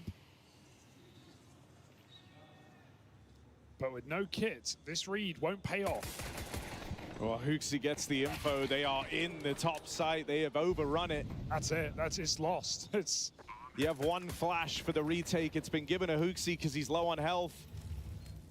How is this gonna work? But it has to be a marvelous. I mean, maybe they can get Yale. Oh. Yeah, that's the problem. There's always someone that's gonna dodge the flashing. Up, Julian. All in shutdown from Na'Vi. Now 8 rounds in a row with a T-side pistol. They are sprinting towards the finish line on Nuke. Ema's been a quiet person this year on this Na'Vi squad, but he is. Oh shit! Do I have time? 15 and 8. High Good, have fun. Kills in this round in the last half. Triple. Mockingbird. And Na'Vi win by position, hitting that empty bomb site. Astralis forcing the second. Just trying to cling on to this game, but we can all see it. It's slipping through their fingers. There's an allergy risk of 9 out of 12 in where I live. Holy shit. Too short. Oh. Oh. I thought he was gonna connect the second one.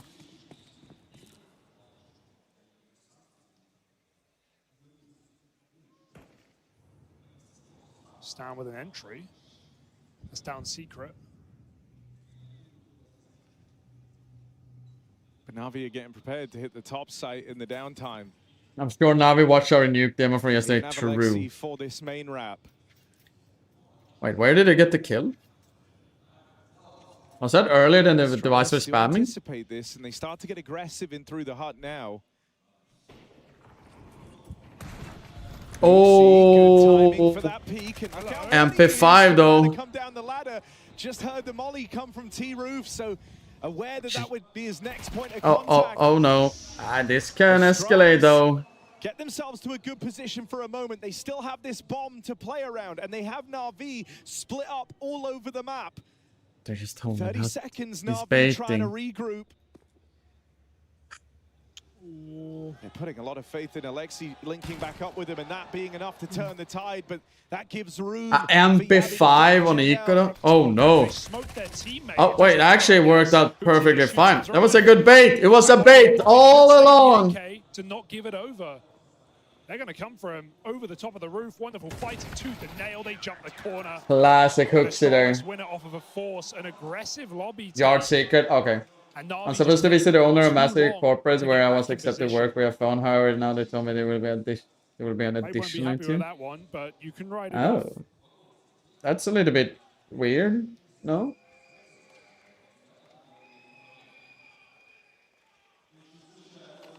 So Na'Vi have to force back. I think that's what's been nice about seeing Hooksy and Astralis, right? Like, knows when to kind of go with the intuition, take a bit of a risk. Hell, even in that game that saw them get into the playoffs in the VP match, he kind of said, like, yeah, we abandoned our playbook. I didn't want to lose the game calling someone else's strats because they were largely running what the old Astralis squad were doing. And that was on Ancient. They were just going for B hit, B hit, B hit into triple stacks and winning them every single time rather than play for the mid control, which is what old Astralis did on that map, which is what Device called, what Cadian called. So Hooksy played his own game. Nice entry. And it certainly worked. Won a very close series.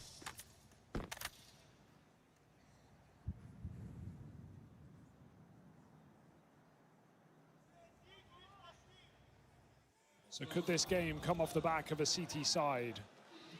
It's the question Astralis must answer. Second half starting the same way the first one did with these force by wars. Back then it was Na'Vi who upset with their force by. They couldn't stick the landing, however. Let's see if Astralis can.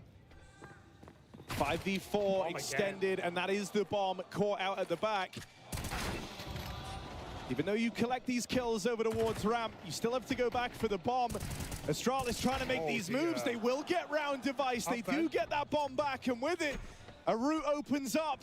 Heading into the top site now. Rotates, scrambling over for Astralis, but that plant is coming through. Astaire, he misses timing. He has to go with his teammate. He doesn't want to jump the gun, so staying alive is the right call. Yabi very low. Ema on the big flank. He stepped. Did they hear it? I think in this environment, you don't even hear that. You don't even clock it. No one has an idea. He's being loud on the ladder. That's giving up his position. Stair, that's a big catch. Now just has JL left to beat, and he's called his bluff, sticking this defuse the full 10 seconds needed. Oh no! It's close on this defuse. Oh no! But picking up that 1v2 no. keeps this comeback alive for Astralis. Stair is giving them great mileage right now on the big stage. I think he did hear the step outside. Why else would he be holding heaven, right? They just say, hey, there's one behind us. Let's go forward. Let's take the space. He thought he had a Back in the kid, site, find this other true. player. And the whole time, coming up the ladder, Ema doesn't realize they know. Shot in the head. And JL with an awkward whiff.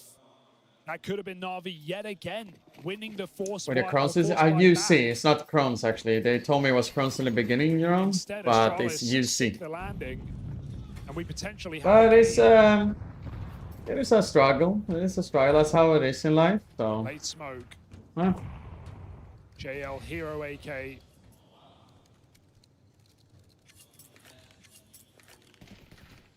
Who are we cheering for? I'm not cheering for one end specifically, to be honest. And Stair, who's had a resurgence in this map versus what we saw in the group, alone on the ramp.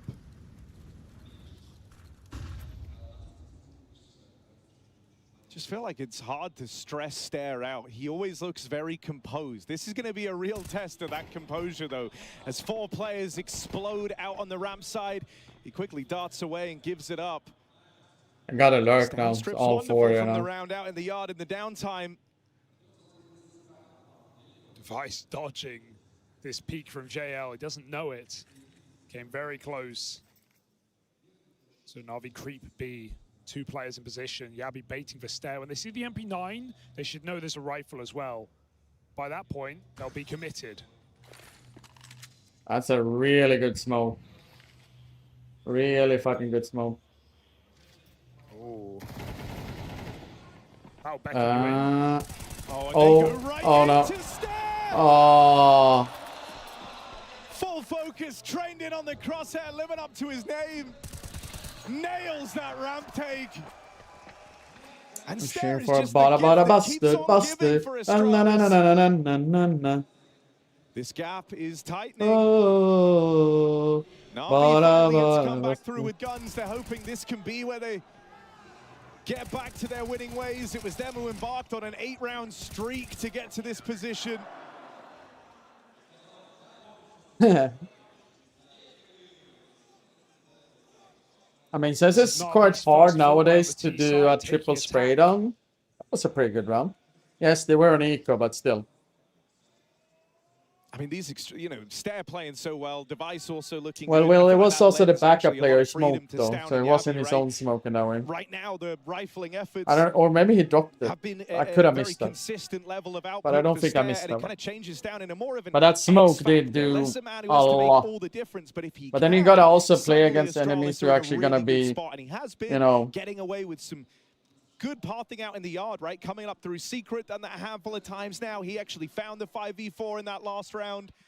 It's not like the spotlight is solely focused on Stound like it used to feel it was in a lot of those old playoff runs. Sure.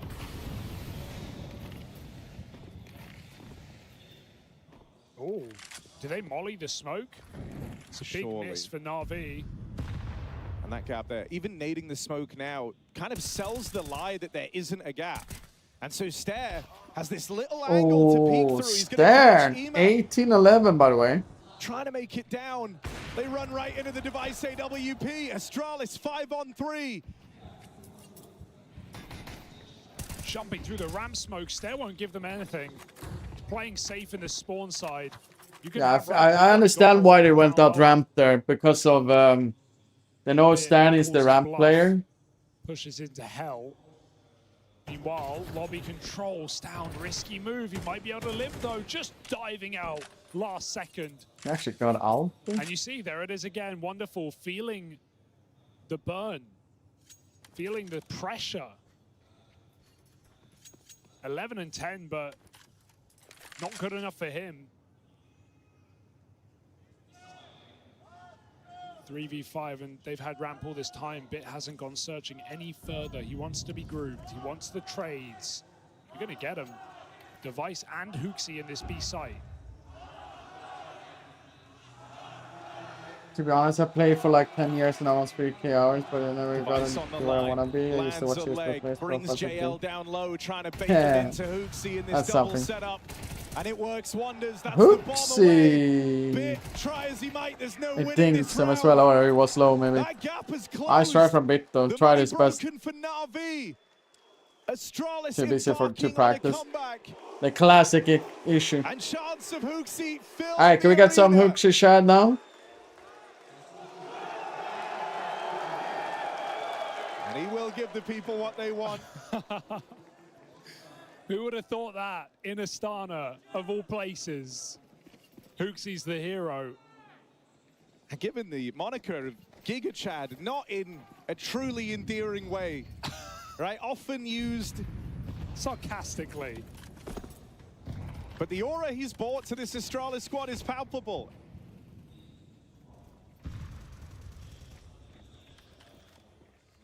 And now trying to tie up a game that was quick getting out of their hands. Yeah. Wrestling with a Na'Vi that were in full control, that didn't have a weak link. Device's AWP continuing to find success. This activation of Device on the AWP is a burden that Na'Vi just can't seem to get past. Gonna try and get out ramp. Oh, you didn't like Device? Well, how about the other guy? Stair here, holds down the ramp side, and it's these two that are really driving the knife into Na'Vi. Yeah, ramp feeling like a brick wall right now, and Na'Vi just don't have the tools to break it down. That provides you so much freedom on this CT side. If you know that your ramp player is going to give you reliable output, a weak ramp player means a lost game on Nuke. But Stare is not stopping, either giving us multiple kills or surviving every single time. 20 and 11. Astralis blocked up again, but it's going to be Na'Vi moving outside. Wide wall down again. Gabby clearing everything, making sure there's no funny business behind the vent smoke. And this time, Na'Vi look like they're going to make it down unscathed. But look who they're running into. Same man on the same angle. Will it be the same result?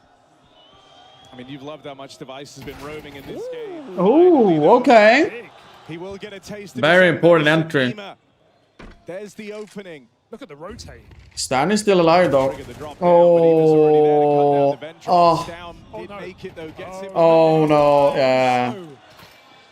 But Ema just went on a 10 Wait. Oh, they went back though. Where's the? Oh, it's up heaven. That's why. Yeah, Stan didn't cause Makes a sense. backstab, but he watched it. He let it happen. I supported Envious back in this. Oh. Shot in the back. First one's awkward timing. Second one's a missed opportunity. And wonderful one taps. That was a one tap. 1v4. And nothing to do but save here for Stown as Na'Vi look to find 10 out of nowhere. What an excellent entry from Ema. 3 kills from him in this round. Finds that crucial kill that breaks down Device in B. And Stown may not be long for this world. Wonderful's got a read. Oh. Stun locked. And the AK will survive. Yeah, no one is not even going for it, so.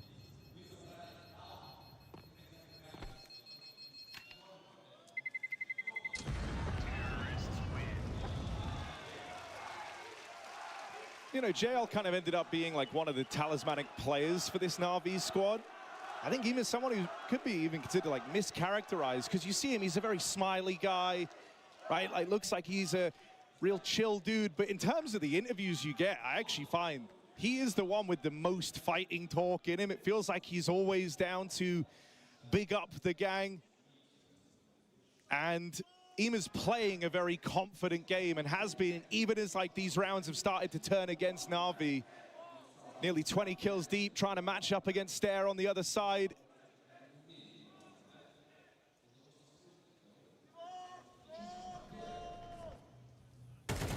Ema got that dog in him right now. That was triple kills from in middle. Found on the back of that first kill, that first timing. If he slowed down for even a second to consider rotates, to, you know, wait for his team, that round plays out entirely different. He's got Bart and Bike. Bark and Bite. 7 minutes left. So there's a return to Na'Vi, winning a round finally up. You live in Bath, England. 5-round deficit. Remove the U and add the A, then it's correct Swedish. Correct Swedish. You almost had it. Late wall, but Na'Vi are contacting ramp. Land is country for us in Sweden. I mean, these two have been the main mobile So, pieces for England. Astralis. Would not expect this. Device nade finds good damage. Oh. That's nearly a lineup. Just JL caught though in the crosshair of the Device AWP. Nice tag though. Tag, but it's massive from Wonderful. Yeah, exactly. Getting that alt pick, opening up That's the good round play. how Swedes pronounce That miss smokes pronounce again it. for Na'Vi. That could be a big problem. It lets Stown get that free kill outside. Can you do that Strong spam position from for short, if by the he way? can hold it, but that is a big if with 2 players flung his way. Stown's nade disrupts another, and it's Alexi. Right, High stun. fragging, high flying in the group stage. Now it's to go above and beyond. Just the one. The trades are good for Astralis. Where did the second guy keep die? the pressure on Na'Vi. Göteborg! Isn't it crazy that Navi is on top since 1.6? Smoke misses outside, unless these are Molotovs that I'm not catching. No, I wouldn't say so. Mostly because of like how good staff they have. In the yard smoke. They have a good eye to find good talent. It's that late lurk that you want to win the round for Na'Vi. And haven't failed too much of replacing X. Ex-players with another Solid player. hold for Device, 1.5.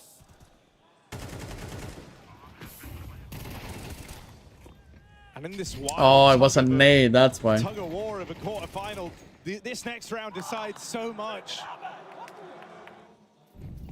10 apiece. Astralis haven't been in the lead since this game started. They've been playing catch-up the whole time.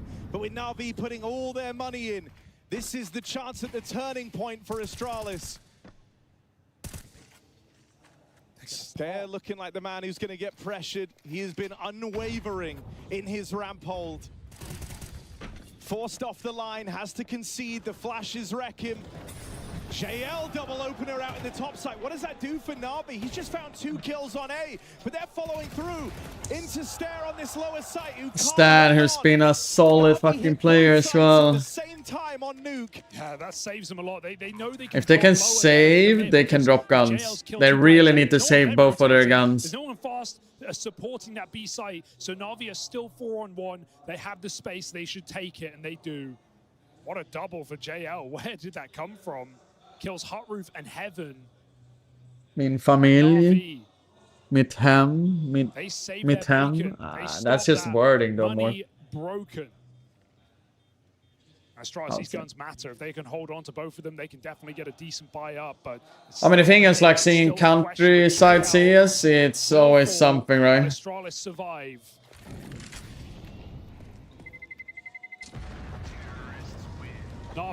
Yeah, it's perfect. Now they can still drop some. So they have money to still play.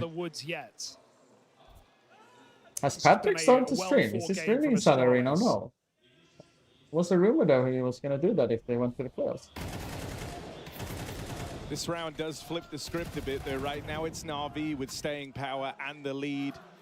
Astralis broke. It suddenly put that horrible spot at Limelight onto Astralis instead. They cannot afford to fall down here or else the comeback was all for naught. Does that lower the risks they're willing to take? Do they try and play safer? Or in this more limited round, is that where you have to take the risk? These are the decisions that Hooksie's having to weigh up right now.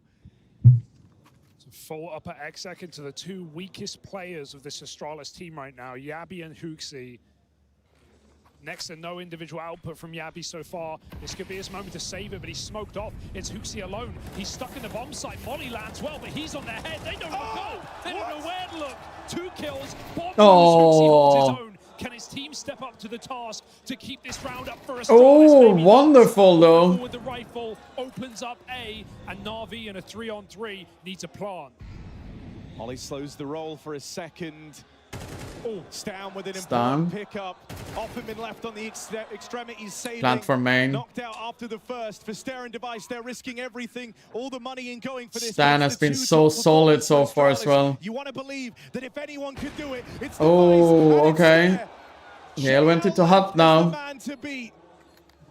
All that stands between Astralis and tying this up once more, keeping themselves in Nuke. Oh, that much longer. He's got him past. Oh. Huge clutch. Astralis still have fight left in them. Oh, Stare is Head surfing's crazy. out on Silo behind. Yeah, he's laughing his ass off. He was like, how the fuck did I get away with that? Timing as the clutch seemingly lines up for him. Astralis continue to battle back. As we trade these rounds back and forth, it's easier for T-sides to sustain them, especially when Na'Vi are the ones blessed with any type of loss bonus, right? The problem, Yaramon, he picked up a nade. He made a sound when he went into hut. He accidentally picked up something. So he had to change his plan. I'm pretty sure he was gonna go around him, so it will be readable eventually. But if he had the time, it could have worked. But he got a little bit so in that way. Never gets better. You're going to be feeling this to the end of regulation if you're Astralis. Oh.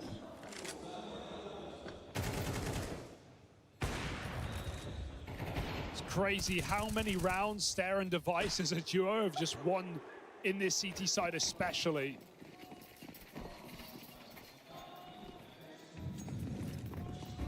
It still depends on the timing though, that's the problem. And sometimes you don't really have the timing, so that's why. Make a fast move in a round like this. They are the one with the depth. They are the one with the time.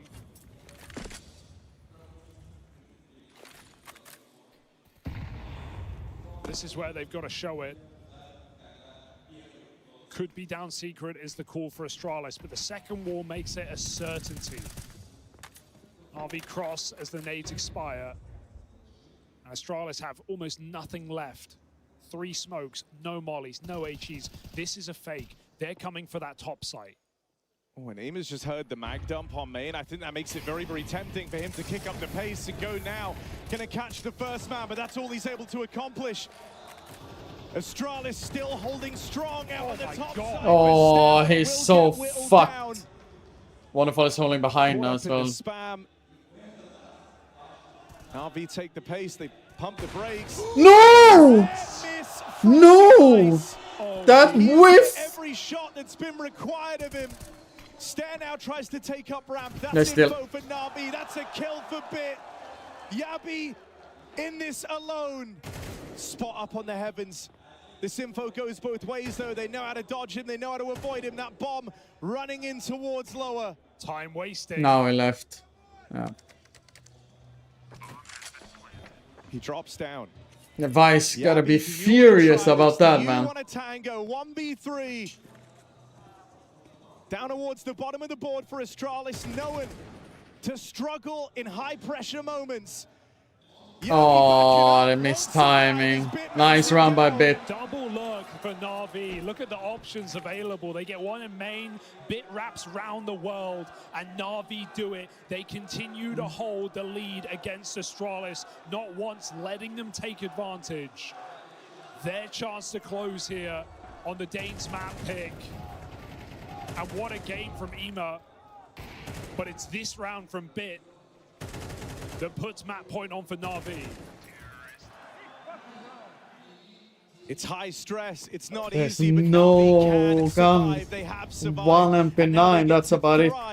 From their back and forth nature in this game. Astralis broke in the final round of regulation. They won't have that device orb. They don't have stair rifling. Next to no utility. This is the round that Na'Vi have been waiting for. Ramp stack. Surely Na'Vi don't walk blind into that position.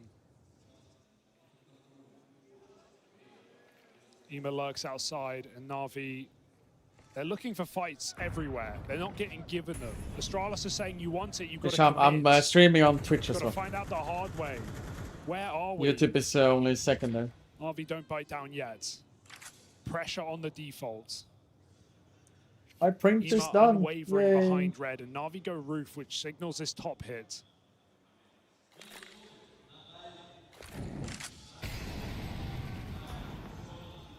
Bit trying to move out ramp, but he is a cautionary no measure screen. here.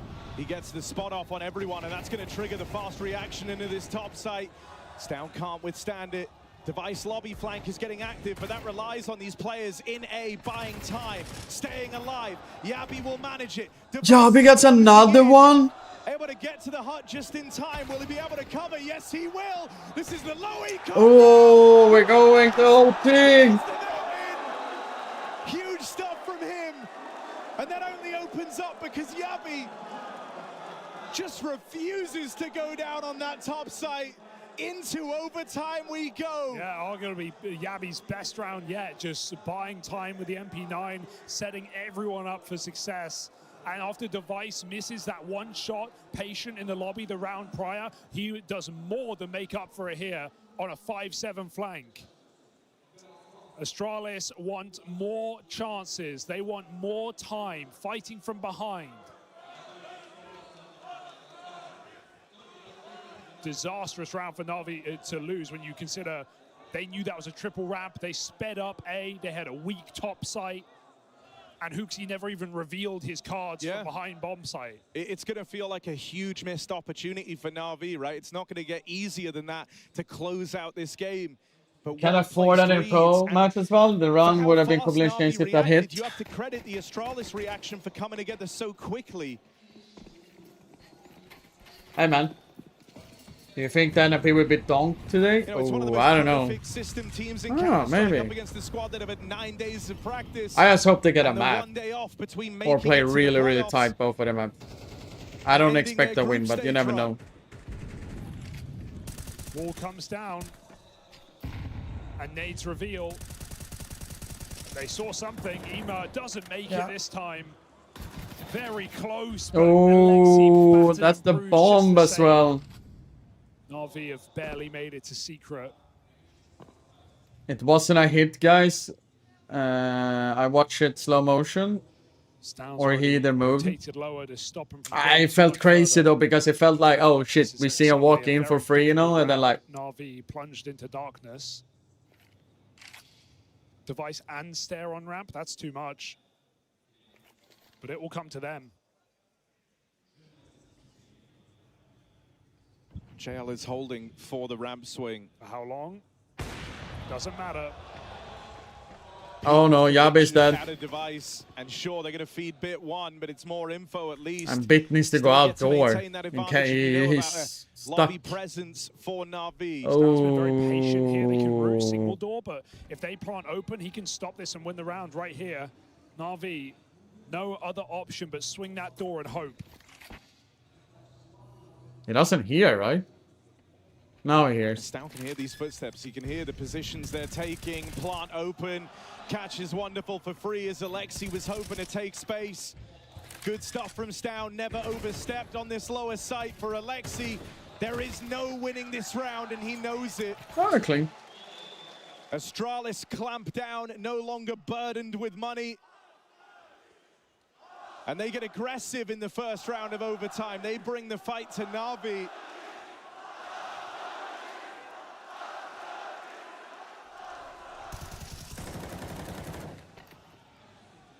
First time Astralis have held that lead now since that 4-1 beginning to this game.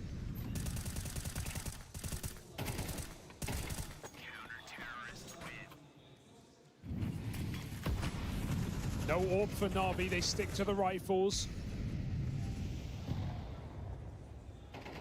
Oh, he'll take it. Alexi jumping, actually only gets leg. That's enough. How is he alive? Oh, he gets refrag though. Oh shit, With man. Na'Vi having a low player as well, there's a lot of ruckus outside. They don't want to bite down. You cancel the call. Gabby moves up secret as well. We've had 3, maybe 4 different players in this position on this CT side for Astralis. Leaving Hooksy alone upper. And Yabi searching for answers. Oh, okay. Ah, they're still fighting yard though. Stout and Yabi out in the yard, playing off of each other, fighting in tandem. Very But aggressive. the death of Yabi signals Stout to get out of there. Oh, that's a huge pickup. Stare dead over in ramp has given JL a lot of room to take space down at lower. There's still time for the vent drop for Hooksy, so he's at least going to make it down here. But JL still fighting, still winning. And How did they Na'Vi kind of able threw to that round piece though? that one together once he gets that room out on ramp. JL's had a couple of rounds with extremity lurks and getting double kills as well. It was that round he walked out door, got the 2 heaven kills. Did it again there on ramp, faked B, came back up, found a second. JL keeping the pressure on despite a fairly quiet game. And Astralis used that 1 timeout in overtime. As this game sits neck and neck.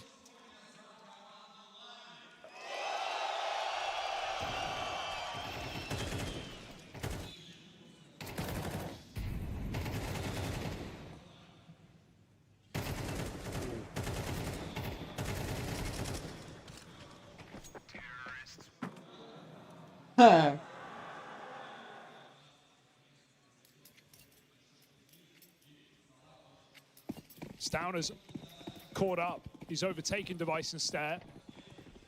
Second in the server. Going aggressive outside, punished by Bit. Ever present in this silo position, just the same as last round. This time as Na'Vi get the kill, they speed up, they go B fast. They've often been slowed by the smokes getting naded, by kills coming through them. This time they have full control. And that bomb, it takes the volley, and Yabi just spams him. That was Na'Vi trying to go for the plant. Instead, they lose 2 players. That's a huge spam, and now things go from bad to worse for Na'Vi. Ima might have made it down here, so he's been controlling the vent, but it's a numbers game at this point for Na'Vi.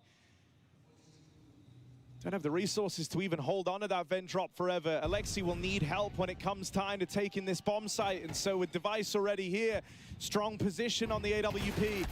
This shot, though, lends a bit of room the way of Ima.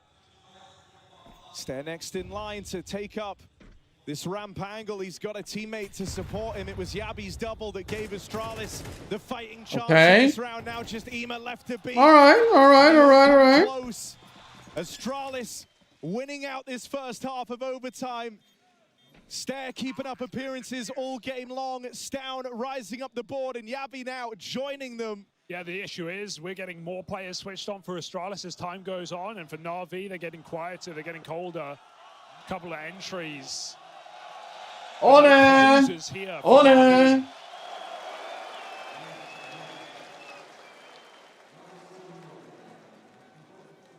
Under that hastily on a pixel leadership of Hooksy, you're getting some fantastic mileage out of this old heroic duo that always struggled in these stages. It is a very balanced scoreboard for Astralis. Device missed a couple as this one's continued down the stretch, but he nails that one there and delivers an early opening to the Danes. Might trigger a response out of Na'Vi. This would be an unbelievable win for Astralis, considering not just the 8-4 lead, but pistol as well for Na'Vi. It's Astralis who won the conversions both halves. We can throw that one. 2-man setup for both teams. There's still a 1v1 that they don't know about, but a missed shot, a devastating missed shot. Wait, that would have made all the difference. Instead, it opens the map for Astralis. They crossed out Secret. At least a tie potentially now. Might have the bomb. No, he knows where it is. He doesn't need to commit. He runs into Stare. Consistent across this entire map. Stare finds another multi-kill. And that's Astralis with map point. That's so unfortunate. Na'Vi right now feel like they're living in a nightmare. All game long, the story was Astralis might be able to catch up, but they're never in the lead. Well, they've pulled up now with 2 chances to take this game over the line. It was Na'Vi with the first chance to close. It was them at 12-11 up against a low buy. Yeah, God, don't remind me. And they couldn't do it then. Well, now they've got to showcase some resilience, withstand this into another overtime. Yeah, I'm not going to jump the gun and say this game's over or anything, right? You know, we know who we're up against, but at the same time, I think note must be drawn to Stown continuing his group stage form in this matchup. He started cold, no denying that. But as the game has gone on, his impact has reached. He's joint with Stare. And it's just this idea, you know, you can forgive a slow start if you finish strong. And that's been the story for Stown, even in some of those group stage games. That's kind of the thing he's been in search of his whole career. Well, can they close a map they should have no business to be in on a Hooksy-led T-side? Wonderful's AWP. I don't think his score tells the full story. Some awkward misses in crucial moments. Yeah, I can't even fix the fucking shit. That's too bad. Starts lower, playing for information. Astralis creep, 4 players down secret. Yabi's going to lurk out ramp. That sucks. And Na'Vi don't know, but they're about to find out. Emo with the spot. But Astralis have some serious real estate. Ema feels so boxed in. Ramplurk wins. Then rotate stopped, bit by bit. Na'Vi drip dry, disappear in front of our eyes. It's Astralis on the stage, taking a win in overtime. Hooks this IGL, yeah. All right. Astralis, people. Now we have a Marcus, a wild Marcus entering the channel.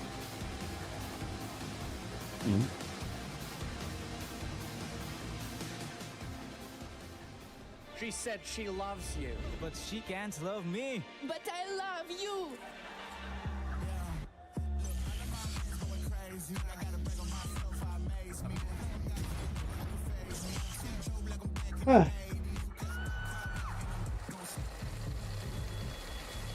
I won't play window anymore. I won't play window anymore. Play your role. 1xBet. The human body was built to move. A serious question, what for lunch? For 12 hours a day. Depends. What teams you support? I support every team that Nico plays for. Or I support him specifically more. I am thinking about Toliko for going for kebab again.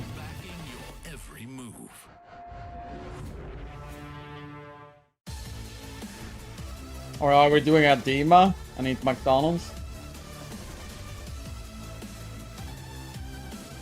Oh, Chris. What up, buddy? Which one? Kebab?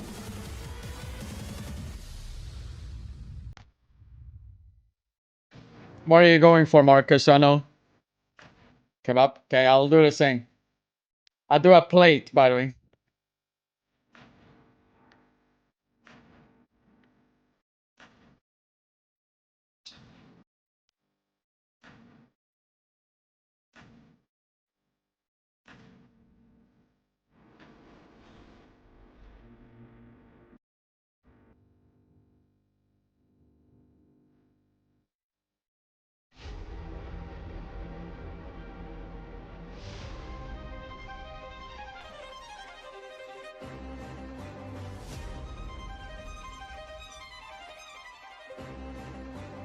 Yeah, I'm ordering it now.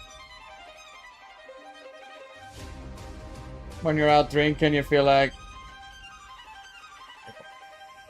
When you're out drinking and feel like eating and everything closed, you go for kebab here? I found a good place here with kebab, so... I really like it.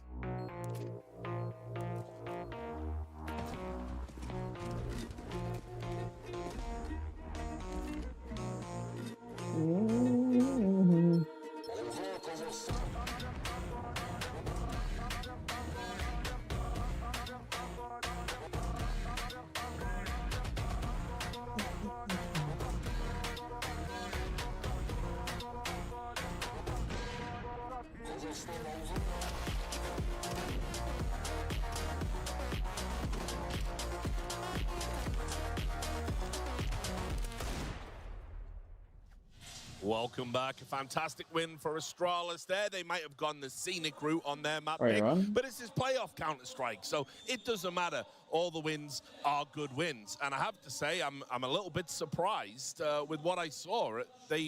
Astralis really impressed me on that map. Oh, absolutely. And considering we have two maps with back-to-back overtimes right there, this was a complete opposite of what we saw in the Mongols Aurora game. That was a bit of a choke fest. This was just very good high-level Counter-Strike. But in the end, I wouldn't lie, it felt like Astralis had more ideas at the end of the game than did Na'Vi.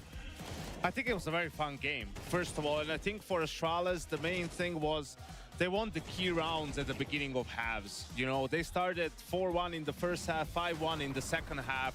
And after that, the struggles came in. But that's how it's going to be for them. We said they're not going to have too much depth. Na'Vi is obviously the more experienced team. They're going to have the deeper playbook. It's obviously going to be messy for Astralis. It's not going to be clean, but somehow they managed to get it done. That's the most important part. Yeah, a couple of points I just want to highlight as well, because if you look at the tail end of Do they have a regulation, it was down to a cool? lot of the individual plays of the side of Na'Vi. We keep talking about a system, but honestly, the reason we even went to overtime was because we had Immo that one round just running outside, getting 3 kills at will without any help from his teammates. We just saw JL as well getting a 2K on upper bomb site. So surprisingly, it was kind of the individuals who stepped up for the side of Na'Vi, but in the end, it did seem like Astralis just had the mental edge, I guess, going into overtime. I'm so confused right now. That's part of it, but also as well, I mean, it was kind of, there just wasn't really any daylight with the level of individual performances we My saw bank in terms just of, took you know, money I was from me when I went to when I saw see Device miss that shot, and it looked like, you know, Wonderful got the kill. It looked like it was going to cost them the map ultimately, but then, you know, Wonderful, he might miss a shot.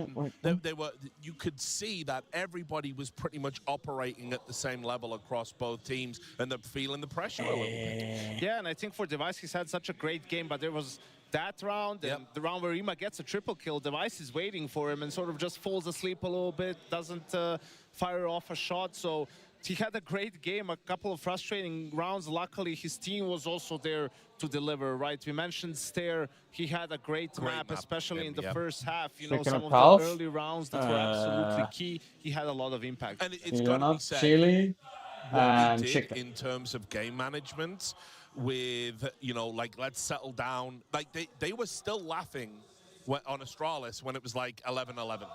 Yeah, it was the round where Huxi was on a guy's head.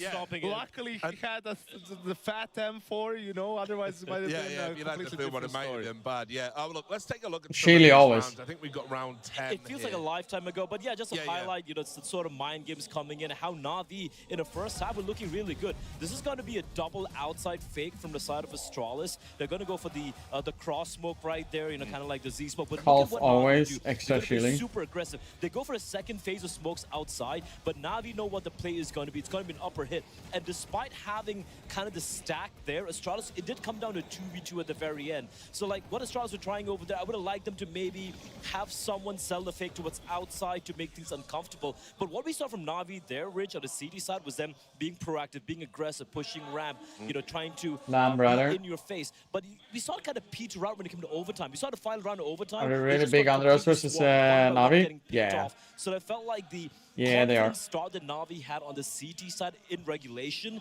I didn't see the confidence come overtime. Well, that's what's been typical for this Na'Vi team, right? Like they have been in many good positions, but then one or two things don't go their way, and suddenly the crumble occurs. That's the problem. It's difficult to point fingers at anyone, really. Sure, was Wonderful missing some shots? Yes. Did he also had the rounds with impact? Yes, he did. It's just someone at a key moment needs to step up, win a, you know, you say that, then you had the rounds from Ima and JL, but it's still not enough because you lose the force buy. You know, you lose the key round early on in the half, and that makes everything a lot more difficult. You have to eco, you have weaker buys, right? Look at this, Na'Vi 8-4, they win the pistol, 9-4, amazing, we're great. Comes the force buy from Astralis. Stone gets the first kill. Huxi finds timing on the bomb as well. It becomes a little bit chaotic, back and forth. Time is running out, and Astralis is just able to sort of outmaneuver Na'Vi in this one. Everyone's too spread around. Win that round. We're back to it. Na'Vi has to force again. Okay, 5v4 situation. Now it's up to Astralis to do some sloppy work, right? In a 5v3, they give away too many kills. Action happening everywhere. People are confused. What's going on? The bomb is down. We get it. JL, let's go up. They go. And now it's actually winnable for Na'Vi. They have the upper hand. Stair, they're going to hear Ima, but after his teammate dies, we didn't see it here. But Ima pops his head up the ladder. Felt unnecessary after they were in a 2v1. You know, could have just played the bomb. After that becomes a 1v1 situation for Stair, who doesn't have a kit, is able to win the fight, defuse the bomb, win the round, force Na'Vi to go on an eco. And this is what gave Astralis life in that second half. It was really a game of inches, even millimeters, you might even say, right? Because as a prelude to the game, we were talking. Everyone matters. You don't want to get those two measurements mixed up, mate. Well, or meters for that matter.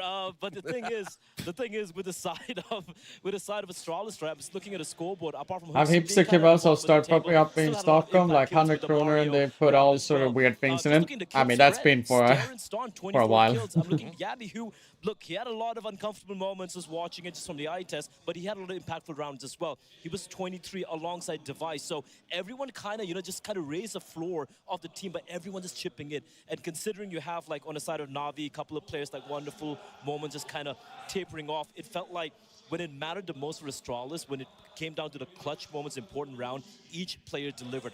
I'm looking at Device, man, with the AWP, he was everywhere. Pushing through Squeaky, just going for the aggro plays outside, just playing fearlessly. So, yeah, great job from Astralis in the end there. Yeah, I mean, that's an interesting point that we can just explore a little bit while we've got time. Device definitely looking a lot more like his old self ever since Hooksy came into the team. I don't know if there's something he said or if there's something they've adjusted, but he is definitely playing with a lot more confidence and putting up good numbers. I think it cannot be understated how difficult it is to perform as an individual in a dysfunctional team. And he's been in dysfunctional teams for the last year and a half. You have Stone and Yabi come in with Blame F, there's role clashes, right? So you have issues there. I might just have to pull a team against McDonald's instead. Fair enough. How much is a kebab in Sweden now? Well, I also ordered delivery, so I paid like that's not going to work. You know, and this is finally having a player that makes sense. That's 207 with delivery and 9-10 everything days of practice. in total. Obviously, So can't even implement, you know, his style fully, but just having someone there who actually fits into the role, who calls maybe in a more simple way, who has played with big stars before and led, you know, in G2, the likes of Monesi and Eco, can see what it does to someone like Device. And I think also with everything that's going on with Astralis and Hooksy being there for the short term, there's not much pressure on them. Yes. You know, they already they already had their big failures. They're not going to be at the major, and you can just play a little bit more relaxed. I'd go even one better. After the major, why is it impossible that Device could join an international lineup? Like maybe he could be the long-term replacement for Brokey at FaZe, for example. Well, I'd have I'd have issues with staking my future long-term into Device. He has just not been available there at some of the biggest moments, and it's unfortunate, right? But that puts a big question mark over him. And if you're I respect his opinion on that one. I mean, he also been going on and off, right? So it makes sense to be a little bit like. Also, like apart from the obvious, you know, things we can see in the server as well, a couple of the intangibles Yanko pointed out. One thing being the you know, lack of pressure coming into this tournament. Damn, 180 here without delivery. Body language, man. Like, I've I mean, you team, pay. with Cadian and whatnot, Nick, I think you pay. They just look miserable. They just look I mean, miserable. I can actually go and look on the prices now on the place I bought day one them. as well, even though it was a close game against Audic, against Pain as well. You can just see the vibes. The vibes actually seem pretty fun. It seems like they're actually having a good time. You can see them. Even in this game, you're looking at, you know, the two sides, Na'Vi and Astralis, and when it's such a close affair, I'm looking at Na'Vi, they're looking very stressed, as they usually are. You know, they're coming in as a favorites. But for Astralis, it doesn't ever feel like they're starting to crack. Now, I'm not sure if it's Hooksy bringing in everything, was it maybe, you know, sometimes they you have have different any elements prices being on their added in, and website. it has a whole different solution altogether. Maybe that's the vibe, but they just seem much more happier overall. And man, sometimes vibes do matter. Yeah, you know, it can give you that extra 5% or whatever. But of course, it's all academic because we're now going on to Na'Vi's map pick. So those vibes could have a pretty radical shift in a moment or two. Well, this is where things get a little bit freaky, Richard, right? Like we talked about Astralis in this tournament, they haven't played Mirage one time, right? Hooksy in his last 6, 8, 9 months in G2, that was their permaban. So you're getting the worst out of both worlds, really, in this particular scenario. And on the other side, you have one of, if not the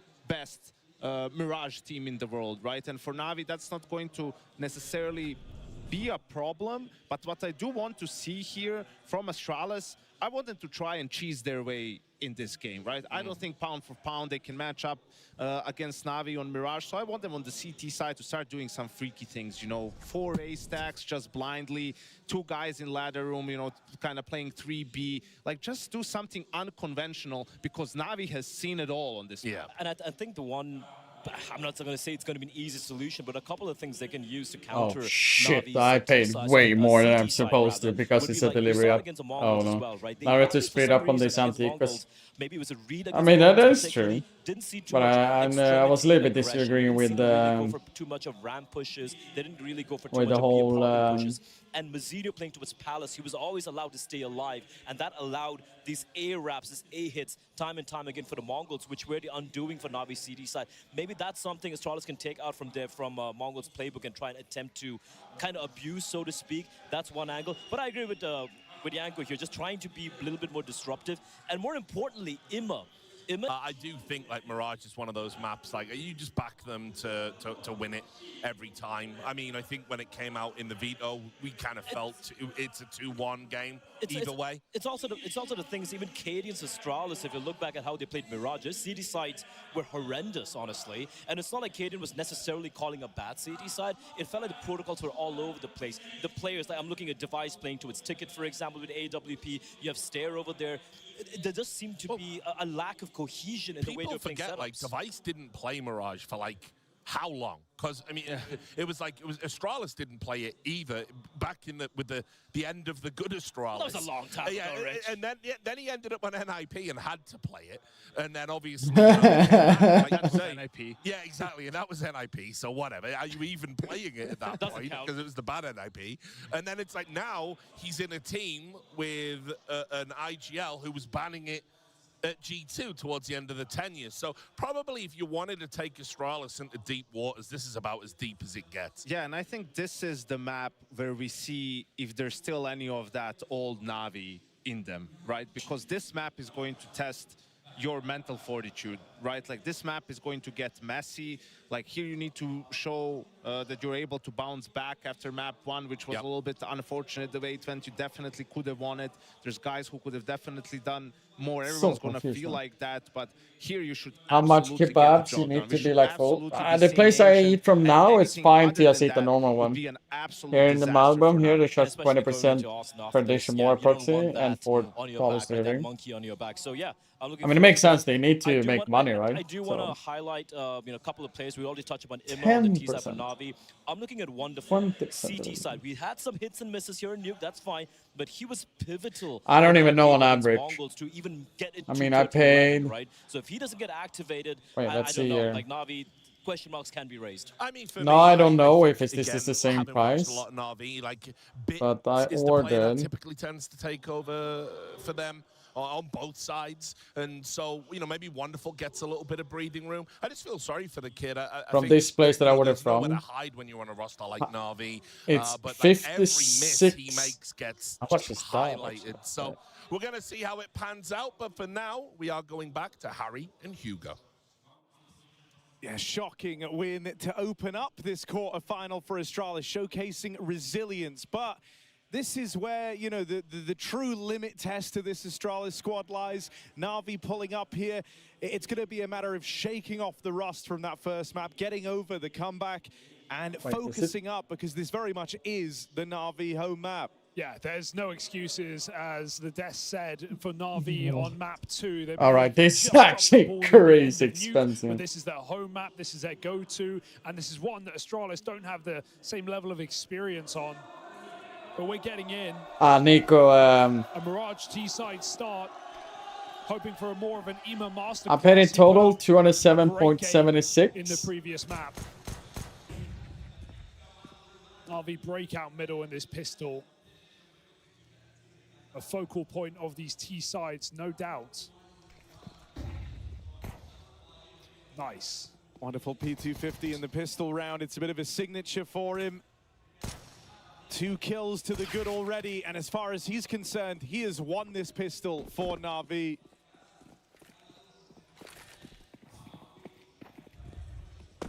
Hooksy and Device giving it a look in from Cat. I do have some and sent to the items you ordered. Yeah. Wait, what did they write in game? I heard a sound. Yeah, I don't know how JL even caught that window kill, because he was looking the wrong way when that smoke was fading, but a big round nonetheless from Wonderful and from JL. Look at that. Fadeaway shot to find Na'Vi a pistol. I think it's crazy to look at the kill differential in that previous map from Astralis. We had every single player, bar Hooksy, so 4 out of the 5, 23 or 24 kills each. By the end, everyone had had their moment. Everyone had wanted a big round. A late game if someone for is anyone good with math? A middle game for Stare and for Stown, and Stare and Device were top from the start. So Astralis, at least on an individual level, are playing strong. Yeah, I mean, the only kind of consistency you had among these individuals was that they were consistently disappointing in the past, right? Like, you would get guys like Stare kind of consistent, but still was never a star. That was a great showcase of just everyone feeling good. Even now in this force buy, it's a little tenuous. Hooksy heats things up. His 5-7 delivering. Finally bested. They're burning. He ran back. He fucking survived. Only just survives. That has really sold, you know, Stare's position though, right? You think you've just forced Device away. Stare now unaccounted for, allowed to worm his way in with the Deagle, and these pistols are still keeping it exciting. It takes Wonderful to stop him. 3 kills deep in this anti-force buy. The hopes of Astralis now rest on the shoulders of Stown. Na'Vi have just started considering this, and there's the jump check to confirm their suspicions. Stown tries to barrel on out through the window, and we'll be reminded. Wonderful nailing shots to open up Mirage. Yeah, what a reset. 3 in the pistol, 4 crucial kills to stop that force by victory. Oh, long time no see. Wait. If you guys were complaining about 10, 20%. Na'Vi got neither back on nuke. Astralis always won out. By the way, the only number I can find, I don't know if that's the number that I found on their website, but you can basically order on their website and take away from their place. The second half of nuke. And I think that's their own prices.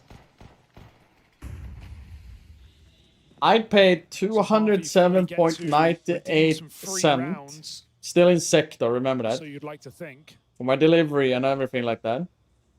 I do have like a premiership on Uber Eats. So I have free delivery. But I pay like who they're up against. Oof. This is team of the year 12 SEK or something for like some extra charge for something. I don't know. Service charge. Yeah, service charge. But according to ChatGPT, so 140 divided by 207.98, it's 67.29%. Remind Astralis it is 140. Remind yourselves who you are. So they said like this. And simply done. This, no wait, that's a wrong one. But that's a maker. Well, that's for my printer. That's what I wrote.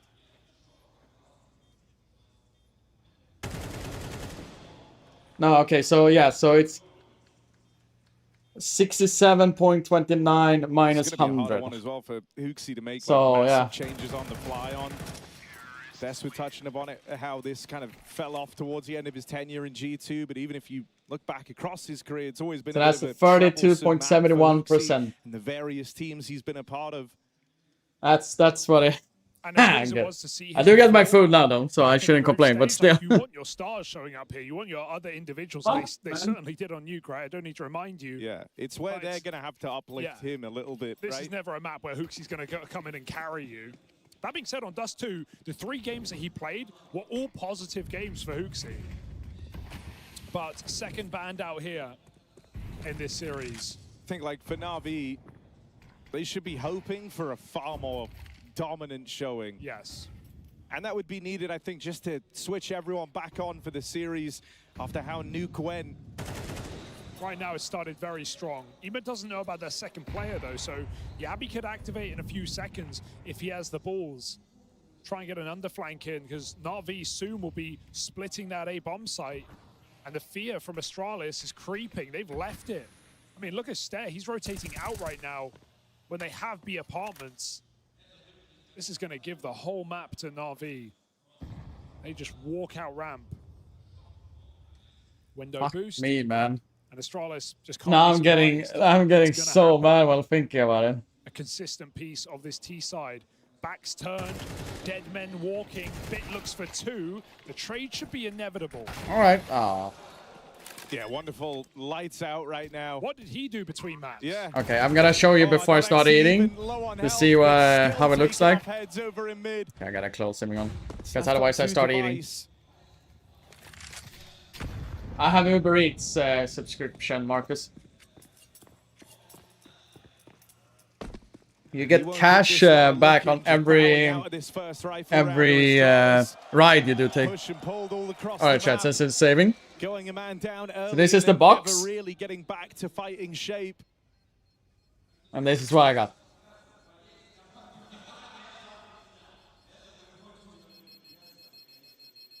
Good to see wonderful. Way more than usual, though, by the way. If I'm gonna be honest, it feels like it's way more than usual. Altogether different form.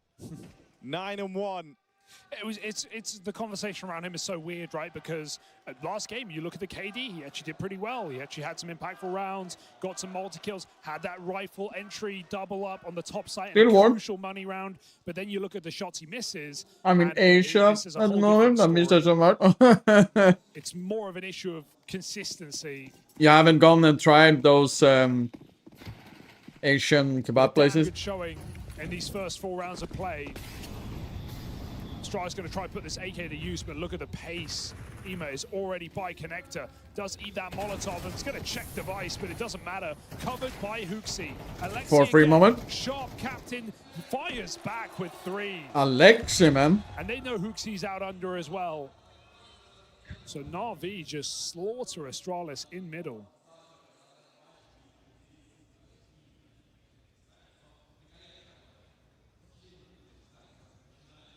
Rate 3 kebab. I mean, this is also Stockholm. Stockholm has like the worst kebab of whole freedom. 2v2 actually in the A side. If you eat anywhere else, it's 10 times better. And I think, you know, 2 AKs looking at you with a chance to get saved here. But I'm very happy with this place. I found it recently. Kind of old, but I'm super new.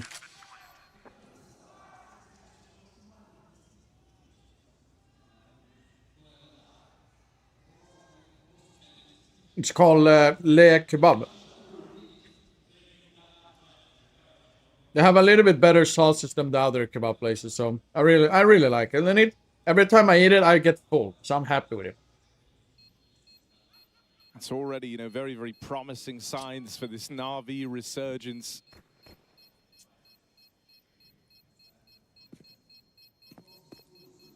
Bon appetit, Margaret. No, Tuliko. I did try holding.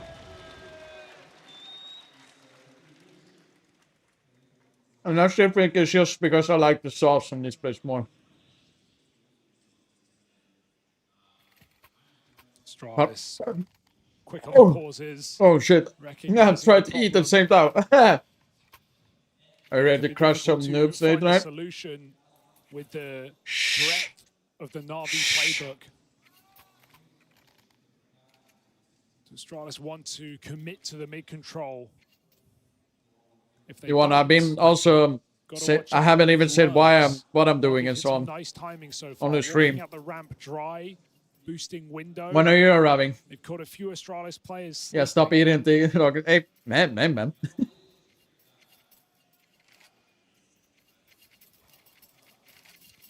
Pretty responsive Na'Vi as well. Most of them on the mid side.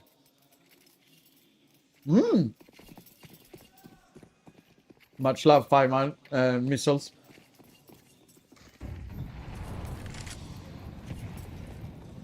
I mean, what is troublesome as well is like this is all the while not like Ema's had to really do much in these rounds, but saw something sus yesterday. What do you mean? Na'Vi's Mirage, his lurks can be devastating. And that's not even really a problem that Astralis have had to run into yet. Good setup. It's a good flash, but hey, isn't that a good Twitch stream? You'll notice that Bit and JL have kind of swapped positions in the last couple of games we've seen from Na'Vi. Former professional Counter-Strike player chokes on stream on kebab. JL was just getting massacred at ramp, and these last 2 games, it's often been Bit in that position, JL up in Palace. Team? What was on stream? More so than not.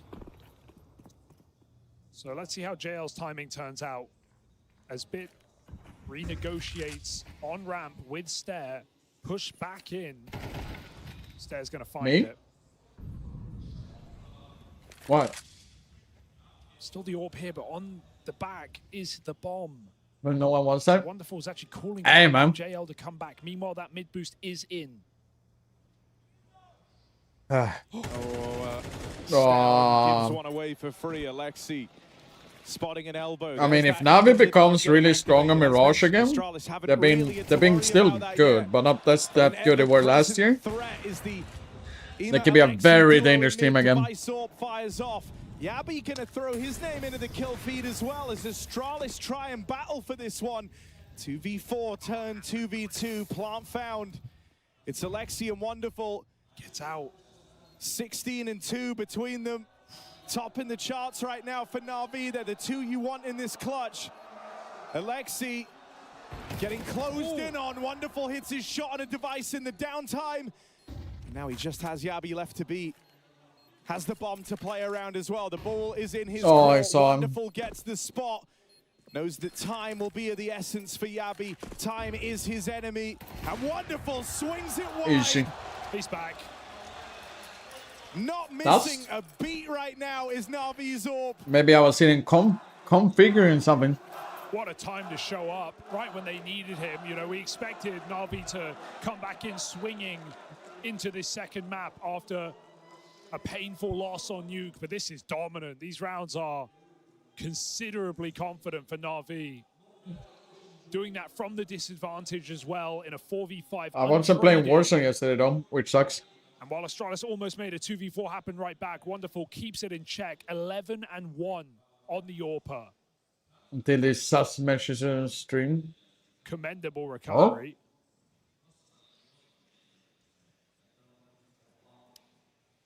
On stream? Ooh. Scary. He makes it out so under. Emo close. doesn't seem to care. That's an adjustment, and he still gets the kill. Can Alexi find a trade? Pressured on the top of middle. Unbothered by it. Meanwhile, his team are grouping B. Already done a great job of just pulling so much attention away from the bomb sites. A missed shot from Device. And Na'Vi will start to spill in. There's Wonderful another. Just continuing this rain of 7-0 terror on his incoming. AWP. Gotta save. You're locked out. And that's how a lot of these rounds have felt for Astralis. Their third save in the game. No, I had issues with my camera yesterday. I mean, Hooksy will die After I was here done first. streaming because I had installed the camera program. And they're double short. Stair tries to provide So I had to cover, fix a provide lot of an things with my exit camera. for his leader. But Hooksy's going to have to fight his way out. Stair. And there's the catch. No save guaranteed here. What is that movement All though? that is We're getting cooked, man. flawless game from Marcus, you Na'Vi. know why, right? 7-0 lead. You know why you're getting cooked right now, right? I mean, look, I think if you're Astralis, you had to know going into this series, going into this match, both how important your pick is and the fact that for this second one, it was always going to be a real uphill You are battle. watching. Yeah, they've never played an official on this map with Hooksy. Scrim's one thing, but it's not like this was a go-to map for Astralis anyway in the previous roster. We talked about that before, buddy. It's just one you can't avoid.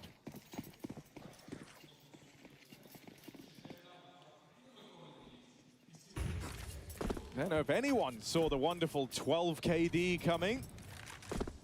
But that has helped make this feel even more an impossible feat for Astralis. Alexi, second performer as well, has had a couple of Oh, we multi-kills got in middle. Meeber versus Fury after this. Oh, I'm excited to see From him. Daddy Fallen. Top-rated player for Na'Vi in the tournament. His best event rating of all time. And what a time to have it. Warming up for what they hoped would be a matchup versus Spirit in the final. But as we've learned today, you've got to get through Maybe the it's games the first, and that is no Padion easy debuff. It's down on the ramp push. What a shot for JL. Barely gets time to react. And no real info to work off for Astralis. It's just stare and spawn. The one gun to rule them all. Holy shit, I don't even know if they actually gave me extra devotion because this feels way more than usual. Util telegraph this. Stair knows the hits Getting coming. so fucking full right now. Flings himself out behind triple. No flash available to help Stare here. He's fighting entirely alone, relying on good timings and quick reactions. Stare offers up a double. Yabi now alongside him, and Stare just won't What stop. the? Finally brought down by Wonderful, who's looking invincible right now. Can Oh, anyone Giga shot, Giga shot. Member, but he gets it done off of the trade. Nice clutch up for Hooksy. A much-needed round for It Astralis. was freaking hooks. You did everything, chat. After an excellent sequence again from Wonderful. Just a You little want to bit too stream far at this time. restaurant? Oh.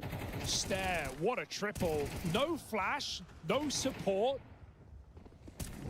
And they knew his position early as well. He's still able to just left, right, left, and find 3 kills. Sigh of relief from Hooksy, he'll take it. At this point in the game, Astralis fighting for 5 on the half. And Na'Vi, no time to hit the panic button, but they will take a breather.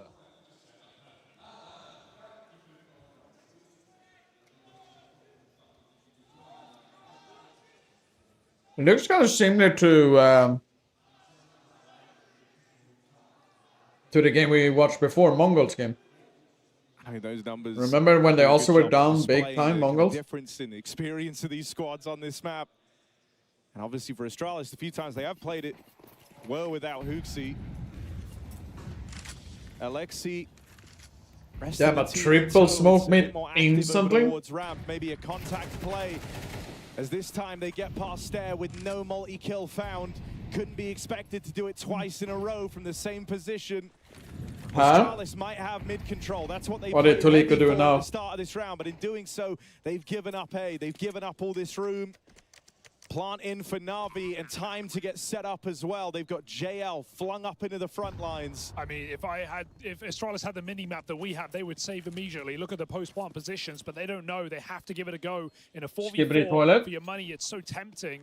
So they're going to group CT, but JL's position is so powerful right now. They're doing Coming in good. fast, Na'Vi already ticked half that bomb off. I would give it up. That smoke's a problem. Wonderful's an even bigger one, and Astralis will cut it Sigma there skibbity toilet. for the Skibbity. best. But JL won't let them go for free.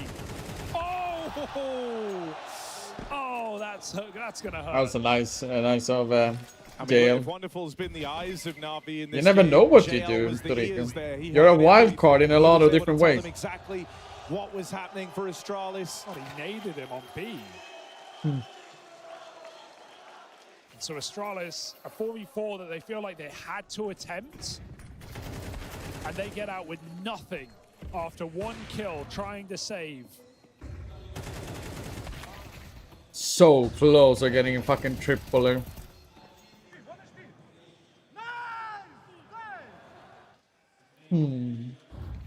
It's down Hero Orb, device Hero Mag 7.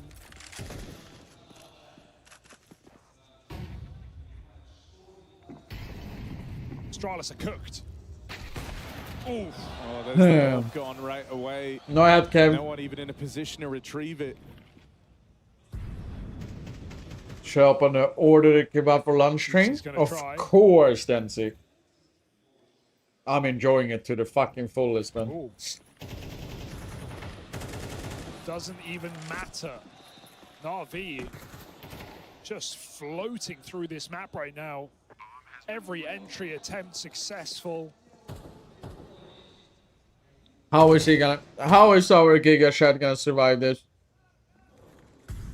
I mean, look, we knew coming into this, Na'Vi had far more tape, far more to go on here on Mirage. Even then. And yeah, we wanted to see a reset from last them. map We is wanted to ancient. see them kind of level up here on home Oh! turf of Mirage. Oh! They've Aww. certainly lived up to that. 9-1, storming Had the board. Chile and It's not feels even absolutely close. nothing.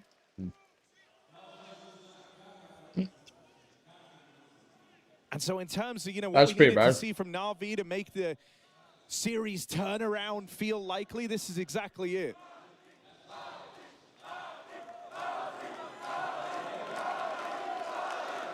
Case opening. Yeah, I don't know what kind of timeout you can even call here, just trying to break the momentum. I think you're saying, From take it easy, Na'Vi. boys. We're getting pretty screwed right now. Successful, so comfortable, and Astralis so out of their depth. Take it easy. I was shooting for your stomach. A BO3 that It's a give or relies take situation. entirely on I do really like spicy food though, so.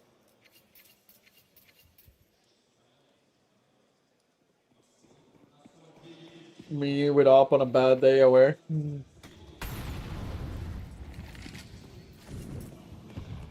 Yeah, they were. Astralis was on a different tier back in those times. The flash well, but Bit is anti. As Wonderful gets taken down, Bit's here to respond. There's 2 more players in position. Bit has no problem dealing with them. Bomb lost, but no rush for Na'Vi. A 3-on-3, plenty of time. Ema's even entried out B. It's getting better. I didn't think it could get better.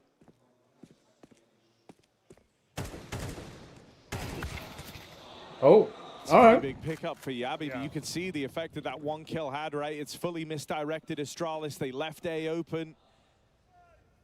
And so Na'Vi are going to get in. Oh, no. With no contest, no fight. Bomb plant found. Oh, brutal set of util to force Device out into the open. And Yabi's cut down. How did they see him? Did they see a pixel or something? Is the crowd helping them out, or? Might be a mirage after all. Well, if you were here in Astana for Na'Vi, this is what you wanted. This is what you're getting. 10-1, brutal lead. And no room to maneuver for Astralis. Feels like no play is working. It's down 1 and 10. Yabi 5 and 11. Device 4 and 10. Order has been made. Now we starve for 30-ish minutes. Love to see a mid-take here for Astralis, an attempt to get aggressive. Device is going to call off a flash. Oh, still gets it though. About squeezes that shot and takes down Ema on Cat, but they just erupt into the B-bomb site. Bit with an entry. There's 2 more players here. This could be a Device though. Oh. Trey's back at nice. Astralis might just keep the pressure on. Why not? It's served them well thus far in this round. And Sestair just moves in, extracts a kill, puts Astralis in the man. It is the savior of Astralis right now. The classic stand from before we came him. As JL looks further afield here, he will be called back into this B site.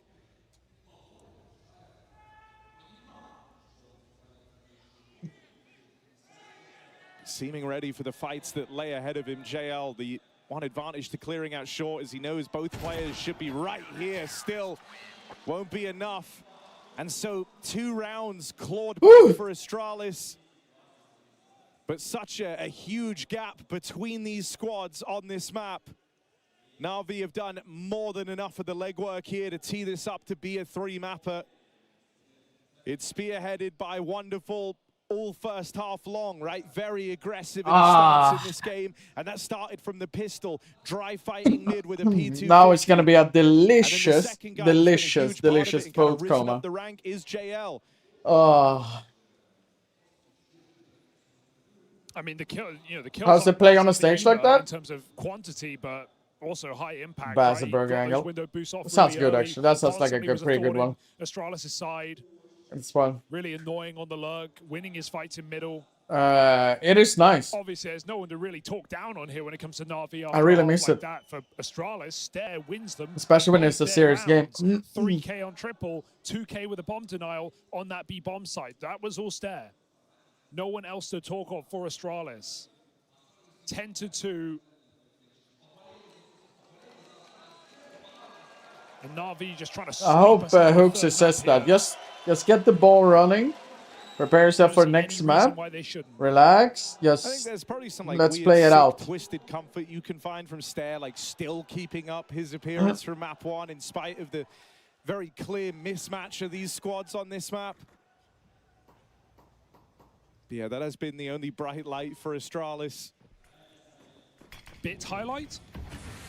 Right spot for him on the dual Berettas, and a dangerous man in this position. There's Wonderful back in the kill feed, and Bit will now get going. These dual Berettas firing off. Bit fucking duels. Through Astralis. And Stair, try as he might.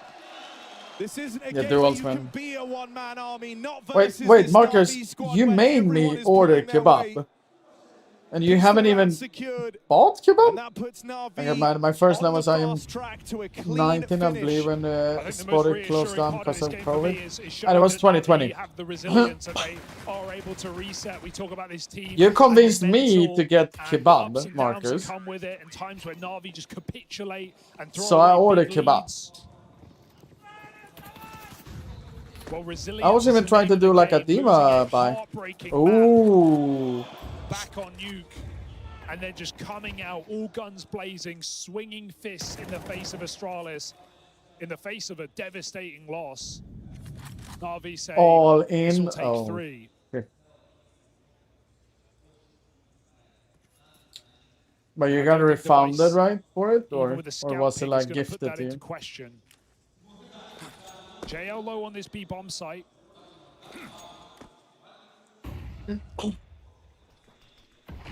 But Astralis aren't committing. That sucks to hear, though. Because Katowice and Cologne is like tier 1 events, so.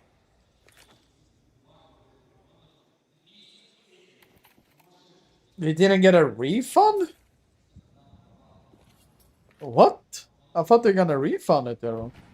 Not every day Astralis have found themselves a man up. So taking the pace out of this round, only to then explode up through the connector. Alexi cut down. Stan with his fucking farmers again. Would you believe me if I told you Stare is the top fragger in the server? They have 3 rounds, Harry.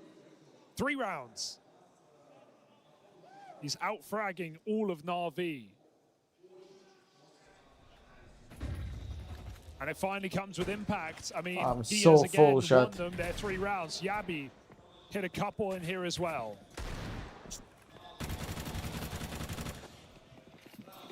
But you know Na'Vi gonna force. No rest for the wicked.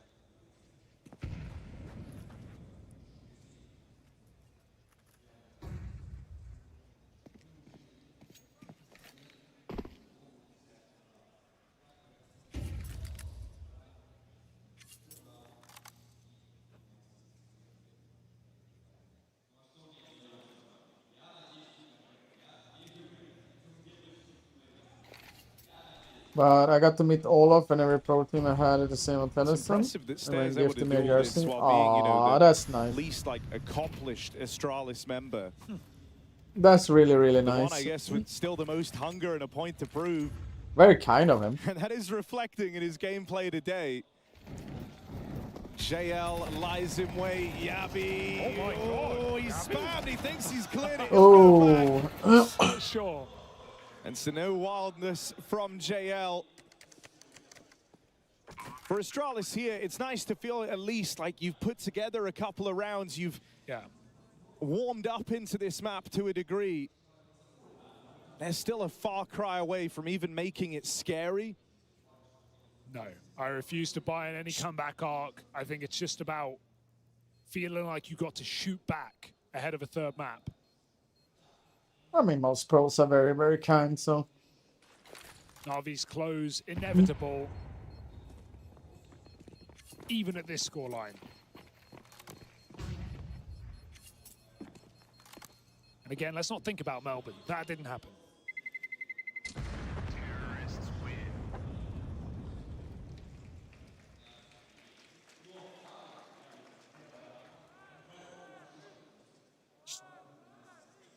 Very excited for the prospect of Ancient as well. Some of the things Astralis were pulling off against VP were really, really cool. I think their B executes were super difficult to stop. VP found out the hard way. They had the stacks every single time. They couldn't repel that B hit. Did you guys see Sean Garrett's tweet? Insta, not the end of the world. This is only an eco for Na'Vi.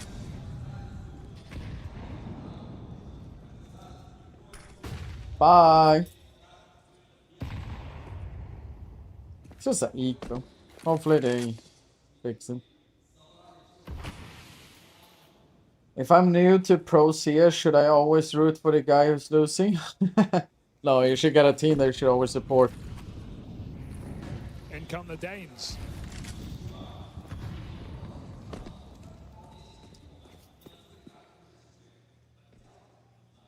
Find some countrymen of yours that you really like, follow their team, and one AK already thrust into the hands of Bit.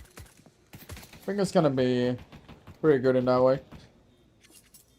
But the focus on Na'Vi is on the return of these guns.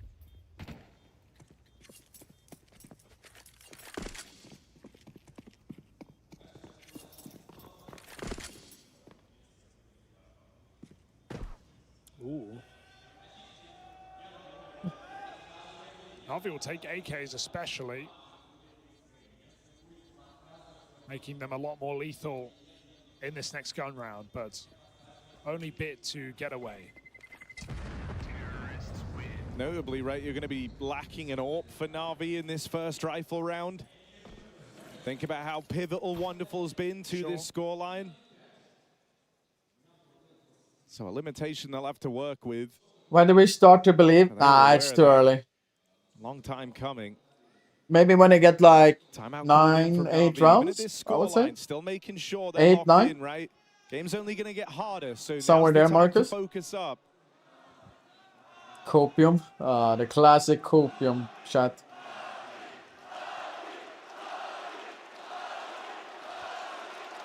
The classic copium. Beautiful trophy with inside of the players, just meters away on that stage. It's what Na'Vi are vying for. For Astralis, it felt like being in the playoffs was job done already. Job's done. But if you could defeat Na'Vi with the crowd behind them, with a new team, a new leader, sky's the limit. Or maybe Spirit's the limit. I mean, we saw that in the group Don't stage. stop believing. Ba-da-da. Hold on to that feeling. Sweet like people. Hits being thrown in the B apartments. Astralis are going to go for the hits, and Na'Vi have no warning coming. It's just out of nowhere. Yeah, contact on the approach. They do manage to get that's in, they haven't cleared that's the a site yet. nice. It's still full of Na'Vi players. Even more of them starting to break Yabi has now, no idea he's close though. Linking up alongside his captain. He will fall after one, but he's done a lot of damage. Stown and Yabi both They're low. so low. Device dead as the one guy with Staven goes there now instead. and no heroics offered up by these last two. Yabi is a dead man walking. It feels like it's only a matter of time. Yeah. Navi, the guns There's come out no and they chance it's gonna win immediately now. move on to map point. That's what we were waiting for, right? Honestly, I think this is the version of Stars could go pretty far. Ecos. I mean, if they get to stick together, right? I think that's the biggest. That's the biggest Yet another force by win. They've question managed to do mark, that right? 3 out of 4 times in this series. The guns are all it takes, and Na'Vi on the precipice of taking us to Ancients.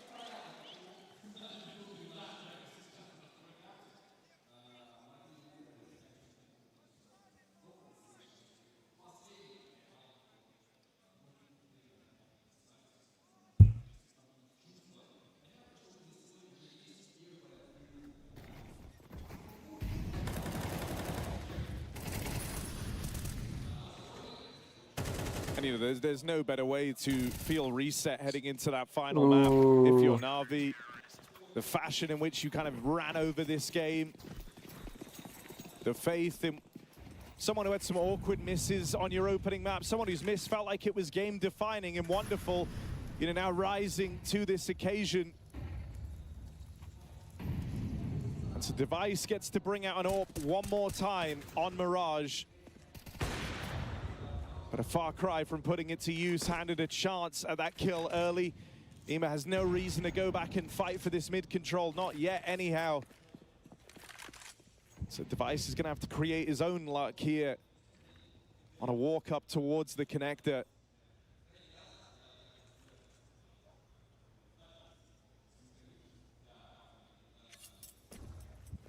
Na'Vi haven't felt a lot of pressure. How is on that the 18-12? They have a good idea as to where Astralis have focused their efforts. Not in this too round. much saving, I would say.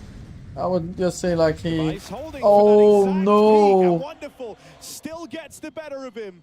been unstoppable all map long. That's the fight that Oh, and all triple in connected. What the? Oh, okay. Stan is here though.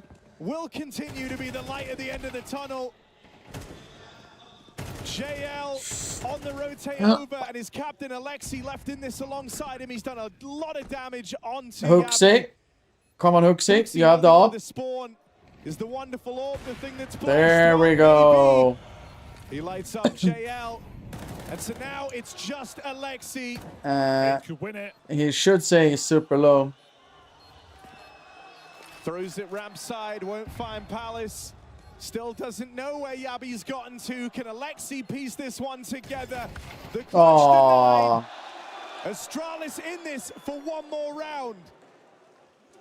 Nice reset for Yabi, went ramp back round to Palace, so not expected at all for Alexi. If he lobbed that nade in, would have been done. Instead, we play on. And Na'Vi have no money to speak of, down to 3K. So I think he has killed 18 times and died 12 times. I'll tee up one Wish thing, my food came as fast as yours did. I'm still waiting. You mentioned the Melbourne game earlier, the Falcons one, and you don't really know when that one round was till you lost it. That was Alexi in a clutch there that he didn't close out. Yeah. And then they went on to lose that in a grueling comeback. Now, do I think Astralis are going to hit as hard as Falcons would here? No. But throughout this whole competition, you weren't really ever rooting for this Astralis squad to come in as hard as they have. They've been impressive throughout, kind of constantly being Stan, 21-13, by the way. What was the first match? What up, Hidden? It was overtime. Oh, no. They'll come for you. All right, that's... And so, hey, 5-round game. Is that what you're saying? 5-round game. Astralis have been taking this round by round for a long time, though.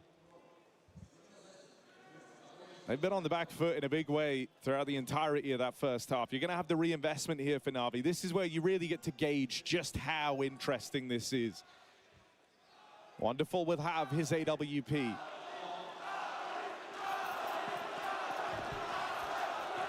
And everyone here is ready for Na'Vi to end this. They think this is the time. I can probably walk to the nearest McDonald's, order, wait for them to give it to me, walk back home before this delivery will get to me. The classic one. Coming into A, and you know what Astralis are dealing. You know the play that they've been left with. There's an opener for Yabi. Bit falls first. And let me go for a save, right? Hey, say what you want. Astralis not playing like they're down and out in this game. They're playing like they're still here to win it. Explosive A execute, clearing bit from the site. Not an easy job, but done nonetheless. And this is a similar round to what we saw in the first half. Na'Vi at least know it's unwinnable. They save immediately. They don't lose their guns. So rebuy back for Na'Vi. Another try, but one step closer to what we previously called impossible on this T side.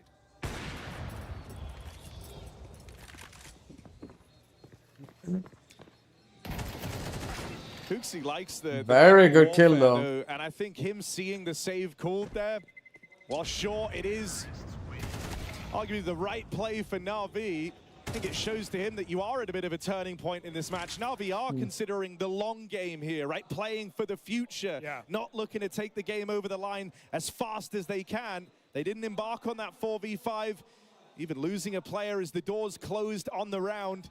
Still enough cash to come through with the buy for Na'Vi. They have a chance to do it again. It's noon and I've been live for 5 hours and 20 minutes. One time you catch the bomb in rotation with an aggressive play. Astralis really just going to set play their way to success.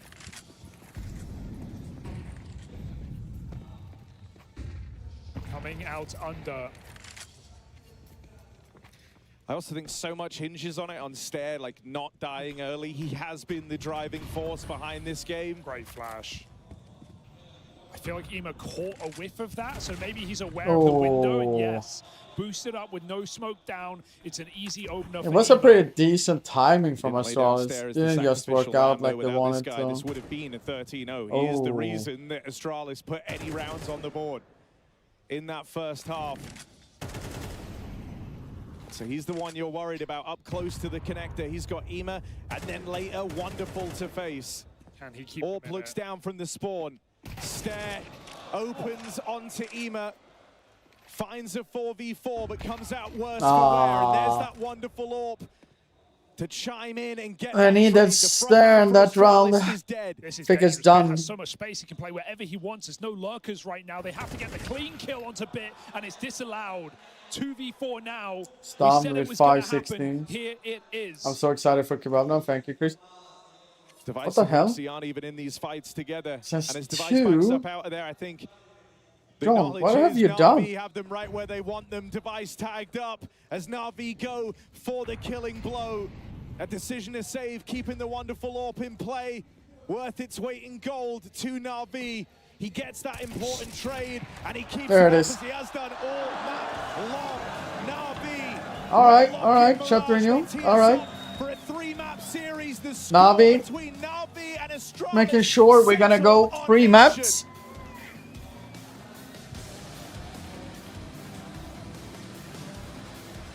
Oh. Damn, the fucking food promo though, Katarina. She said she loves you, but she can't love me. Oh, shit. I gotta have glasses on. Can barely see anymore. Actually, I never read this. 70 suspicious bets and Chinese organized crime betting syndicate. Wait, what? Play your role. 1xbet. 8 months to life? To move. Not trapped at a desk in one singular posture for 12 hours a day. Doing Colin, I never found to be the most see. This is Secret Lab Titan Evo. Ergonomically engineered for you. Gamers, hybrid workers, artists. Backing your every move. They were playing so well as well.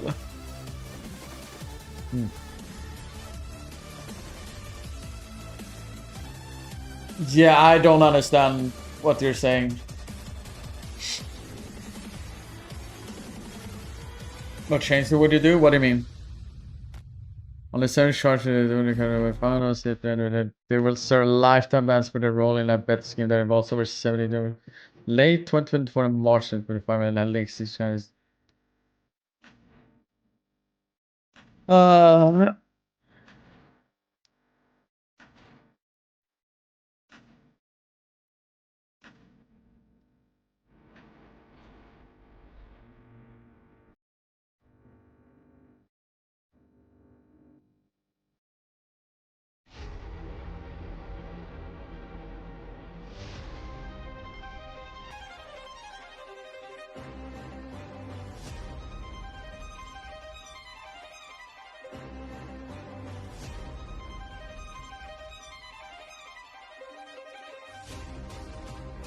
Really? I start to look at them. What happened? Was he part of any inside bet then? Actually, that was the game. I fucking didn't read that one.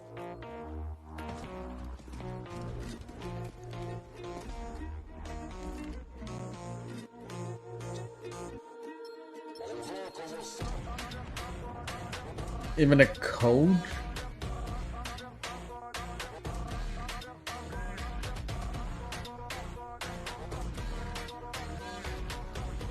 Phone calls recordings and voice recording? Oh man!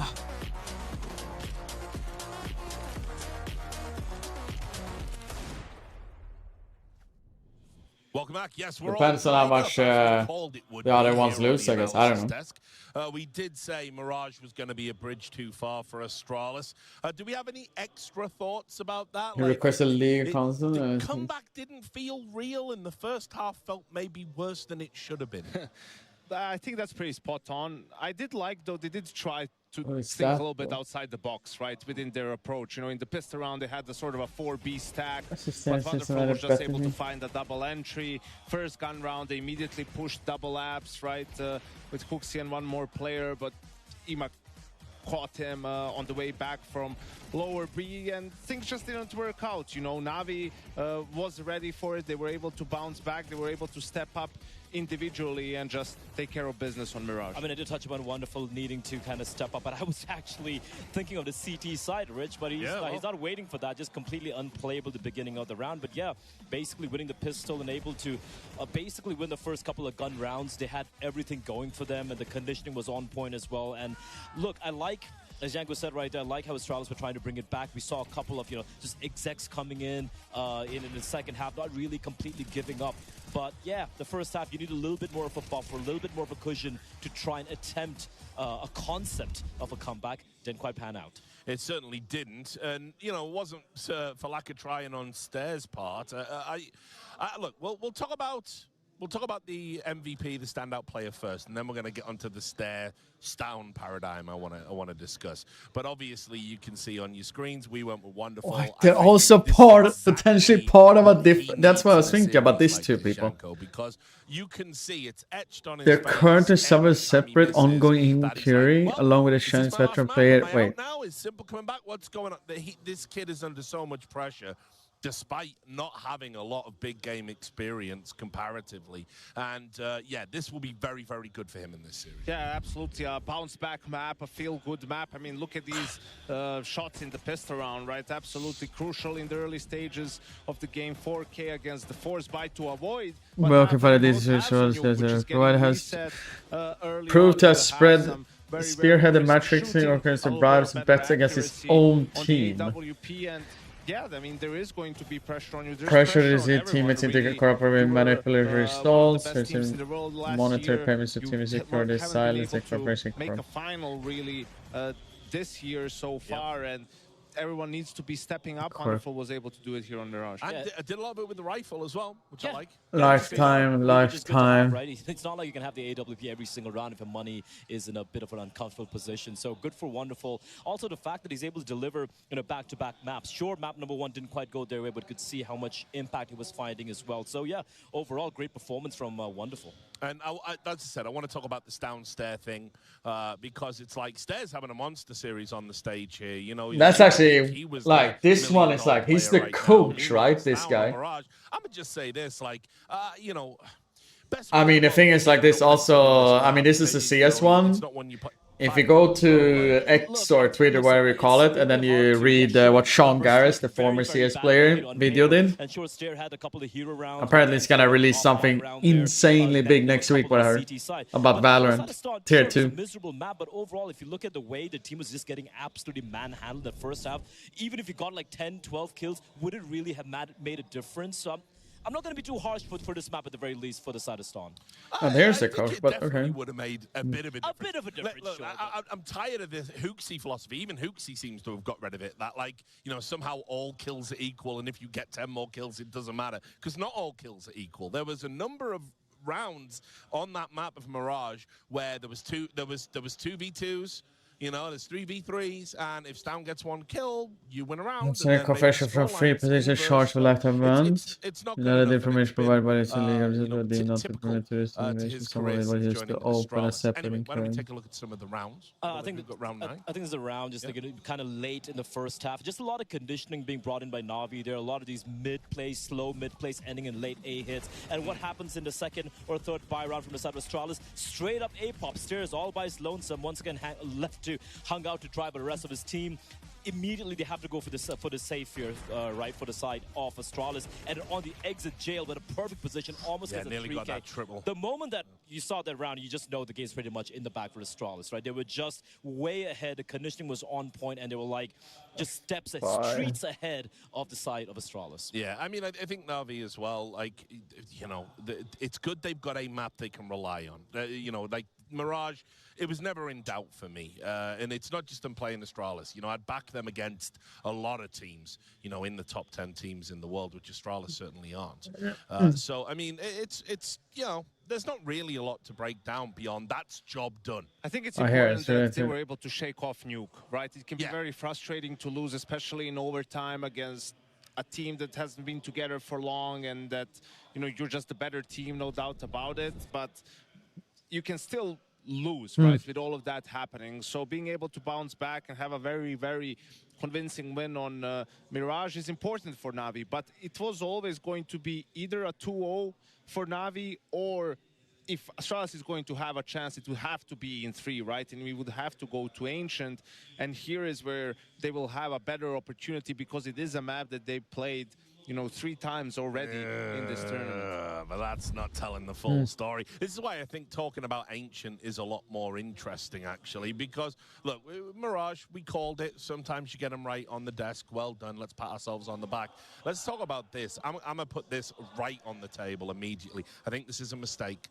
I think leaving Ancient there is bad. I disagree. I feel like for Astralis, considering it's a new team, I mean, new IGL coming in over here, you want to play the maps where you've had the most reps on, right? You had Inferno as an option, but that was taken away in a veto by Na'Vi, flexing the 7-map pool right there. And if you look at it, sure, map 1 was the first time I played against Audix, 13-2, miserable outing. Number 2 against Spirit, just gets mauled alive by Dong. But they switched up a lot. Hooksy did a lot of work in between that and the VP game to grind it out and get the win. But right it's there. VP. Sure, fair enough. But let's look at Na'Vi. Wait, what happened? Did they play Ancient so far in this tournament? They haven't. The last time they played it was against Liquid in Melbourne, where they lost, I think it was 13-6 or 13-7 again. Unfortunate not winning the pistol rounds and all of that. So I wouldn't say I'm going to give the edge to Astralis on this map because it's still going up against Na'Vi. But they do have the reps here. I see where you're coming from, Richard, but I just wouldn't go for having 2 maps that I haven't played yet in the tournament to have them in a single best of 3, right? Because Train was the only other option that it would come down to. And Na'Vi, we saw them pick Train okay. Was that the guy? And have a Someone good spent win too there. long on So Twitter? Oh, I yeah. think, yes, you understand The that incest fest of Twitter. but you want to have Classic something one. where you at least had some reps, Classic. you established some chemistry. Hooksy has learned a little bit about his teammates, okay, what it is they like to do, how do they like to react, what's the best way that I can maybe put this together so that we have... I'm doing, oh, what up, Buzz? Long time no see. I hope you all doing feel fine. adverse about it, right? If it wasn't for the 13-2 against Odic. It's a while ago, Rich. Yeah, I know, but it still happened. You just can't let it go, can you? No, I can't, because it was so horrifyingly bad. I've used the word horrifying 3 times. It's a debut map. It's the first, first time they're playing the map. It's and fine. it was 13-2 to Odic. I just can't let go of Hooksy, can you? No, it's not even that. I don't know if he even does the vetoes with 9 days. It could be Rugger. Surely it could be Rugger. I think surely after the G2 experiment, he does them now. Yeah, for sure.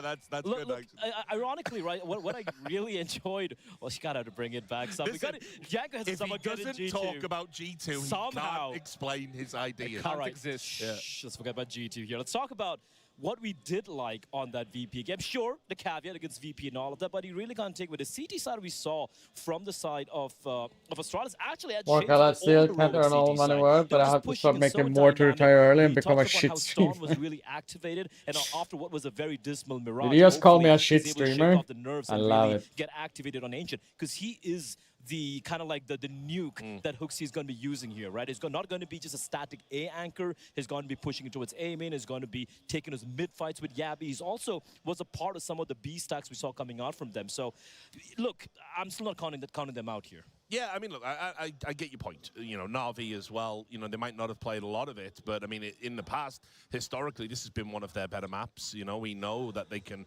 play this, and you've come off the back of a Mirage, which... No, you're good. I want to... All of Astralis must have been looking It's all at about that, having fun in the end, buddy. We're going to lose WW go. What What up, we'll what give up, it a what up? college try, but then it's like the map you dangle is the one...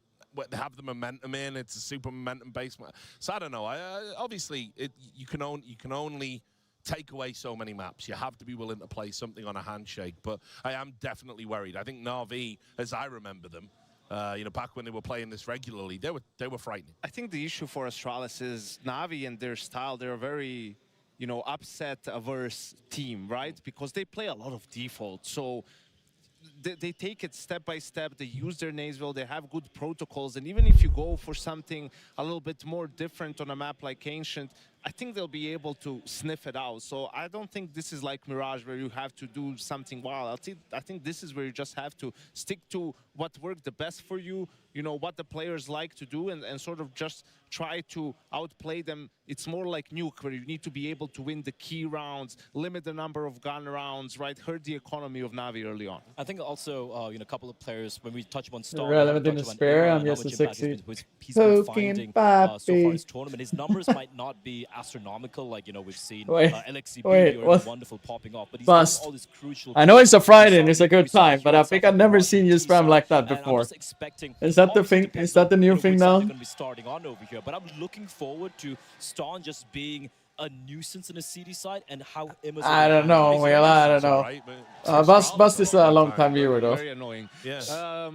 Also, So that's why I'm saying that. I'm like, brother. Pay attention to is Na'Vi loves the quick retakes on Ancient, especially on the A bomb site, right? Like if you do some of those A rushes or a fast A execute, they're just going to keep sending bodies through the CT smoke. And that's just how good it all goes, and I'm full of energy. But that is amazing. It becomes much more when you said that, by the way, when I was done streaming yesterday or the day before, I don't remember which day it was, and I went to go to the grocery store and then go back, I met one of my you know what I mean? Like I met one of my neighbors, and I've lived here for quite a long time. Mad Crash, much love for the Prime, by the way. Appreciate it, much love. And he's a tall guy. Like, he doesn't look like, you know, like has this face that looks mad or angry or happy. Like, it's neutral. But this was the first time ever since I moved into this apartment building that he was happy. Or like smiling and like bringing out so much energy and like happy like feelings around him. And the interaction between me and him for like 3 minutes tops or something like that. But I got so fucking happy when I met him. He totally brought up my, not that the day was bad or anything, but he turned around the whole fucking day like insanely like good, you know. But he said something I was very shocked to hear because I never saw him like this. But he was like, yeah, and it seems like my colleagues actually likes me. And I was like, wait, are you like, wait, what do you mean? I was like, I said it to him, and then I said like some encouraged word to be like kind and more so. But good to see him play he with a did smile give on me his a face lot of overall. energy I still boost and think they happy need feelings him for the rest of the to evening, I be would that say. lightning rod, that And talisman. one Like, Flameless, you know, much when love for the he's 3 making months, plays buddy. I and appreciate big time. behaving like that and taking a lot of the attention to himself, I think that's when Na'Vi Do you have any primers, any oilers, any gifters? Wonderful, right? Like 2 maps back to back. Anyone who wants to maybe start a ice cream scam hype train? Anyone? Very safe, so to speak. Just take those fights. Because if he's hitting shots the way he was on Mirage, he could just completely disrupt Bounty for you. Guest top fragger, map free for 20 subs. Yeah, I think for this one also, as Ime said, right in that mid area, Stair has had a great series so far, especially on the T side, okay. Right? So he's gonna be going head to head with Ime there. Just signed a contract extension, of course, with someone. 2027. With someone, supposedly, whoever it might be. Yeah. I don't know about 2 of the stars, but it is Stan. to the for the side of Astralis. And I just wish he had a little bit Stan. more, you know, couple I'm of going for comments around Stan. him, you know, kind of Chris, if knife killing third match, I gift 5. Because Oh, I think they're gonna need sheesh! everyone to deliver. All right, then, guys. All right, if we got a knife moment, the decider. One of these teams will be in the semi. 5 gifted. If I hit correctly on Stan with top frag in the game, 20 gifted. Holy shit. I'm waiting for a dude to call me for work purposes now, so I might display very fast, but I'm here until much love, Buzz. It's always nice to see you coming in there, man. Okay, if Ace, if Knife, or if Zeus, 5. Alright. Well, I'll do like this. I match it. Alright? I'll match it personally. If tie, I give 50. There will never be a tie. Astralis have played this 3 times over the event, and it was in the 3rd time that Hooksy departed from the Astralis strat book. Mine beat your hell yeah. Alright, let's go, Stan! Let's go! This would be making an appearance. And so let's see what Astralis and Hooksy have cooked up. Yeah, Na'Vi have had some harrowing losses on this very map. This cannot afford to be one more of them. How ridiculous was it if there's an ace on pistol or a knife on pistol instantly? Like, because why the fuck not, you know? Stern, by the way, Stern. No. For the taking, JL never rotated. Oh. A rock on this side of the map stops Astralis in their tracks. They go forward. They hunt the spawn. Bit needed. Stern. That Stairs in trouble. Has to get out. You gotta survive, brother. He's got no support, no teammates anywhere near, but he can't get out. Pinned in. It's down in middle. Time wasting and bomb planted. What the fuck? Ah, there it is. Down gets his freebie, and now it's just the captain, Alexi, moving on in. But Stair does so much to keep this pistol round alive. Insta headshot him and then, or like hit him. Damn. Imagine someone got a knife and Zeus ace, and I gotta get 15. Oh, we're doing 5 each on every one of them? Oh, shoosh! So it could be 15. Oh, okay. Bit down on that fake just a little bit, right? They got caught out in B lane, and still they get the kill on the bomb planter, but they can't hold the site. I mean, a Zeus ace, that would be Mental insane. is a huge thing in a third map on a stage match like this, where Astralis feel like, you know, they weren't even expecting probably to make it to the stage, let alone go map for map against Na'Vi. Saw Ursula talking to this team, talking a lot coming into this third map for Na'Vi. Stern? Trying to keep their heads in it. Stern? They need any edge they can get. Because that pressure of being the favorites.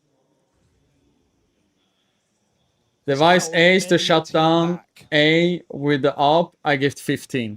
But that's just the area. Shouldn't you say like an ace on a round instead, Marcus? Won a major off of, I mean, it is a little bit more higher than when you said 15 though. 15 is quite a lot though. About it. He said it's nice when there's no target on your back. When I do accept the wager.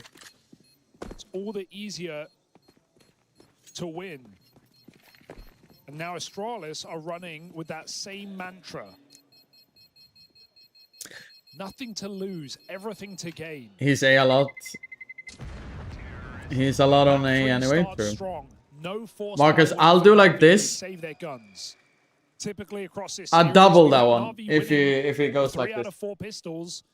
This is when Chris phones someone video to tell Stan and wonderful to go to his sister. I mean, I do have people I know there. I can just literally text them. It's like, take a tick, go forward to Stan. So what a time for Astralis to stick the landing. They haven't done it yet though. Marcus is very specific, so he doesn't have to pay out. Give it another go. No, I double it. If we get an ace on A, he has to be with AWP as well. I'll do also 15. Right place for Stern? to get out with one.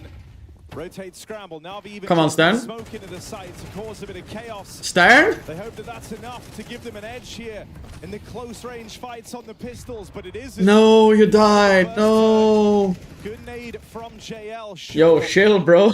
How much further can he take it? Pushing through the smoke. Deagle primed and ready. JL.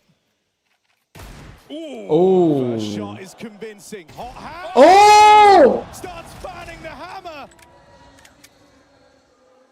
Come on, Giga Hooksy. Slam it down. Just Hooksy left to beat. Gets it into this 1v1. And it's all resting on the No. That was only because he didn't have armor. If he had armor, he would have won that round. And that 1v2 keeps Astralis. Hey, can I get a spam on Giga Shad now? They must be pressed. They must be stressed right now. Back-to-back A rushes after the pistol fake. I'm not saying Stan, I'm saying Stern. Stern. Hooksy shot. Don't forget to also have Hooksy pain as well when it doesn't go the direction we want to. You did the hard part. We have Stern and Hooksy topping in Astralis, by the way. Keeping up. Maybe it's Giga Shad who's actually doing it. Necessarily needed to. It's not why he's here. And Astralis just keep pressing the issue. Shadow seen. Wonderful. Should be simple. Hits his shot. Gets out as well. Ema drawn away. Stan's got time. Yeah, even heard a step. Knows he's got a lot of room here out through mid. And that just keeps the pressure on A. That keeps Na'Vi kind of leaning over towards this side of the map. Emote culture is crazy. Yeah, if you find something there. Alexi further forward in the cave, hanging around, and he's kind of uprooted Astralis' attempt. Oh yeah, let's go down ramp. Wonderful, joins the fray again on that AWP. Wait, so the plan's gonna he's dead now from Banana. Wait, he actually wins that one? He knows the guy is close though. But it's still the 50-50 angle. Device doesn't want to tangle with it. He goes back. I mean, for now, Stown is like the one making the play, right? Taking this room over to Wait, Brian has missed all the wagers? Holy shit. It's been waiting as this Brian, piece over towards if Stern top frags in this game, I get 15 gifted. If Device ace on bomb side A with AWP, I get 15 gifted. What was the fiver? Was the fiver somewhere, right? Huh? They know he's here. Device doesn't play yet, doesn't feel like his hand is forced, but with Alexi getting rid of Stown, Device plays forward. Oh, the USP actually wins that. It's 20, 15. With a double on that AWP and stops that from spiraling out of control. Terrifying pistol pull as well. Oh yeah, and then it was the Zeus. Oh yeah, 5 for Zeus, 5 for knife, 5 for ace. So we want Device to do an AWP ace on A bomb site, then it's 20, 25, because I have to also pay 5 then as well. Taking over the B bomb site. Alexi was alone. I think you're just hoping with how this game started with all these A players out of Astralis, and the fact that you showed your hand there to wonderful, intentionally like showing multiple players, you're hoping it's forced more of a reaction. RV prioritized middle, run boosted, 3 players, and Nuke in mid. And Bit smokes the molly to get that lane control. He's fighting, he's scrapping. They go down the ramp in tandem, and Bit gets a double off the top. RV bringing some aggression, bringing some fights. Wonderful. Woken back up in this series. Keeping up his Mirage performance. Hasn't conceded this A site for free. Stown walking through. Risky. Wonderful's nervous for the walk. Him and Stown trade places, and Wonderful. Great awareness. What up, Minnow? Wait, he just woke up? Yeah, he knows a play's got to be made there. Cooking this from map 3, or did he go the whole game? No, he just came for the third map. When Flameless came in, he dropped it in the Twitch chat, and then we started. And then he went insane. Very impressive in this series. Yeah. And very oppressive all over the map on this AWP. Feels like he's always safe for a multi-kill. When you consider how close Mirage came by the end, you think about how dominant he was in the first 7-8 rounds, and you think actually that really did have immense value just to start Na'Vi off with a really strong map.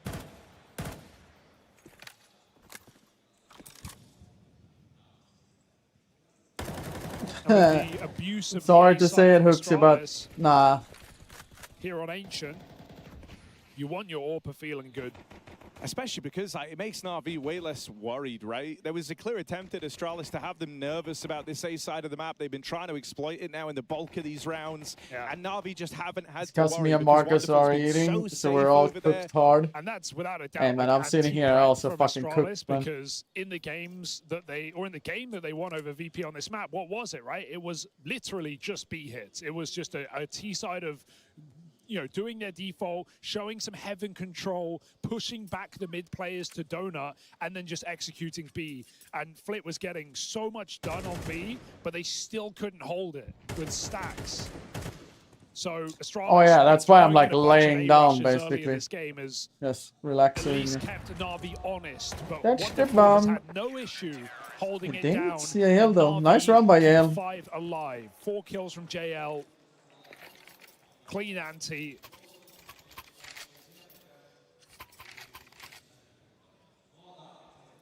And Astralis' gun round now.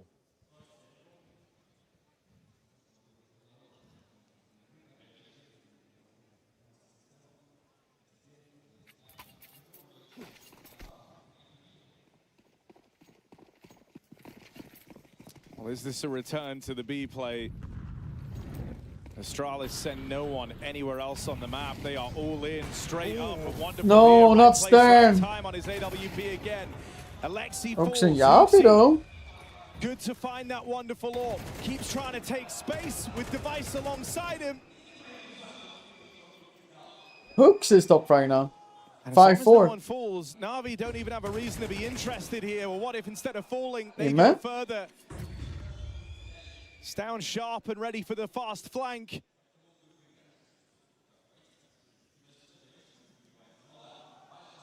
Astralis let them tie it up, but they will What? not moving into the lead. That is a crazy That shot from was Stout. insane, man.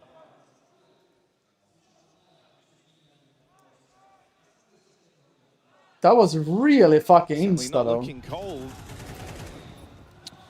Just not on Mirage.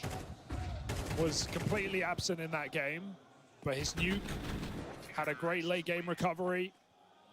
Of course, his group stage was fantastic, but that's to be expected.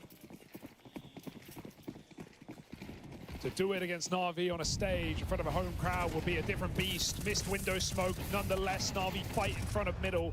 Molly burns out Ema after one. Let's go, Stern. Uses chaos to erupt upon the A site. There is no one here. Na'Vi, 3 middle, leaves no one in this bomb site. Look at the pace. And I mean, that's Yabi trying to take space away, but JL was ahead of the timing he kind of built up mentally. That's a millisecond gun on recovery from Yabi to keep this one even. This is a really cool, well-called game from Hooksy right now. He is absolutely in Navi's heads with these round starters, doing a B-rush, succeeding, and then faking a mid-play into an A-pop. He's just keeping Navi on their toes. They don't know what to read. They have to abandon ship. And doing this all with so little run-up time. I wonder how much different Astralis would be if they actually added hooks instantly. I think it's speaking volumes when he was free for that long. You know, to have the team like ready to pounce and react based on that mid info that him and Stair go and collect.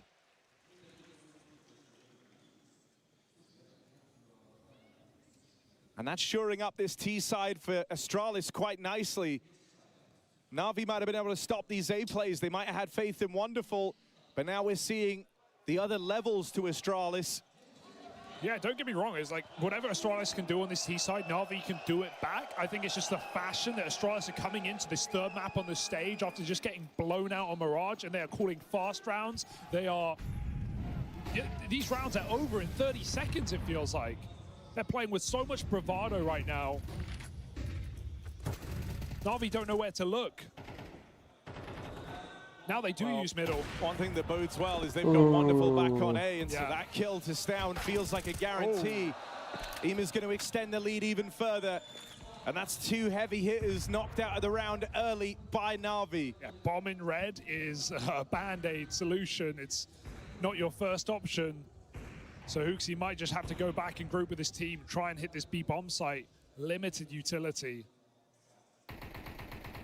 Alexi and Cave just playing for information. Oh, he re-swings back in. I thought he'd got that info already.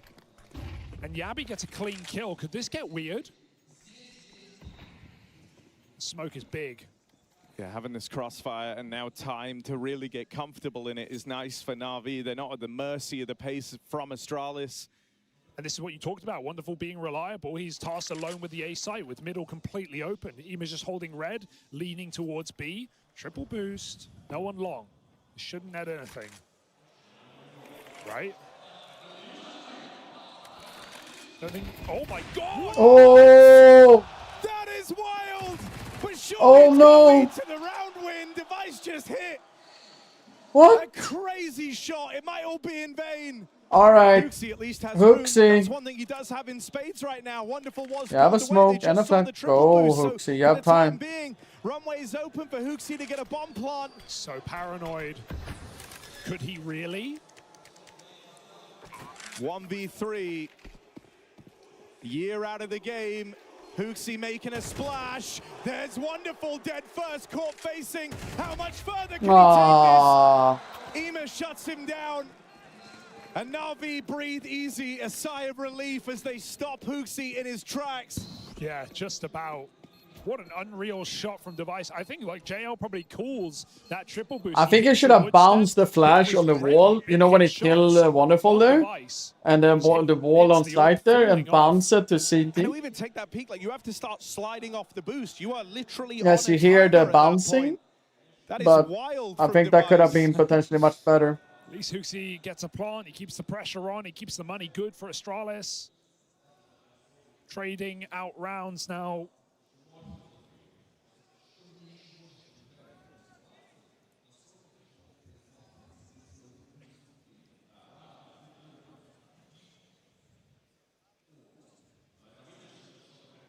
A 1-round lead, and both in-game leaders called upon here.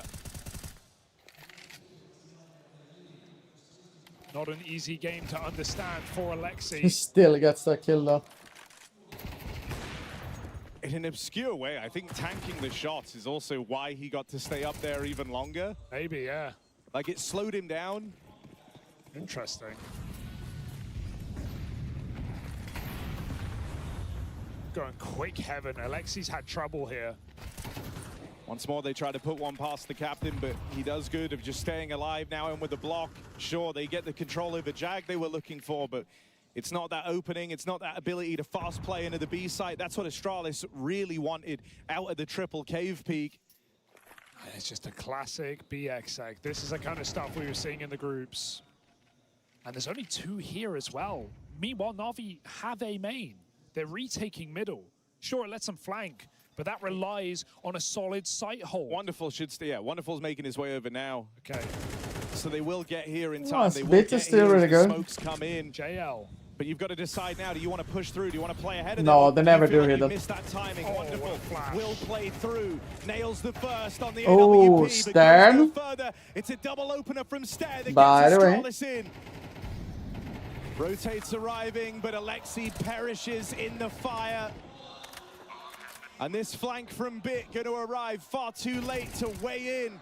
Or so you'd like to think. Can Ema keep the porch light on? No, Stairs wraparound that gets the better of him. I think the most underrated thing about this BXX that Astralis have been running at this event is the flashes, right? Every time we saw VP on the site, they were full blind. Same for Na'Vi. First one goes over the cubby, catches default Would be and all short. over. Second one goes Astralis over should the complain ramp. about They not gotta being a spam legal ramp boost. flashes. So anyone looking Johnny to was take that Astralis lead that did it though. is completely blind. And everyone else is either in a Molotov or behind a smoke. I think you have to Yeah. play retake B to stop this kind of exec. Or get down the ramp in time. JL had nothing to do there. And Astralis, to say that's their first standard B execute, 10 rounds in, and now they know it works, gives them the option for a pretty dominant half. Look at him.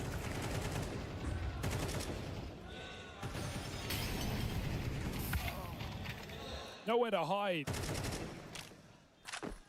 I mean, now money broken. This is the path laid out for Astralis to win out the half on this T side. That puts him in such a satisfying spot going forward. They had to wrestle away the control in these rifle rounds, and now they've managed it.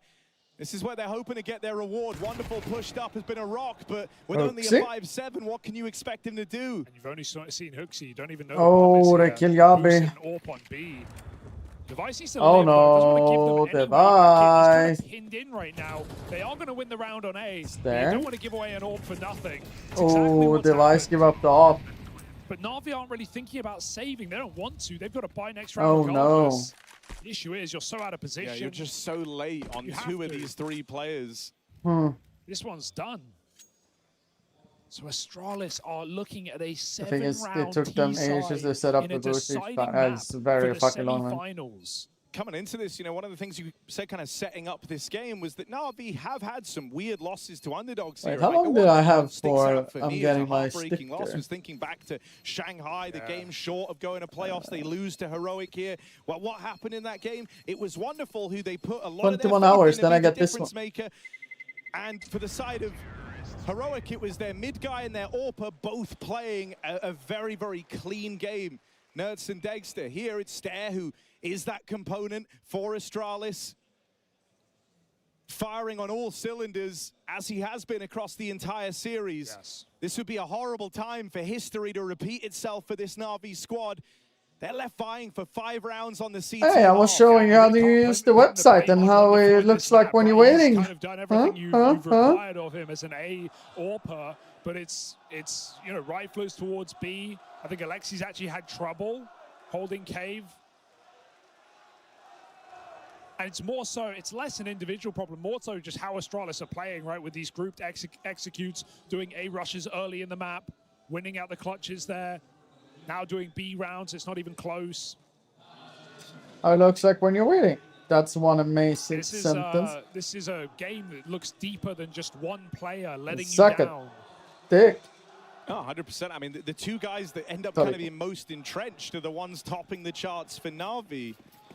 JL is holding 5 his own over missiles. at B. Wonderful Much as well. love for the Feels like sub, he's buddy. been in the right place Appreciate it big wherever times. Astralis are ending up. But the moment he doesn't multi-kill, it's never been enough. So can we get Na'Vi I in love the getting right your place again? 18 non-offensive ones. Astralis The playing gold one is pretty their expensive, most right? default round yet. Very spread. Stown still back in spawn. Looks like he's looking for grenades. Astralis outside of the B site. They've also got a main.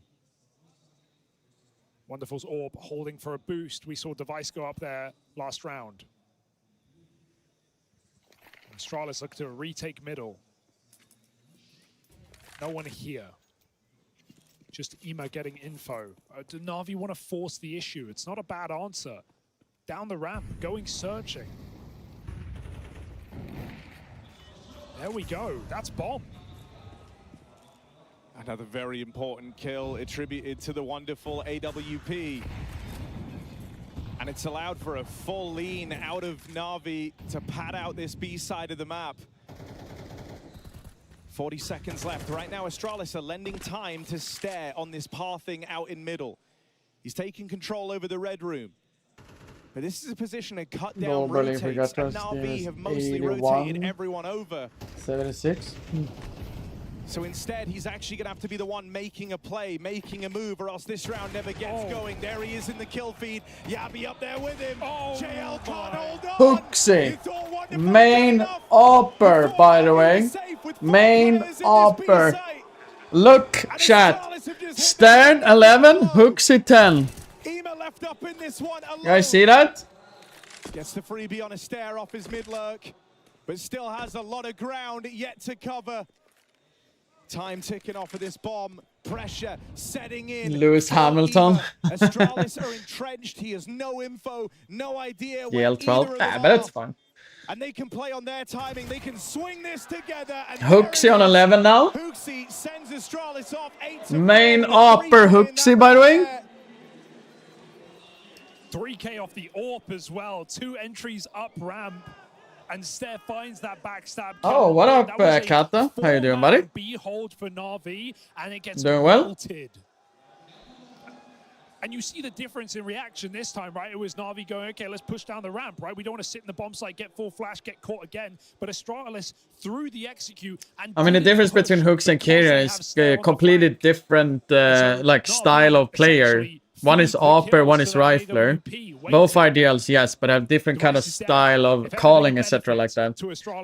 So you can never really compare them in that way. And then also Kyrian had to go full-time rifle to some degree, so it's like, yeah. Really rough game to But play I'm against, like anyone else out there, I'm pretty sure every one of us kind of. But that's how Ancient can go. Very momentum heavy. Lots of spawn calls. And always at the right time, it felt like for Astralis. This final round. Ah, that's a little bit unfortunate, Captain, but it's always good to see you back. I'm always happy to see familiar faces back in the chat, though. I know some people actually lurk. I mean, Look at the difference. I was used to being a lurker, so that's why. Oh, Clown is back as well. How you doing, buddy? Yeah, like if anyone between Device and Cadian is gonna be a rifler upper, I mean, it would be Device to be a rifler, to be honest. But this was their event. They feel like they're being pushed and pulled around the map by a team that have had 9 days to work out how they want to play together. A team that have gone from failure to failure. All it took was one addition. Is someone going in red? No, they're not. As the captain, and Astralis already looked better for it. Na'Vi now on a pistol, trying to pull this game back. There's good timing on the flank. Device needed that shot. Can wait for his teammate. Is Stown got a big flank? They don't have a lot of time. Device has got that clean kill, and Stown is still going on this huge flank, so Device will hold off. Stern follows up. 2v4 now. Stern. He is officially top fragging this map, by the way. Painted himself into a corner, tries to fight forward on the 1v1 of Device, but they wrap him, they shut him down. Astralis are out of position in that pistol, but the grip Stern now just needs to Zeus ace. cleanly. They are on a fast track to one wild upset win here. And it feels like there's just a kind of look of disbelief on Na'Vi. Yeah. They can't believe this is happening before their very eyes. Yeah, I don't think anyone had on a bigger. Top fragging. Stound, Device, and Yabi 5, 5, and 6 kills respectively. Flameless, don't worry. I'm pretty sure all suddenly someone makes an ace and it's not gonna be him and it's gonna fall way too far in behind. I'm just more hyped because it makes me more interested a little bit into the game.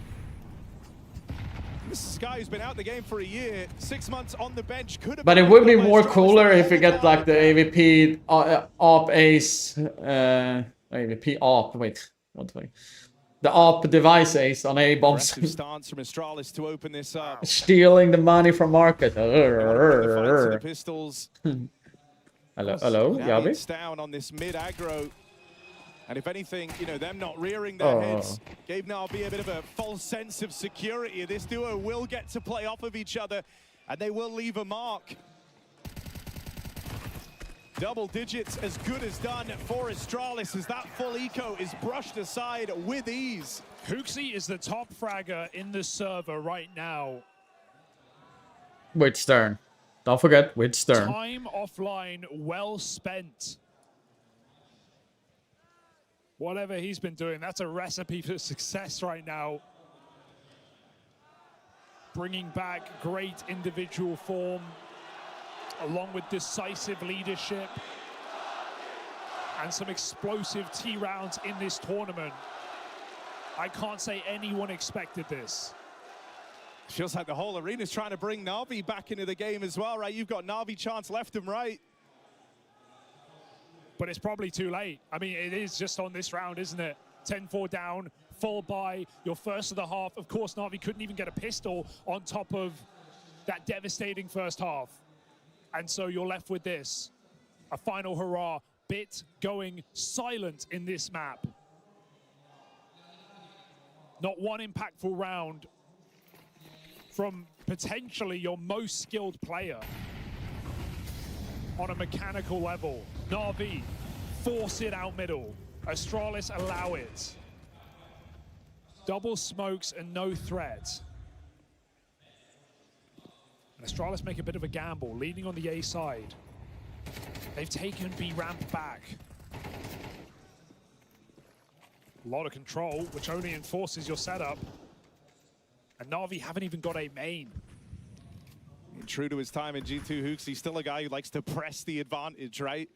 Knows that Na'Vi are on the ropes, so not afraid to make aggro moves in round like this one.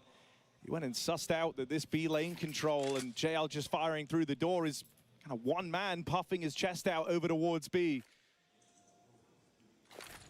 And that is that much better allowed Astralis to place their pieces in this round. 3 strong towards the A site. As yeah, no, he's been the biggest pillar of Astralis for ever since Device became the IGL for a while. He became like their best player. But it's a stack on the other side. Stound gets pushed back, low health, finished off. Device in the site. They come in. Stare, Mr. Reliable does it again. But Wonderful has something to say. Stare. It's onto Hooksy in the clutch. If you really are. All right. All right. Let's go, Hooksy. Hooksy in this 1v2. It's a weird smoke. Gonna play through it. That's giving him room. The smoke's giving him room. Hooksy's been given a chance. Whittled down. Tries to leave it up to Lady Luck, but in the end, unlucky Hooksy. They stop Hooksy in his tracks. We did pray though. And I'm glad Na'Vi have won that because I want this earned. If Stan or Stan, I actually say with Ender now when I think about it, not Stan. If Astralis can Star, let's see if they can earn it. Did get Wonderful there, yeah. As Na'Vi go into the belly of the beast, they emerge with a 5th. Alright, Patton. I need JL Wonderful to chill the fuck down. Instant pause after that bonus round, a chance to reinvest for Astralis. They can still keep the pressure on Na'Vi.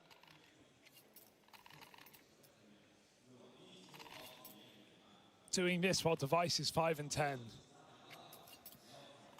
It's just unbelievable. Sure, definitely players freezing up on the Na'Vi side as well.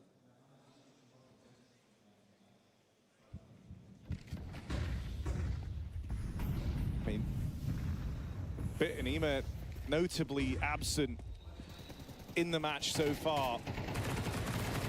And you know, that's your mid player, one of your extremity players. Oh! Okay.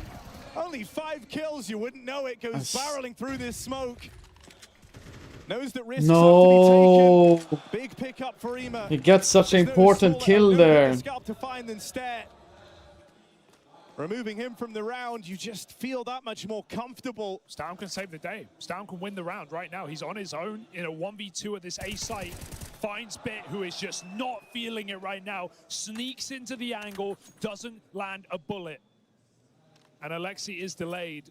You see Bit there, though, it's not uncommon rather for him to be left to his own devices in moments like this. And so Stown, a bit of a false sense of security, does leave that side of the map. Seeing Ema here only sells them on that lie further.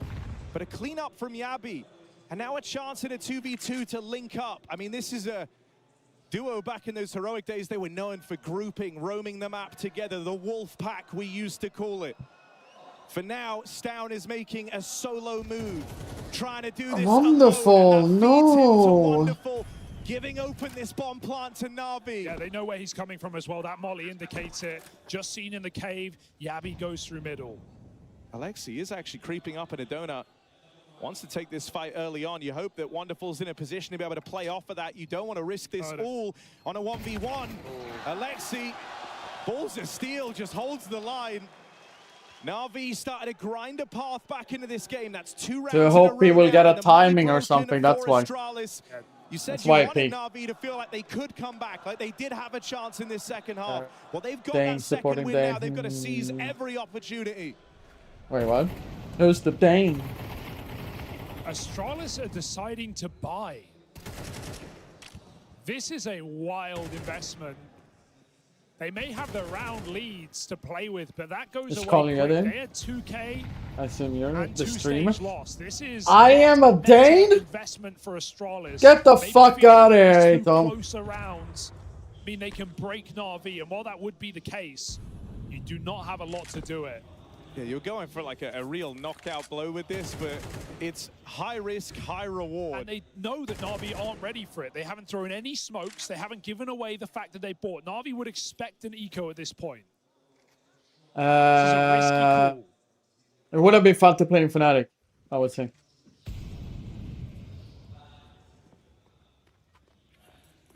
Bumbles. Don't make me to throw up a hammer, man. Hey, should I throw up a... Look how many smokes they have, primed with 2 in hands right now. Yeah, I'm with banning on a Twitch chat, I'm like... You're dead on, right? Bong, They're bong, very bong, conscious bong. to not burn these early in the round. Only now starting to expel some of this util. Hooksy will get that smoke in. And Na'Vi locked out. No. A follow-up kill from Stare through the smoke. I'm scared. Na'Vi, they weren't expecting this. They weren't expecting Astralis to go for such a ballsy, high-risk move. Are they ready for Device in this position? He's just been baited for. They still have to clear this, but they won't get past him cleanly. It's all coming unraveled. Na'Vi need a hero. They need someone to save the day. JL dead. Bit followed up on 2. It's Ema or it's nothing, and it's all gone. Astralis. Absolute cinema! Absolute cinema! Absolute cinema! Calling the bluff of Alexi B in that head-to-head right there. And it has put Astralis in the winning position. It's just Right. so risky. It is Oh, so there it is! risky. There it is, chat! I forgot about it. You can spam them more. It goes all over the fucking screen. And Na'Vi can't play the same game. They I can't forgot that score actually this comes up on the match. screen. I actually have that This activated. is map point, match point, semi-final I think you need, point I think a on the lot line. of people Na'Vi need have to to spam buy. it They as go well at for the same the time. mid-crunch. They go fast. They go right into Wait! who cuts them apart. Oh, and this is the most brutal way it could go. Astralis destroy them with their force buy, and yours doesn't even come close. And they call the mid-rush. Holy shit, man. Na'Vi are cooked. We're getting there, shot. We're getting there, man. A hastily strung together Astralis squad with Hooksy at the helm. 9 days of practice. Taking a gamble, a risk on a man that had been out of the server for a year. If they win, we need to get a massive spam of cinema, by the way, chat doing this game today. This was his joint highest rating want a event fair ever. one. A guy who's never in the green. 0.99. That was his career high. He might be looking to top it today. The mileage you've gotten from Stare as well, so valuable, consistent across the series. Yeah. Stown and Yabi not dropping off in the playoffs. This duo that under many a captain couldn't keep it together when the pressure was high. Doing some of their best work right now. Astralis just 3 kills away from the impossible. For Hooksy to reinvent his story. Hooksy, no more kills. Please. No more kills. And now in with the day. Oh, that's fine. They stand with this Yabi, that's fine. There it is. I picked correct player. I picked the correct player. Absolute cinema. I need a mass spam in the chat now for cinema. Let's go. Cinema, cinema, cinema, cinema, cinema, cinema. And flawless with a 20 motherfucking gifted. Absolute cinema. As yet another terrible map with history for Na'Vi. I cannot believe it. Hooksy masterclass. Those T-sides today were fantastic. I mean, the only reason why I picked Astralis was him. It was that he's been popping off completely on both of the first maps. Actually, he's been the biggest reason why they've been doing this.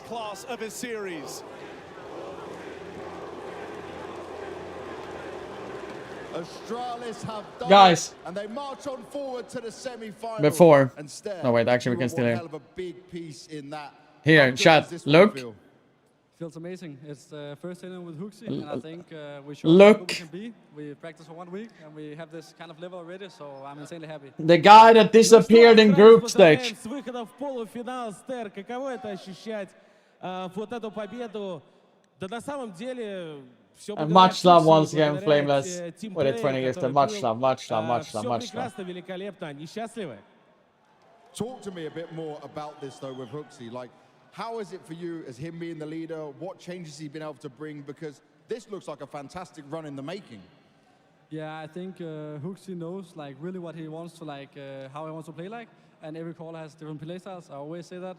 And I think he just kind of, I think he had some good additions to our. Hey, Brian, can you switch the title to Made in Brazil, Mieber versus Furia? Big letters on both of the names, by the way. Thank you, or Marcus, any one of you. Ну и здесь от Стера ответ, что на самом деле Хукси всегда знает, что он делает, и им нужно было просто скоммуницировать, понять, как его интегрировать как следует в состав, и сейчас просто идеальная коммуникация. Okay, we need to turn unique chat mode, because I can't use Hooksy mode because mods are spamming it. Wait, really? Was just the reads that were coming in there. Did it feel How like do I you remove understanding that? What was happening? Was it just some calls Hooksy was making? Who was making the decisions here? I think we were just good at like talking together and putting the full picture together. Everyone was like having the reads, but I think Hooksy had the final say in the end, and I think it was amazing. Especially the fourth play we had, where we knew they would come B. It was just perfect, and that's a Hooksy masterclass. Ну и последний вопрос про Ancient. Вообще, вы понимали, что происходит и кто колил то или иное действие? Ну и ответ, что на самом деле это было такое комбайнд, общее решение, и все вместе договаривались о том, что они будут делать. Ну и, конечно, это был мастер-класс от Hooksy. And one final thing is there. Hooksy was getting a lot of love, but Astralis is getting a lot of love in this arena. I only got one there.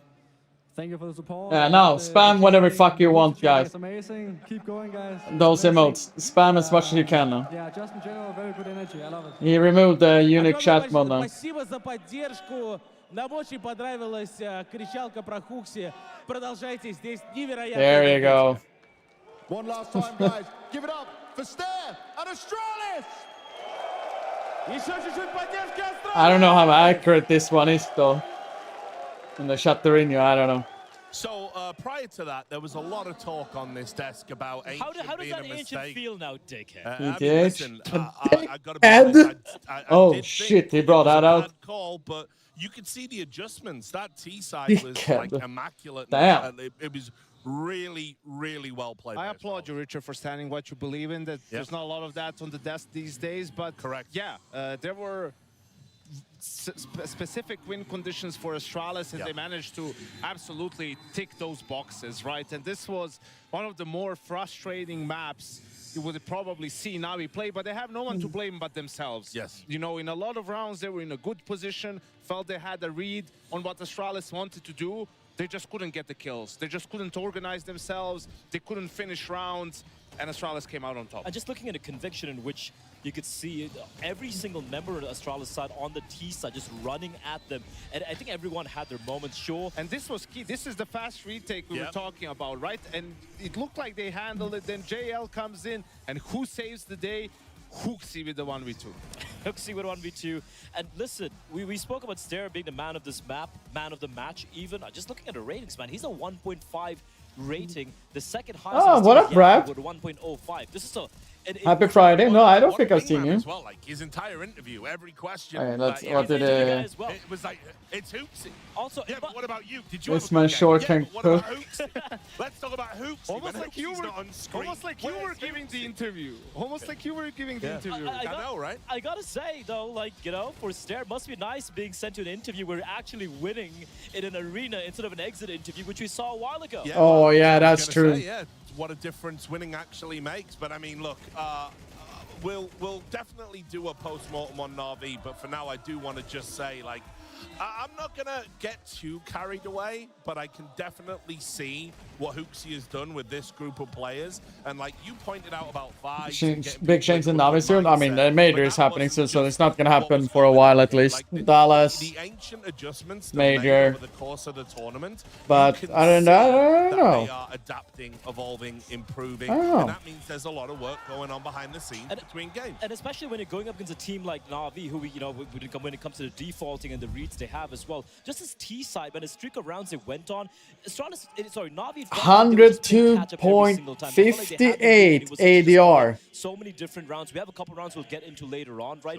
Obviously, it helps that That motherfucker gave me 20 gifted. Here it is. The man of the hour. The man of the hour. Absolute cinema. Like everyone clearly does at this Do we have to cook them out, Chris? Whatever you want, Popla.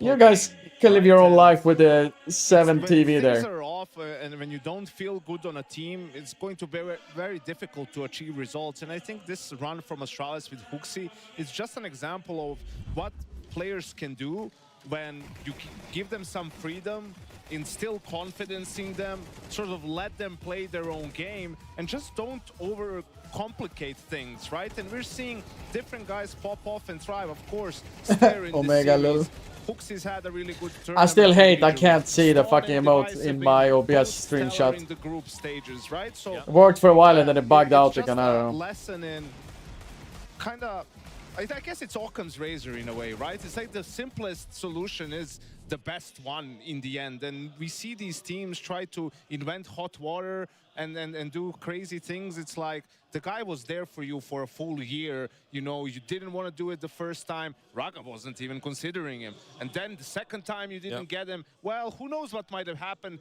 Maybe you wouldn't have to sell your organization if you got the guy that everyone It's saw bugged out you because should you're get a early on. thing, Chris. Some people. Most people. Some more reasonable people. I mean, speaking of simplicity, right, we can just kind of highlight a couple of rounds here with just the calls coming out from Hooksy over there. They, like you said, they kept it simple. A lot of It reminded me a lot of like Snappy S. Colton back in the ends days, you know, just straight out of spawn. Look What at the did you clock, look say, at the timer here. Nancy? Wonderful's gonna get What a did good you shot, say? But the utility usage, the spacing, and the flashes is so very good. The pathing was good. They didn't even stop here. Continue pushing in further, double teaming any resistance that the CDs are going to face. What did you say, It's a hell of a Nancy? shot from there to finish out the final player. Next round, what do we see over here? I only want to hear, I'm sorry, my lord, my king, my savior, and then I accept your apology. It's just going to be straight hit, walkout coming out towards the A bomb site. Yabby just running in from Temple. That's a very hard fight to take, by the way. Your shadow is going to be a dead giveaway. You sure you're standing with that shout out, Nancy? Leaving Astralis grasping for straws, trying to get a grasp at how to handle this T side that Hooksy was just hurling their way. And we talk a lot about mind games, and you know, Astralis wins the pistol, converts. Then the gun rounds don't go so well. They try to play a little bit slower than maybe usual. Take a timeout. Don't make me call our common friend and then send you a pitch in real life with a long finger again. I mean, I just responded to your question. You know, if one thing isn't working, let's try this. And I said, like we have 15 different the only thing I'm waiting for is a big apology. Is Savior, King, to end that first half, and I'm sorry for my action.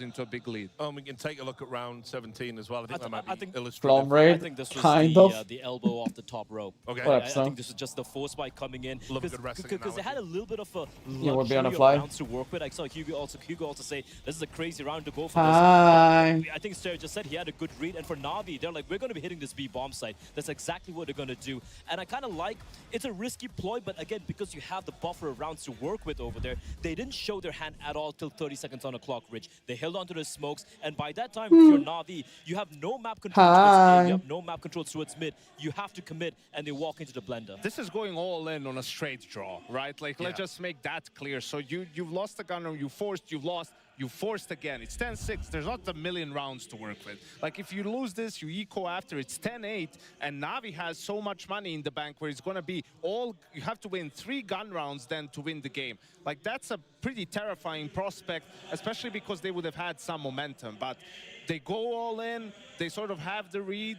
It works out. They're able to utilize utility well. Na'Vi didn't expect it, and they steal that one away, and it was the dagger, absolutely. And I think it's one of the key, we've highlighted so many rounds like this, right? It's always good to have, even despite the fact you might have the read that is a full eco coming in, just having a contingency plan, and so maybe one guy lurking somewhere else to at least have an escape route is really helpful. Didn't pan out here. And I mean, talk about the dagger. I think this is the final nail in the coffin of this Na'Vi lineup. I think after the major, you don't see these 5 guys play together anymore. What would you do, though? What would you change? I think it's hard to pinpoint without being on the team because, you know, from the outside, someone could even say, oh, look at Bit. He's played really poorly in some of these series. I think it's very difficult to replace. Yeah, there's like 2 more, and there's a high chance I can't stream the last one. One of the interviews, he was saying, guys kind of forget the details at key moments and make mental mistakes, and then we lose key rounds. Then we have to eco, and it's MR12, and games get away from you real fast. We don't know who those guys are, right? Obviously, but they do. And I think it's, you know, when you see some of the teams that they've lost to, it's not only Spirit, it's Astralis here, it's the Mongols there, it's, you know, it's Team Liquid who had Shui for 10 days, right? Like, you're running out of excuses, and it just seems like the magic is gone from Na'Vi, and these 5 guys will not find it again. I mean, this team... I'm sorry that you're turning to Dane. Trophy in Austin. Let me be very clear over there, or even making a very deep run, right? Can someone give Dempsey a week's timeout? Born to win. You're not winning anything right now. Changes on the horizon, absolutely. I mean, just get to a final. I mean, like, you know, so there hasn't been a week? Any kind of signs of, you know, what we saw in 2024 for so long. No? And yet, Are you disobeying my order? Sure, 1 or 2 teams around you might have got better. Do you also want a week's ban? Overall right now, but you're not meant to lose to Astralis with 9 days prep. Like, that's crazy talk. And yeah, and the crowd, great reception. Crowd was behind them. So, I didn't you know, thank you. Another one of these on the pile of like what ifs for this Na'Vi lineup. And I agree. I think we're going to get a huge roster mania coming out of us. I think the irony as well is the fact that, you know, the Copenhagen major win, that was make me mod for 1 minute. Oh no! Oh no! Right time, and ever since then, oh yes, no, man! Oh no! A couple of S-tier event wins here and there, a lot of final appearances, then a failure in Shanghai, and this year has just been up and down. more downs and ups. So just ironic that, you know, when everyone least expected them to even go to the finals, they wind up winning the major. And ever since then, it's been kind of a bit of a disappointment. I do want to just float this. Imagine a world, right, where Simple, standing in for FaZe, pops off in... That's a fucking big one, though. Then goes back to Na'Vi, and he's like, well, what up now? I mean, we've been watching a lot of Black Mirror episodes, but that's a little too far-fetched. Yeah, too far-fetched. 44 hours. I think that's possible. No?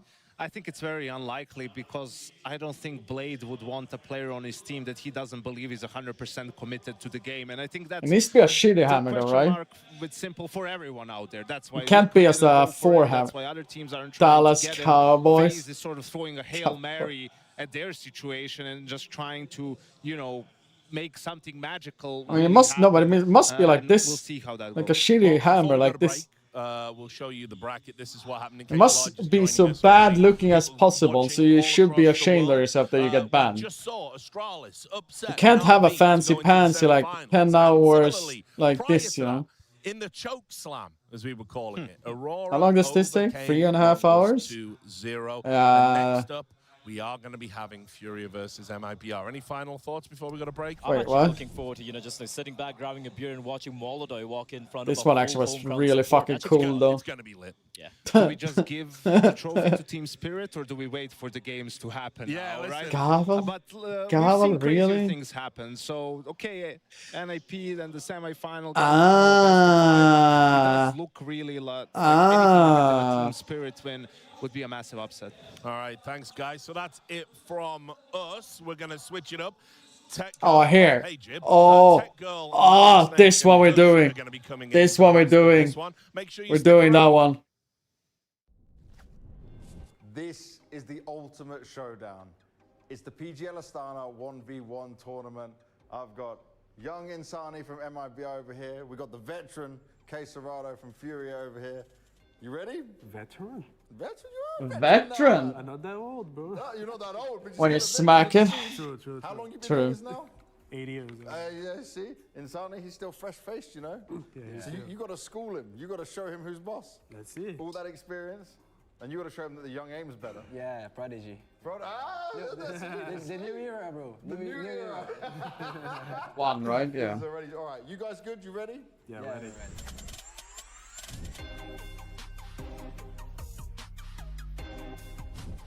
Good. 0-0. Ooh. I thought it wasn't wrong. 2 hours and 17 minutes. There's a possibility I can actually show you when I'm done with it. Okay, Serrano starting off strong. Insani, show me some of this Prodigy movement, yeah? How much the pretty cost not to look at the buy one myself? 760, 50, 40 euros. Not just the machine itself, it was with parts as well. That would have been stylish. Just look for Bumble app. Insani's not letting you have it. Exactly like it shows here. My turn. This one. When the score gets so far So now it's away, heating it up. starts to add some pressure to it. Insani Gonna put keeping some... it in it. 4-3. Oh, wait, shit. Taps. Docking around the boxes and that little bit of spray at the end. I can't... Fuck the lamp, though. Oh. There you go. Digo? Yeah, he's trying to deagle you. Oh. Yeah, we can even do like this chat later. When we're getting an hour in. We can see it a little bit here, you know. So you guys can see what the fuck's happening. Yeah, exactly. But it's a bad camera, though. No fair play anymore. No. I mean, I have my PC like this. Super easy, super straightforward. Nothing special. I don't know. Nothing... Bro, I meant to take a Digo. The disrespect. I mean, I could turn on the other one. Meanwhile, though. Take it. Okay. He showed you with a pistol this time.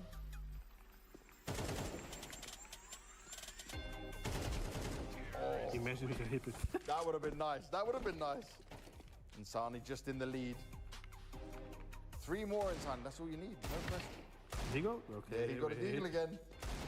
Is he gonna do it though? They're staying with it. I like the cheeky jump over the box to try and make it work.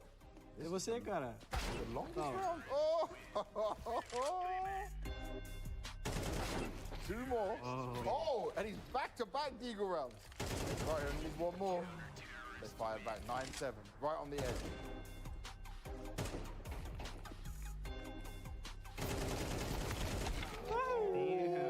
And the spray, the battle in the end with the AK. Whew. 10-7, Insani takes the win. A very ultimate fight, an ultimate battle. Bit of cheekiness coming out there. You tried to bait him out with a deagle. Yeah, he baited me two times. Not your fault. You just wait. You're like, deagle? He said, okay, deagle. Deagle and AK. Unlucky, huh? Unlucky, definitely unlucky. But it was close. It was a nice fight. That's what I wanted to see. GG's, boys. Thank you very much. GG. GG. It's all playing matchmaking, I think so. But the game should be starting not too long, right? I know they when they are having like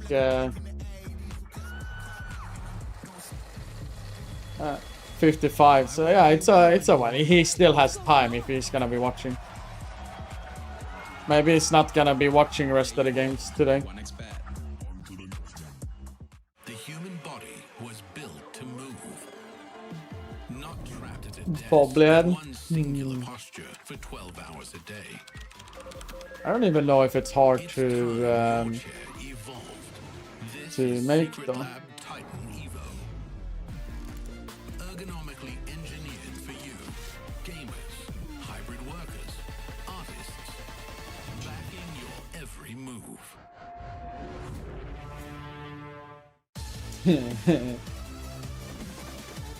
Heldar's bobblehead.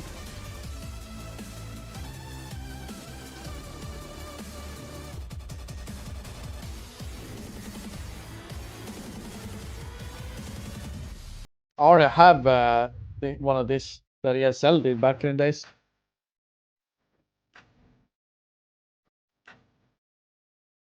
It says matchmaking before me versus Syria. Yeah, I'm pretty sure they're doing it.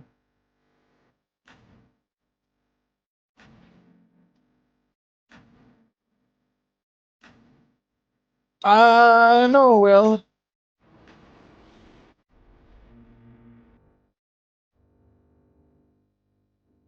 Hammer of Justice. Need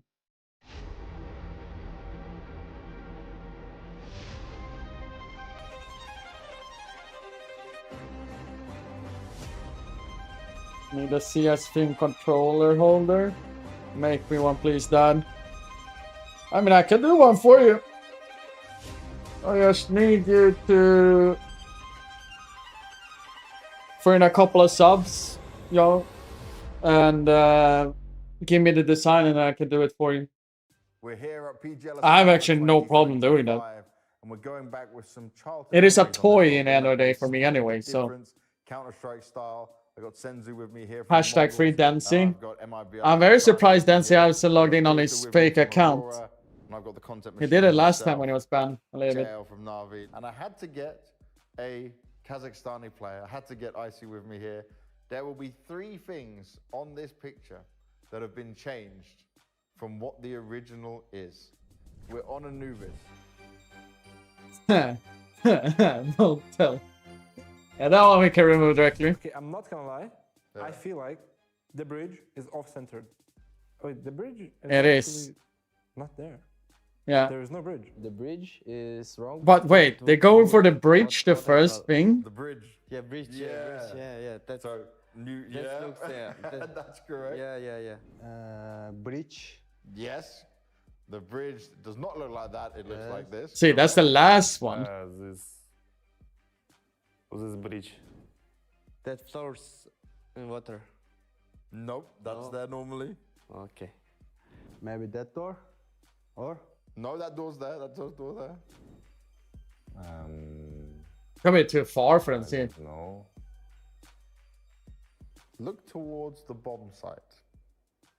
What do you need though? A CS Film controller holder. I don't know how. What is that specifically though? Yes, right. Yeah, exactly. John, so I know. Boom. The sign pointing towards the A site is wrong. Let's see the A plate. Ah, yeah, correct. The A bomb site. Yeah. Yep. Nice. They're trying to send you to B. It's trying to lie to you. It's like on the other side. Maybe that A thing, you know? Yeah. It should we say, right? The motel is not you there. are Wait, correct. wait, what? I don't know. Actually, I don't know what. Why are they not focusing on the motel one? All right. It looks normally. Yeah. It looks normally? Yeah. Think, where is A? Which way do you go for A? Which direction? Ah, this. Yeah. The arrow. The motel thing is not there, right? Yeah, change it. Another thing. This one is so small detail. Wait, really? Trying to see it. Wait, is the motel thing there? Yeah. Really? I would say you probably never look here. I never looked at it. You would never look here in your normal gaming time. All right, so you help me a little bit. I think. Little tin. I mean, I do hate the map. This So. looks everything This is good. everything looks good besides the sign. So fuck the sign. Remove it. The sign is there. The sign exists. Yo. This green flag. The green flag. Yeah. What's different on it? I don't know. I think no green flag here. Oh, there is green flag there. Maybe that's Motel Sarah or something like that. Ah, what? Yeah, what do you think it should be? It shouldn't be there, no? It is there. Really? But there's something different on it. Oh, okay. Think of That's words. why. There's something different in I it. don't think Motel. I made should be there, noobs in pajamas. Okay. That could be a good one, huh? And Oh, you me make a show you what it should stand? So you mean like, He's getting closer. wait, I want to see. I don't know this motel. It's underneath it. You mean this one? The writing, yeah? Yes. Yeah, you are correct. It's supposed to say hotel. Yes. Oh. It's the shadow under it. No, nothing to do with the shadow. Goddamn. So it's called hotel. Stay with the sign. You're on the right path of the sign. Okay, the sign is there, but it probably says different stuff. So the circles are not. What does it say? It says motel. And Should be what hotel. should it say? Hotel? that word or Ah, yeah. that word? The words, yes. Okay. Like really, for me, I've never seen like the motto there. Like, okay. I never seen it written there. You're very close. You're so close. Is it the Farah? No, no. I would say a motel symbol. is a very It's American just thing, I something- think. Yeah, it's something different. So you said it's motel. It's written there now. But what's actually written there is Wait. we can show it for him. Wait, I actually want to see this before we go over to that one. Oh no! Oh god! Oh my god! smallest change. Yeah, I would never guess that. Hotel. Hotel, motel. It's Alright, hotel, wait, do you not mean motel. like one of these We made a ones? very small change. You want to have like a stand like this? There you go. That's That's the bullshit. little We kept flower. that. Why is that also bullshit? Is this what you're thinking about? No way! I look at the hotel. John. Motel. I'm sorry, but you have a very good mind. You should be seeing and remembering these little details like every good If I Counter-Strike remembered player. every single detail like that on the map, I'd be a shit player. If you go to Bambolab, like, I mean, if you're not gonna 3D print the design yourself, or printables, those are the two I use to find designs that is free to print. Alexi, I'm going to take your mind back to Nuke at the moment on this one because Nuke, fantastic first half coming in there. Then it starts to slip away. You even won the pistol, but couldn't claw it back after that. What were you finding so difficult going into that second half, then into overtime? I think that Nuke for us was, like, in a way we played good. We lost 3 times. This round that decides the money. So basically, on CT, we're losing anti-eco if I'm not mistaken. On T, we won the pistol, lost the anti-eco, and then force after we have a 2-on-1, like almost unlosable. Managed to lose that. Then we're still clawing back into the game. Didn't do the best calls to close it out, I guess, and yeah, ended up being outplayed on the overtime. Just like it was pretty back and forth, but we really didn't have a choice in losing all these rounds that decides the money, giving them too many rounds. On Mirage, it's a tried and tested pick for you. It's also something. Yeah, have a look about if you have one where you want to know, definitely I can keep an end on my end of the deal. It's all fine, it's all fine. Until the end of the game, just to close it out. Then we come onto this Ancient, and you start on the CT side. We think things can get flowing for you guys. like but there was good reads, pre-show there was up good into plays from something them. normal series, but They you seem actually to be submit able to that kind of penis just sprint. catch you guys unexpecting in many situations. I Did it have feel like seen that? those things I mean, actually. we knew, I was speaking with Justic just before the game that they're going to rush B. And we would be ready for it. And they ended up doing it on 3-3 just when Justic wasn't B. It was Igor with the op and myself. And I think they had a decent game plan. They ended up hitting the sides and always won the important duel. Like there was one round where we killed 2 guys mid, and JL went to temple and dinked the guy who is lurking, but he ends up winning that duel and gets them all the control they want and the afterplant. And yeah, I mean, to be honest, they're playing very solid CS. They kept us on our toes all the time. We didn't have the best reads on Ancient, I mean, and yeah, I ended up losing. Now coming away from this tournament, you're not going to Dallas. You've got a little bit of time off, but then it's all focus on the major. Is this where Navi's going to go back to that Magic boot camp? Is that where you can try You and meant a fix something? pleasant surprise. Yes, I mean, we have a long boot camp ahead of us. The thing is that, you know, that's the only thing that could bring us back now.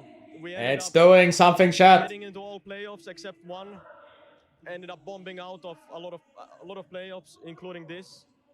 So obviously we're hoping for a miracle and hoping that the chemistry is there after the boot camp and, you know, all the stars align again. I know we can do it. I think we know as a team we can do it if we convince ourselves and the boot camp goes well. At the end of the day, it's another major, and we've seen a lot of teams surprise on the major when they wouldn't, you know? So it's a special moment to be there, and I hope we're going to seize it.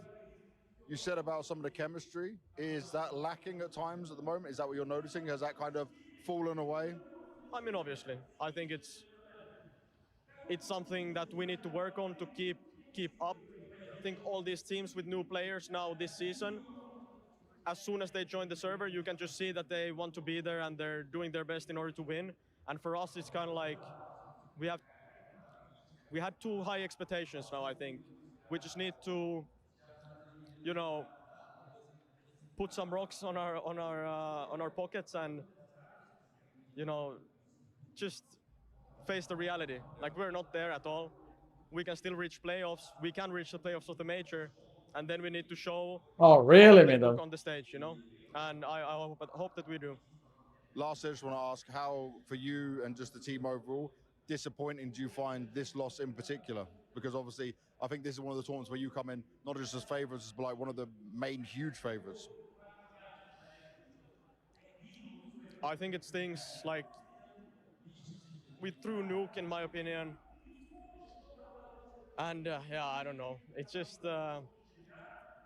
feels bad to think about this season, like all the things we could have done, but we didn't. And now you have only one tournament remaining.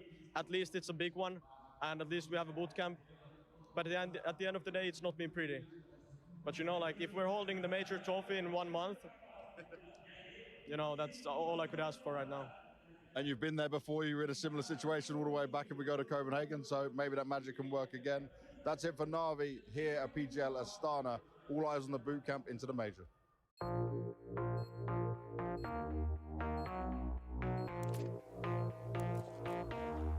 That's some copium.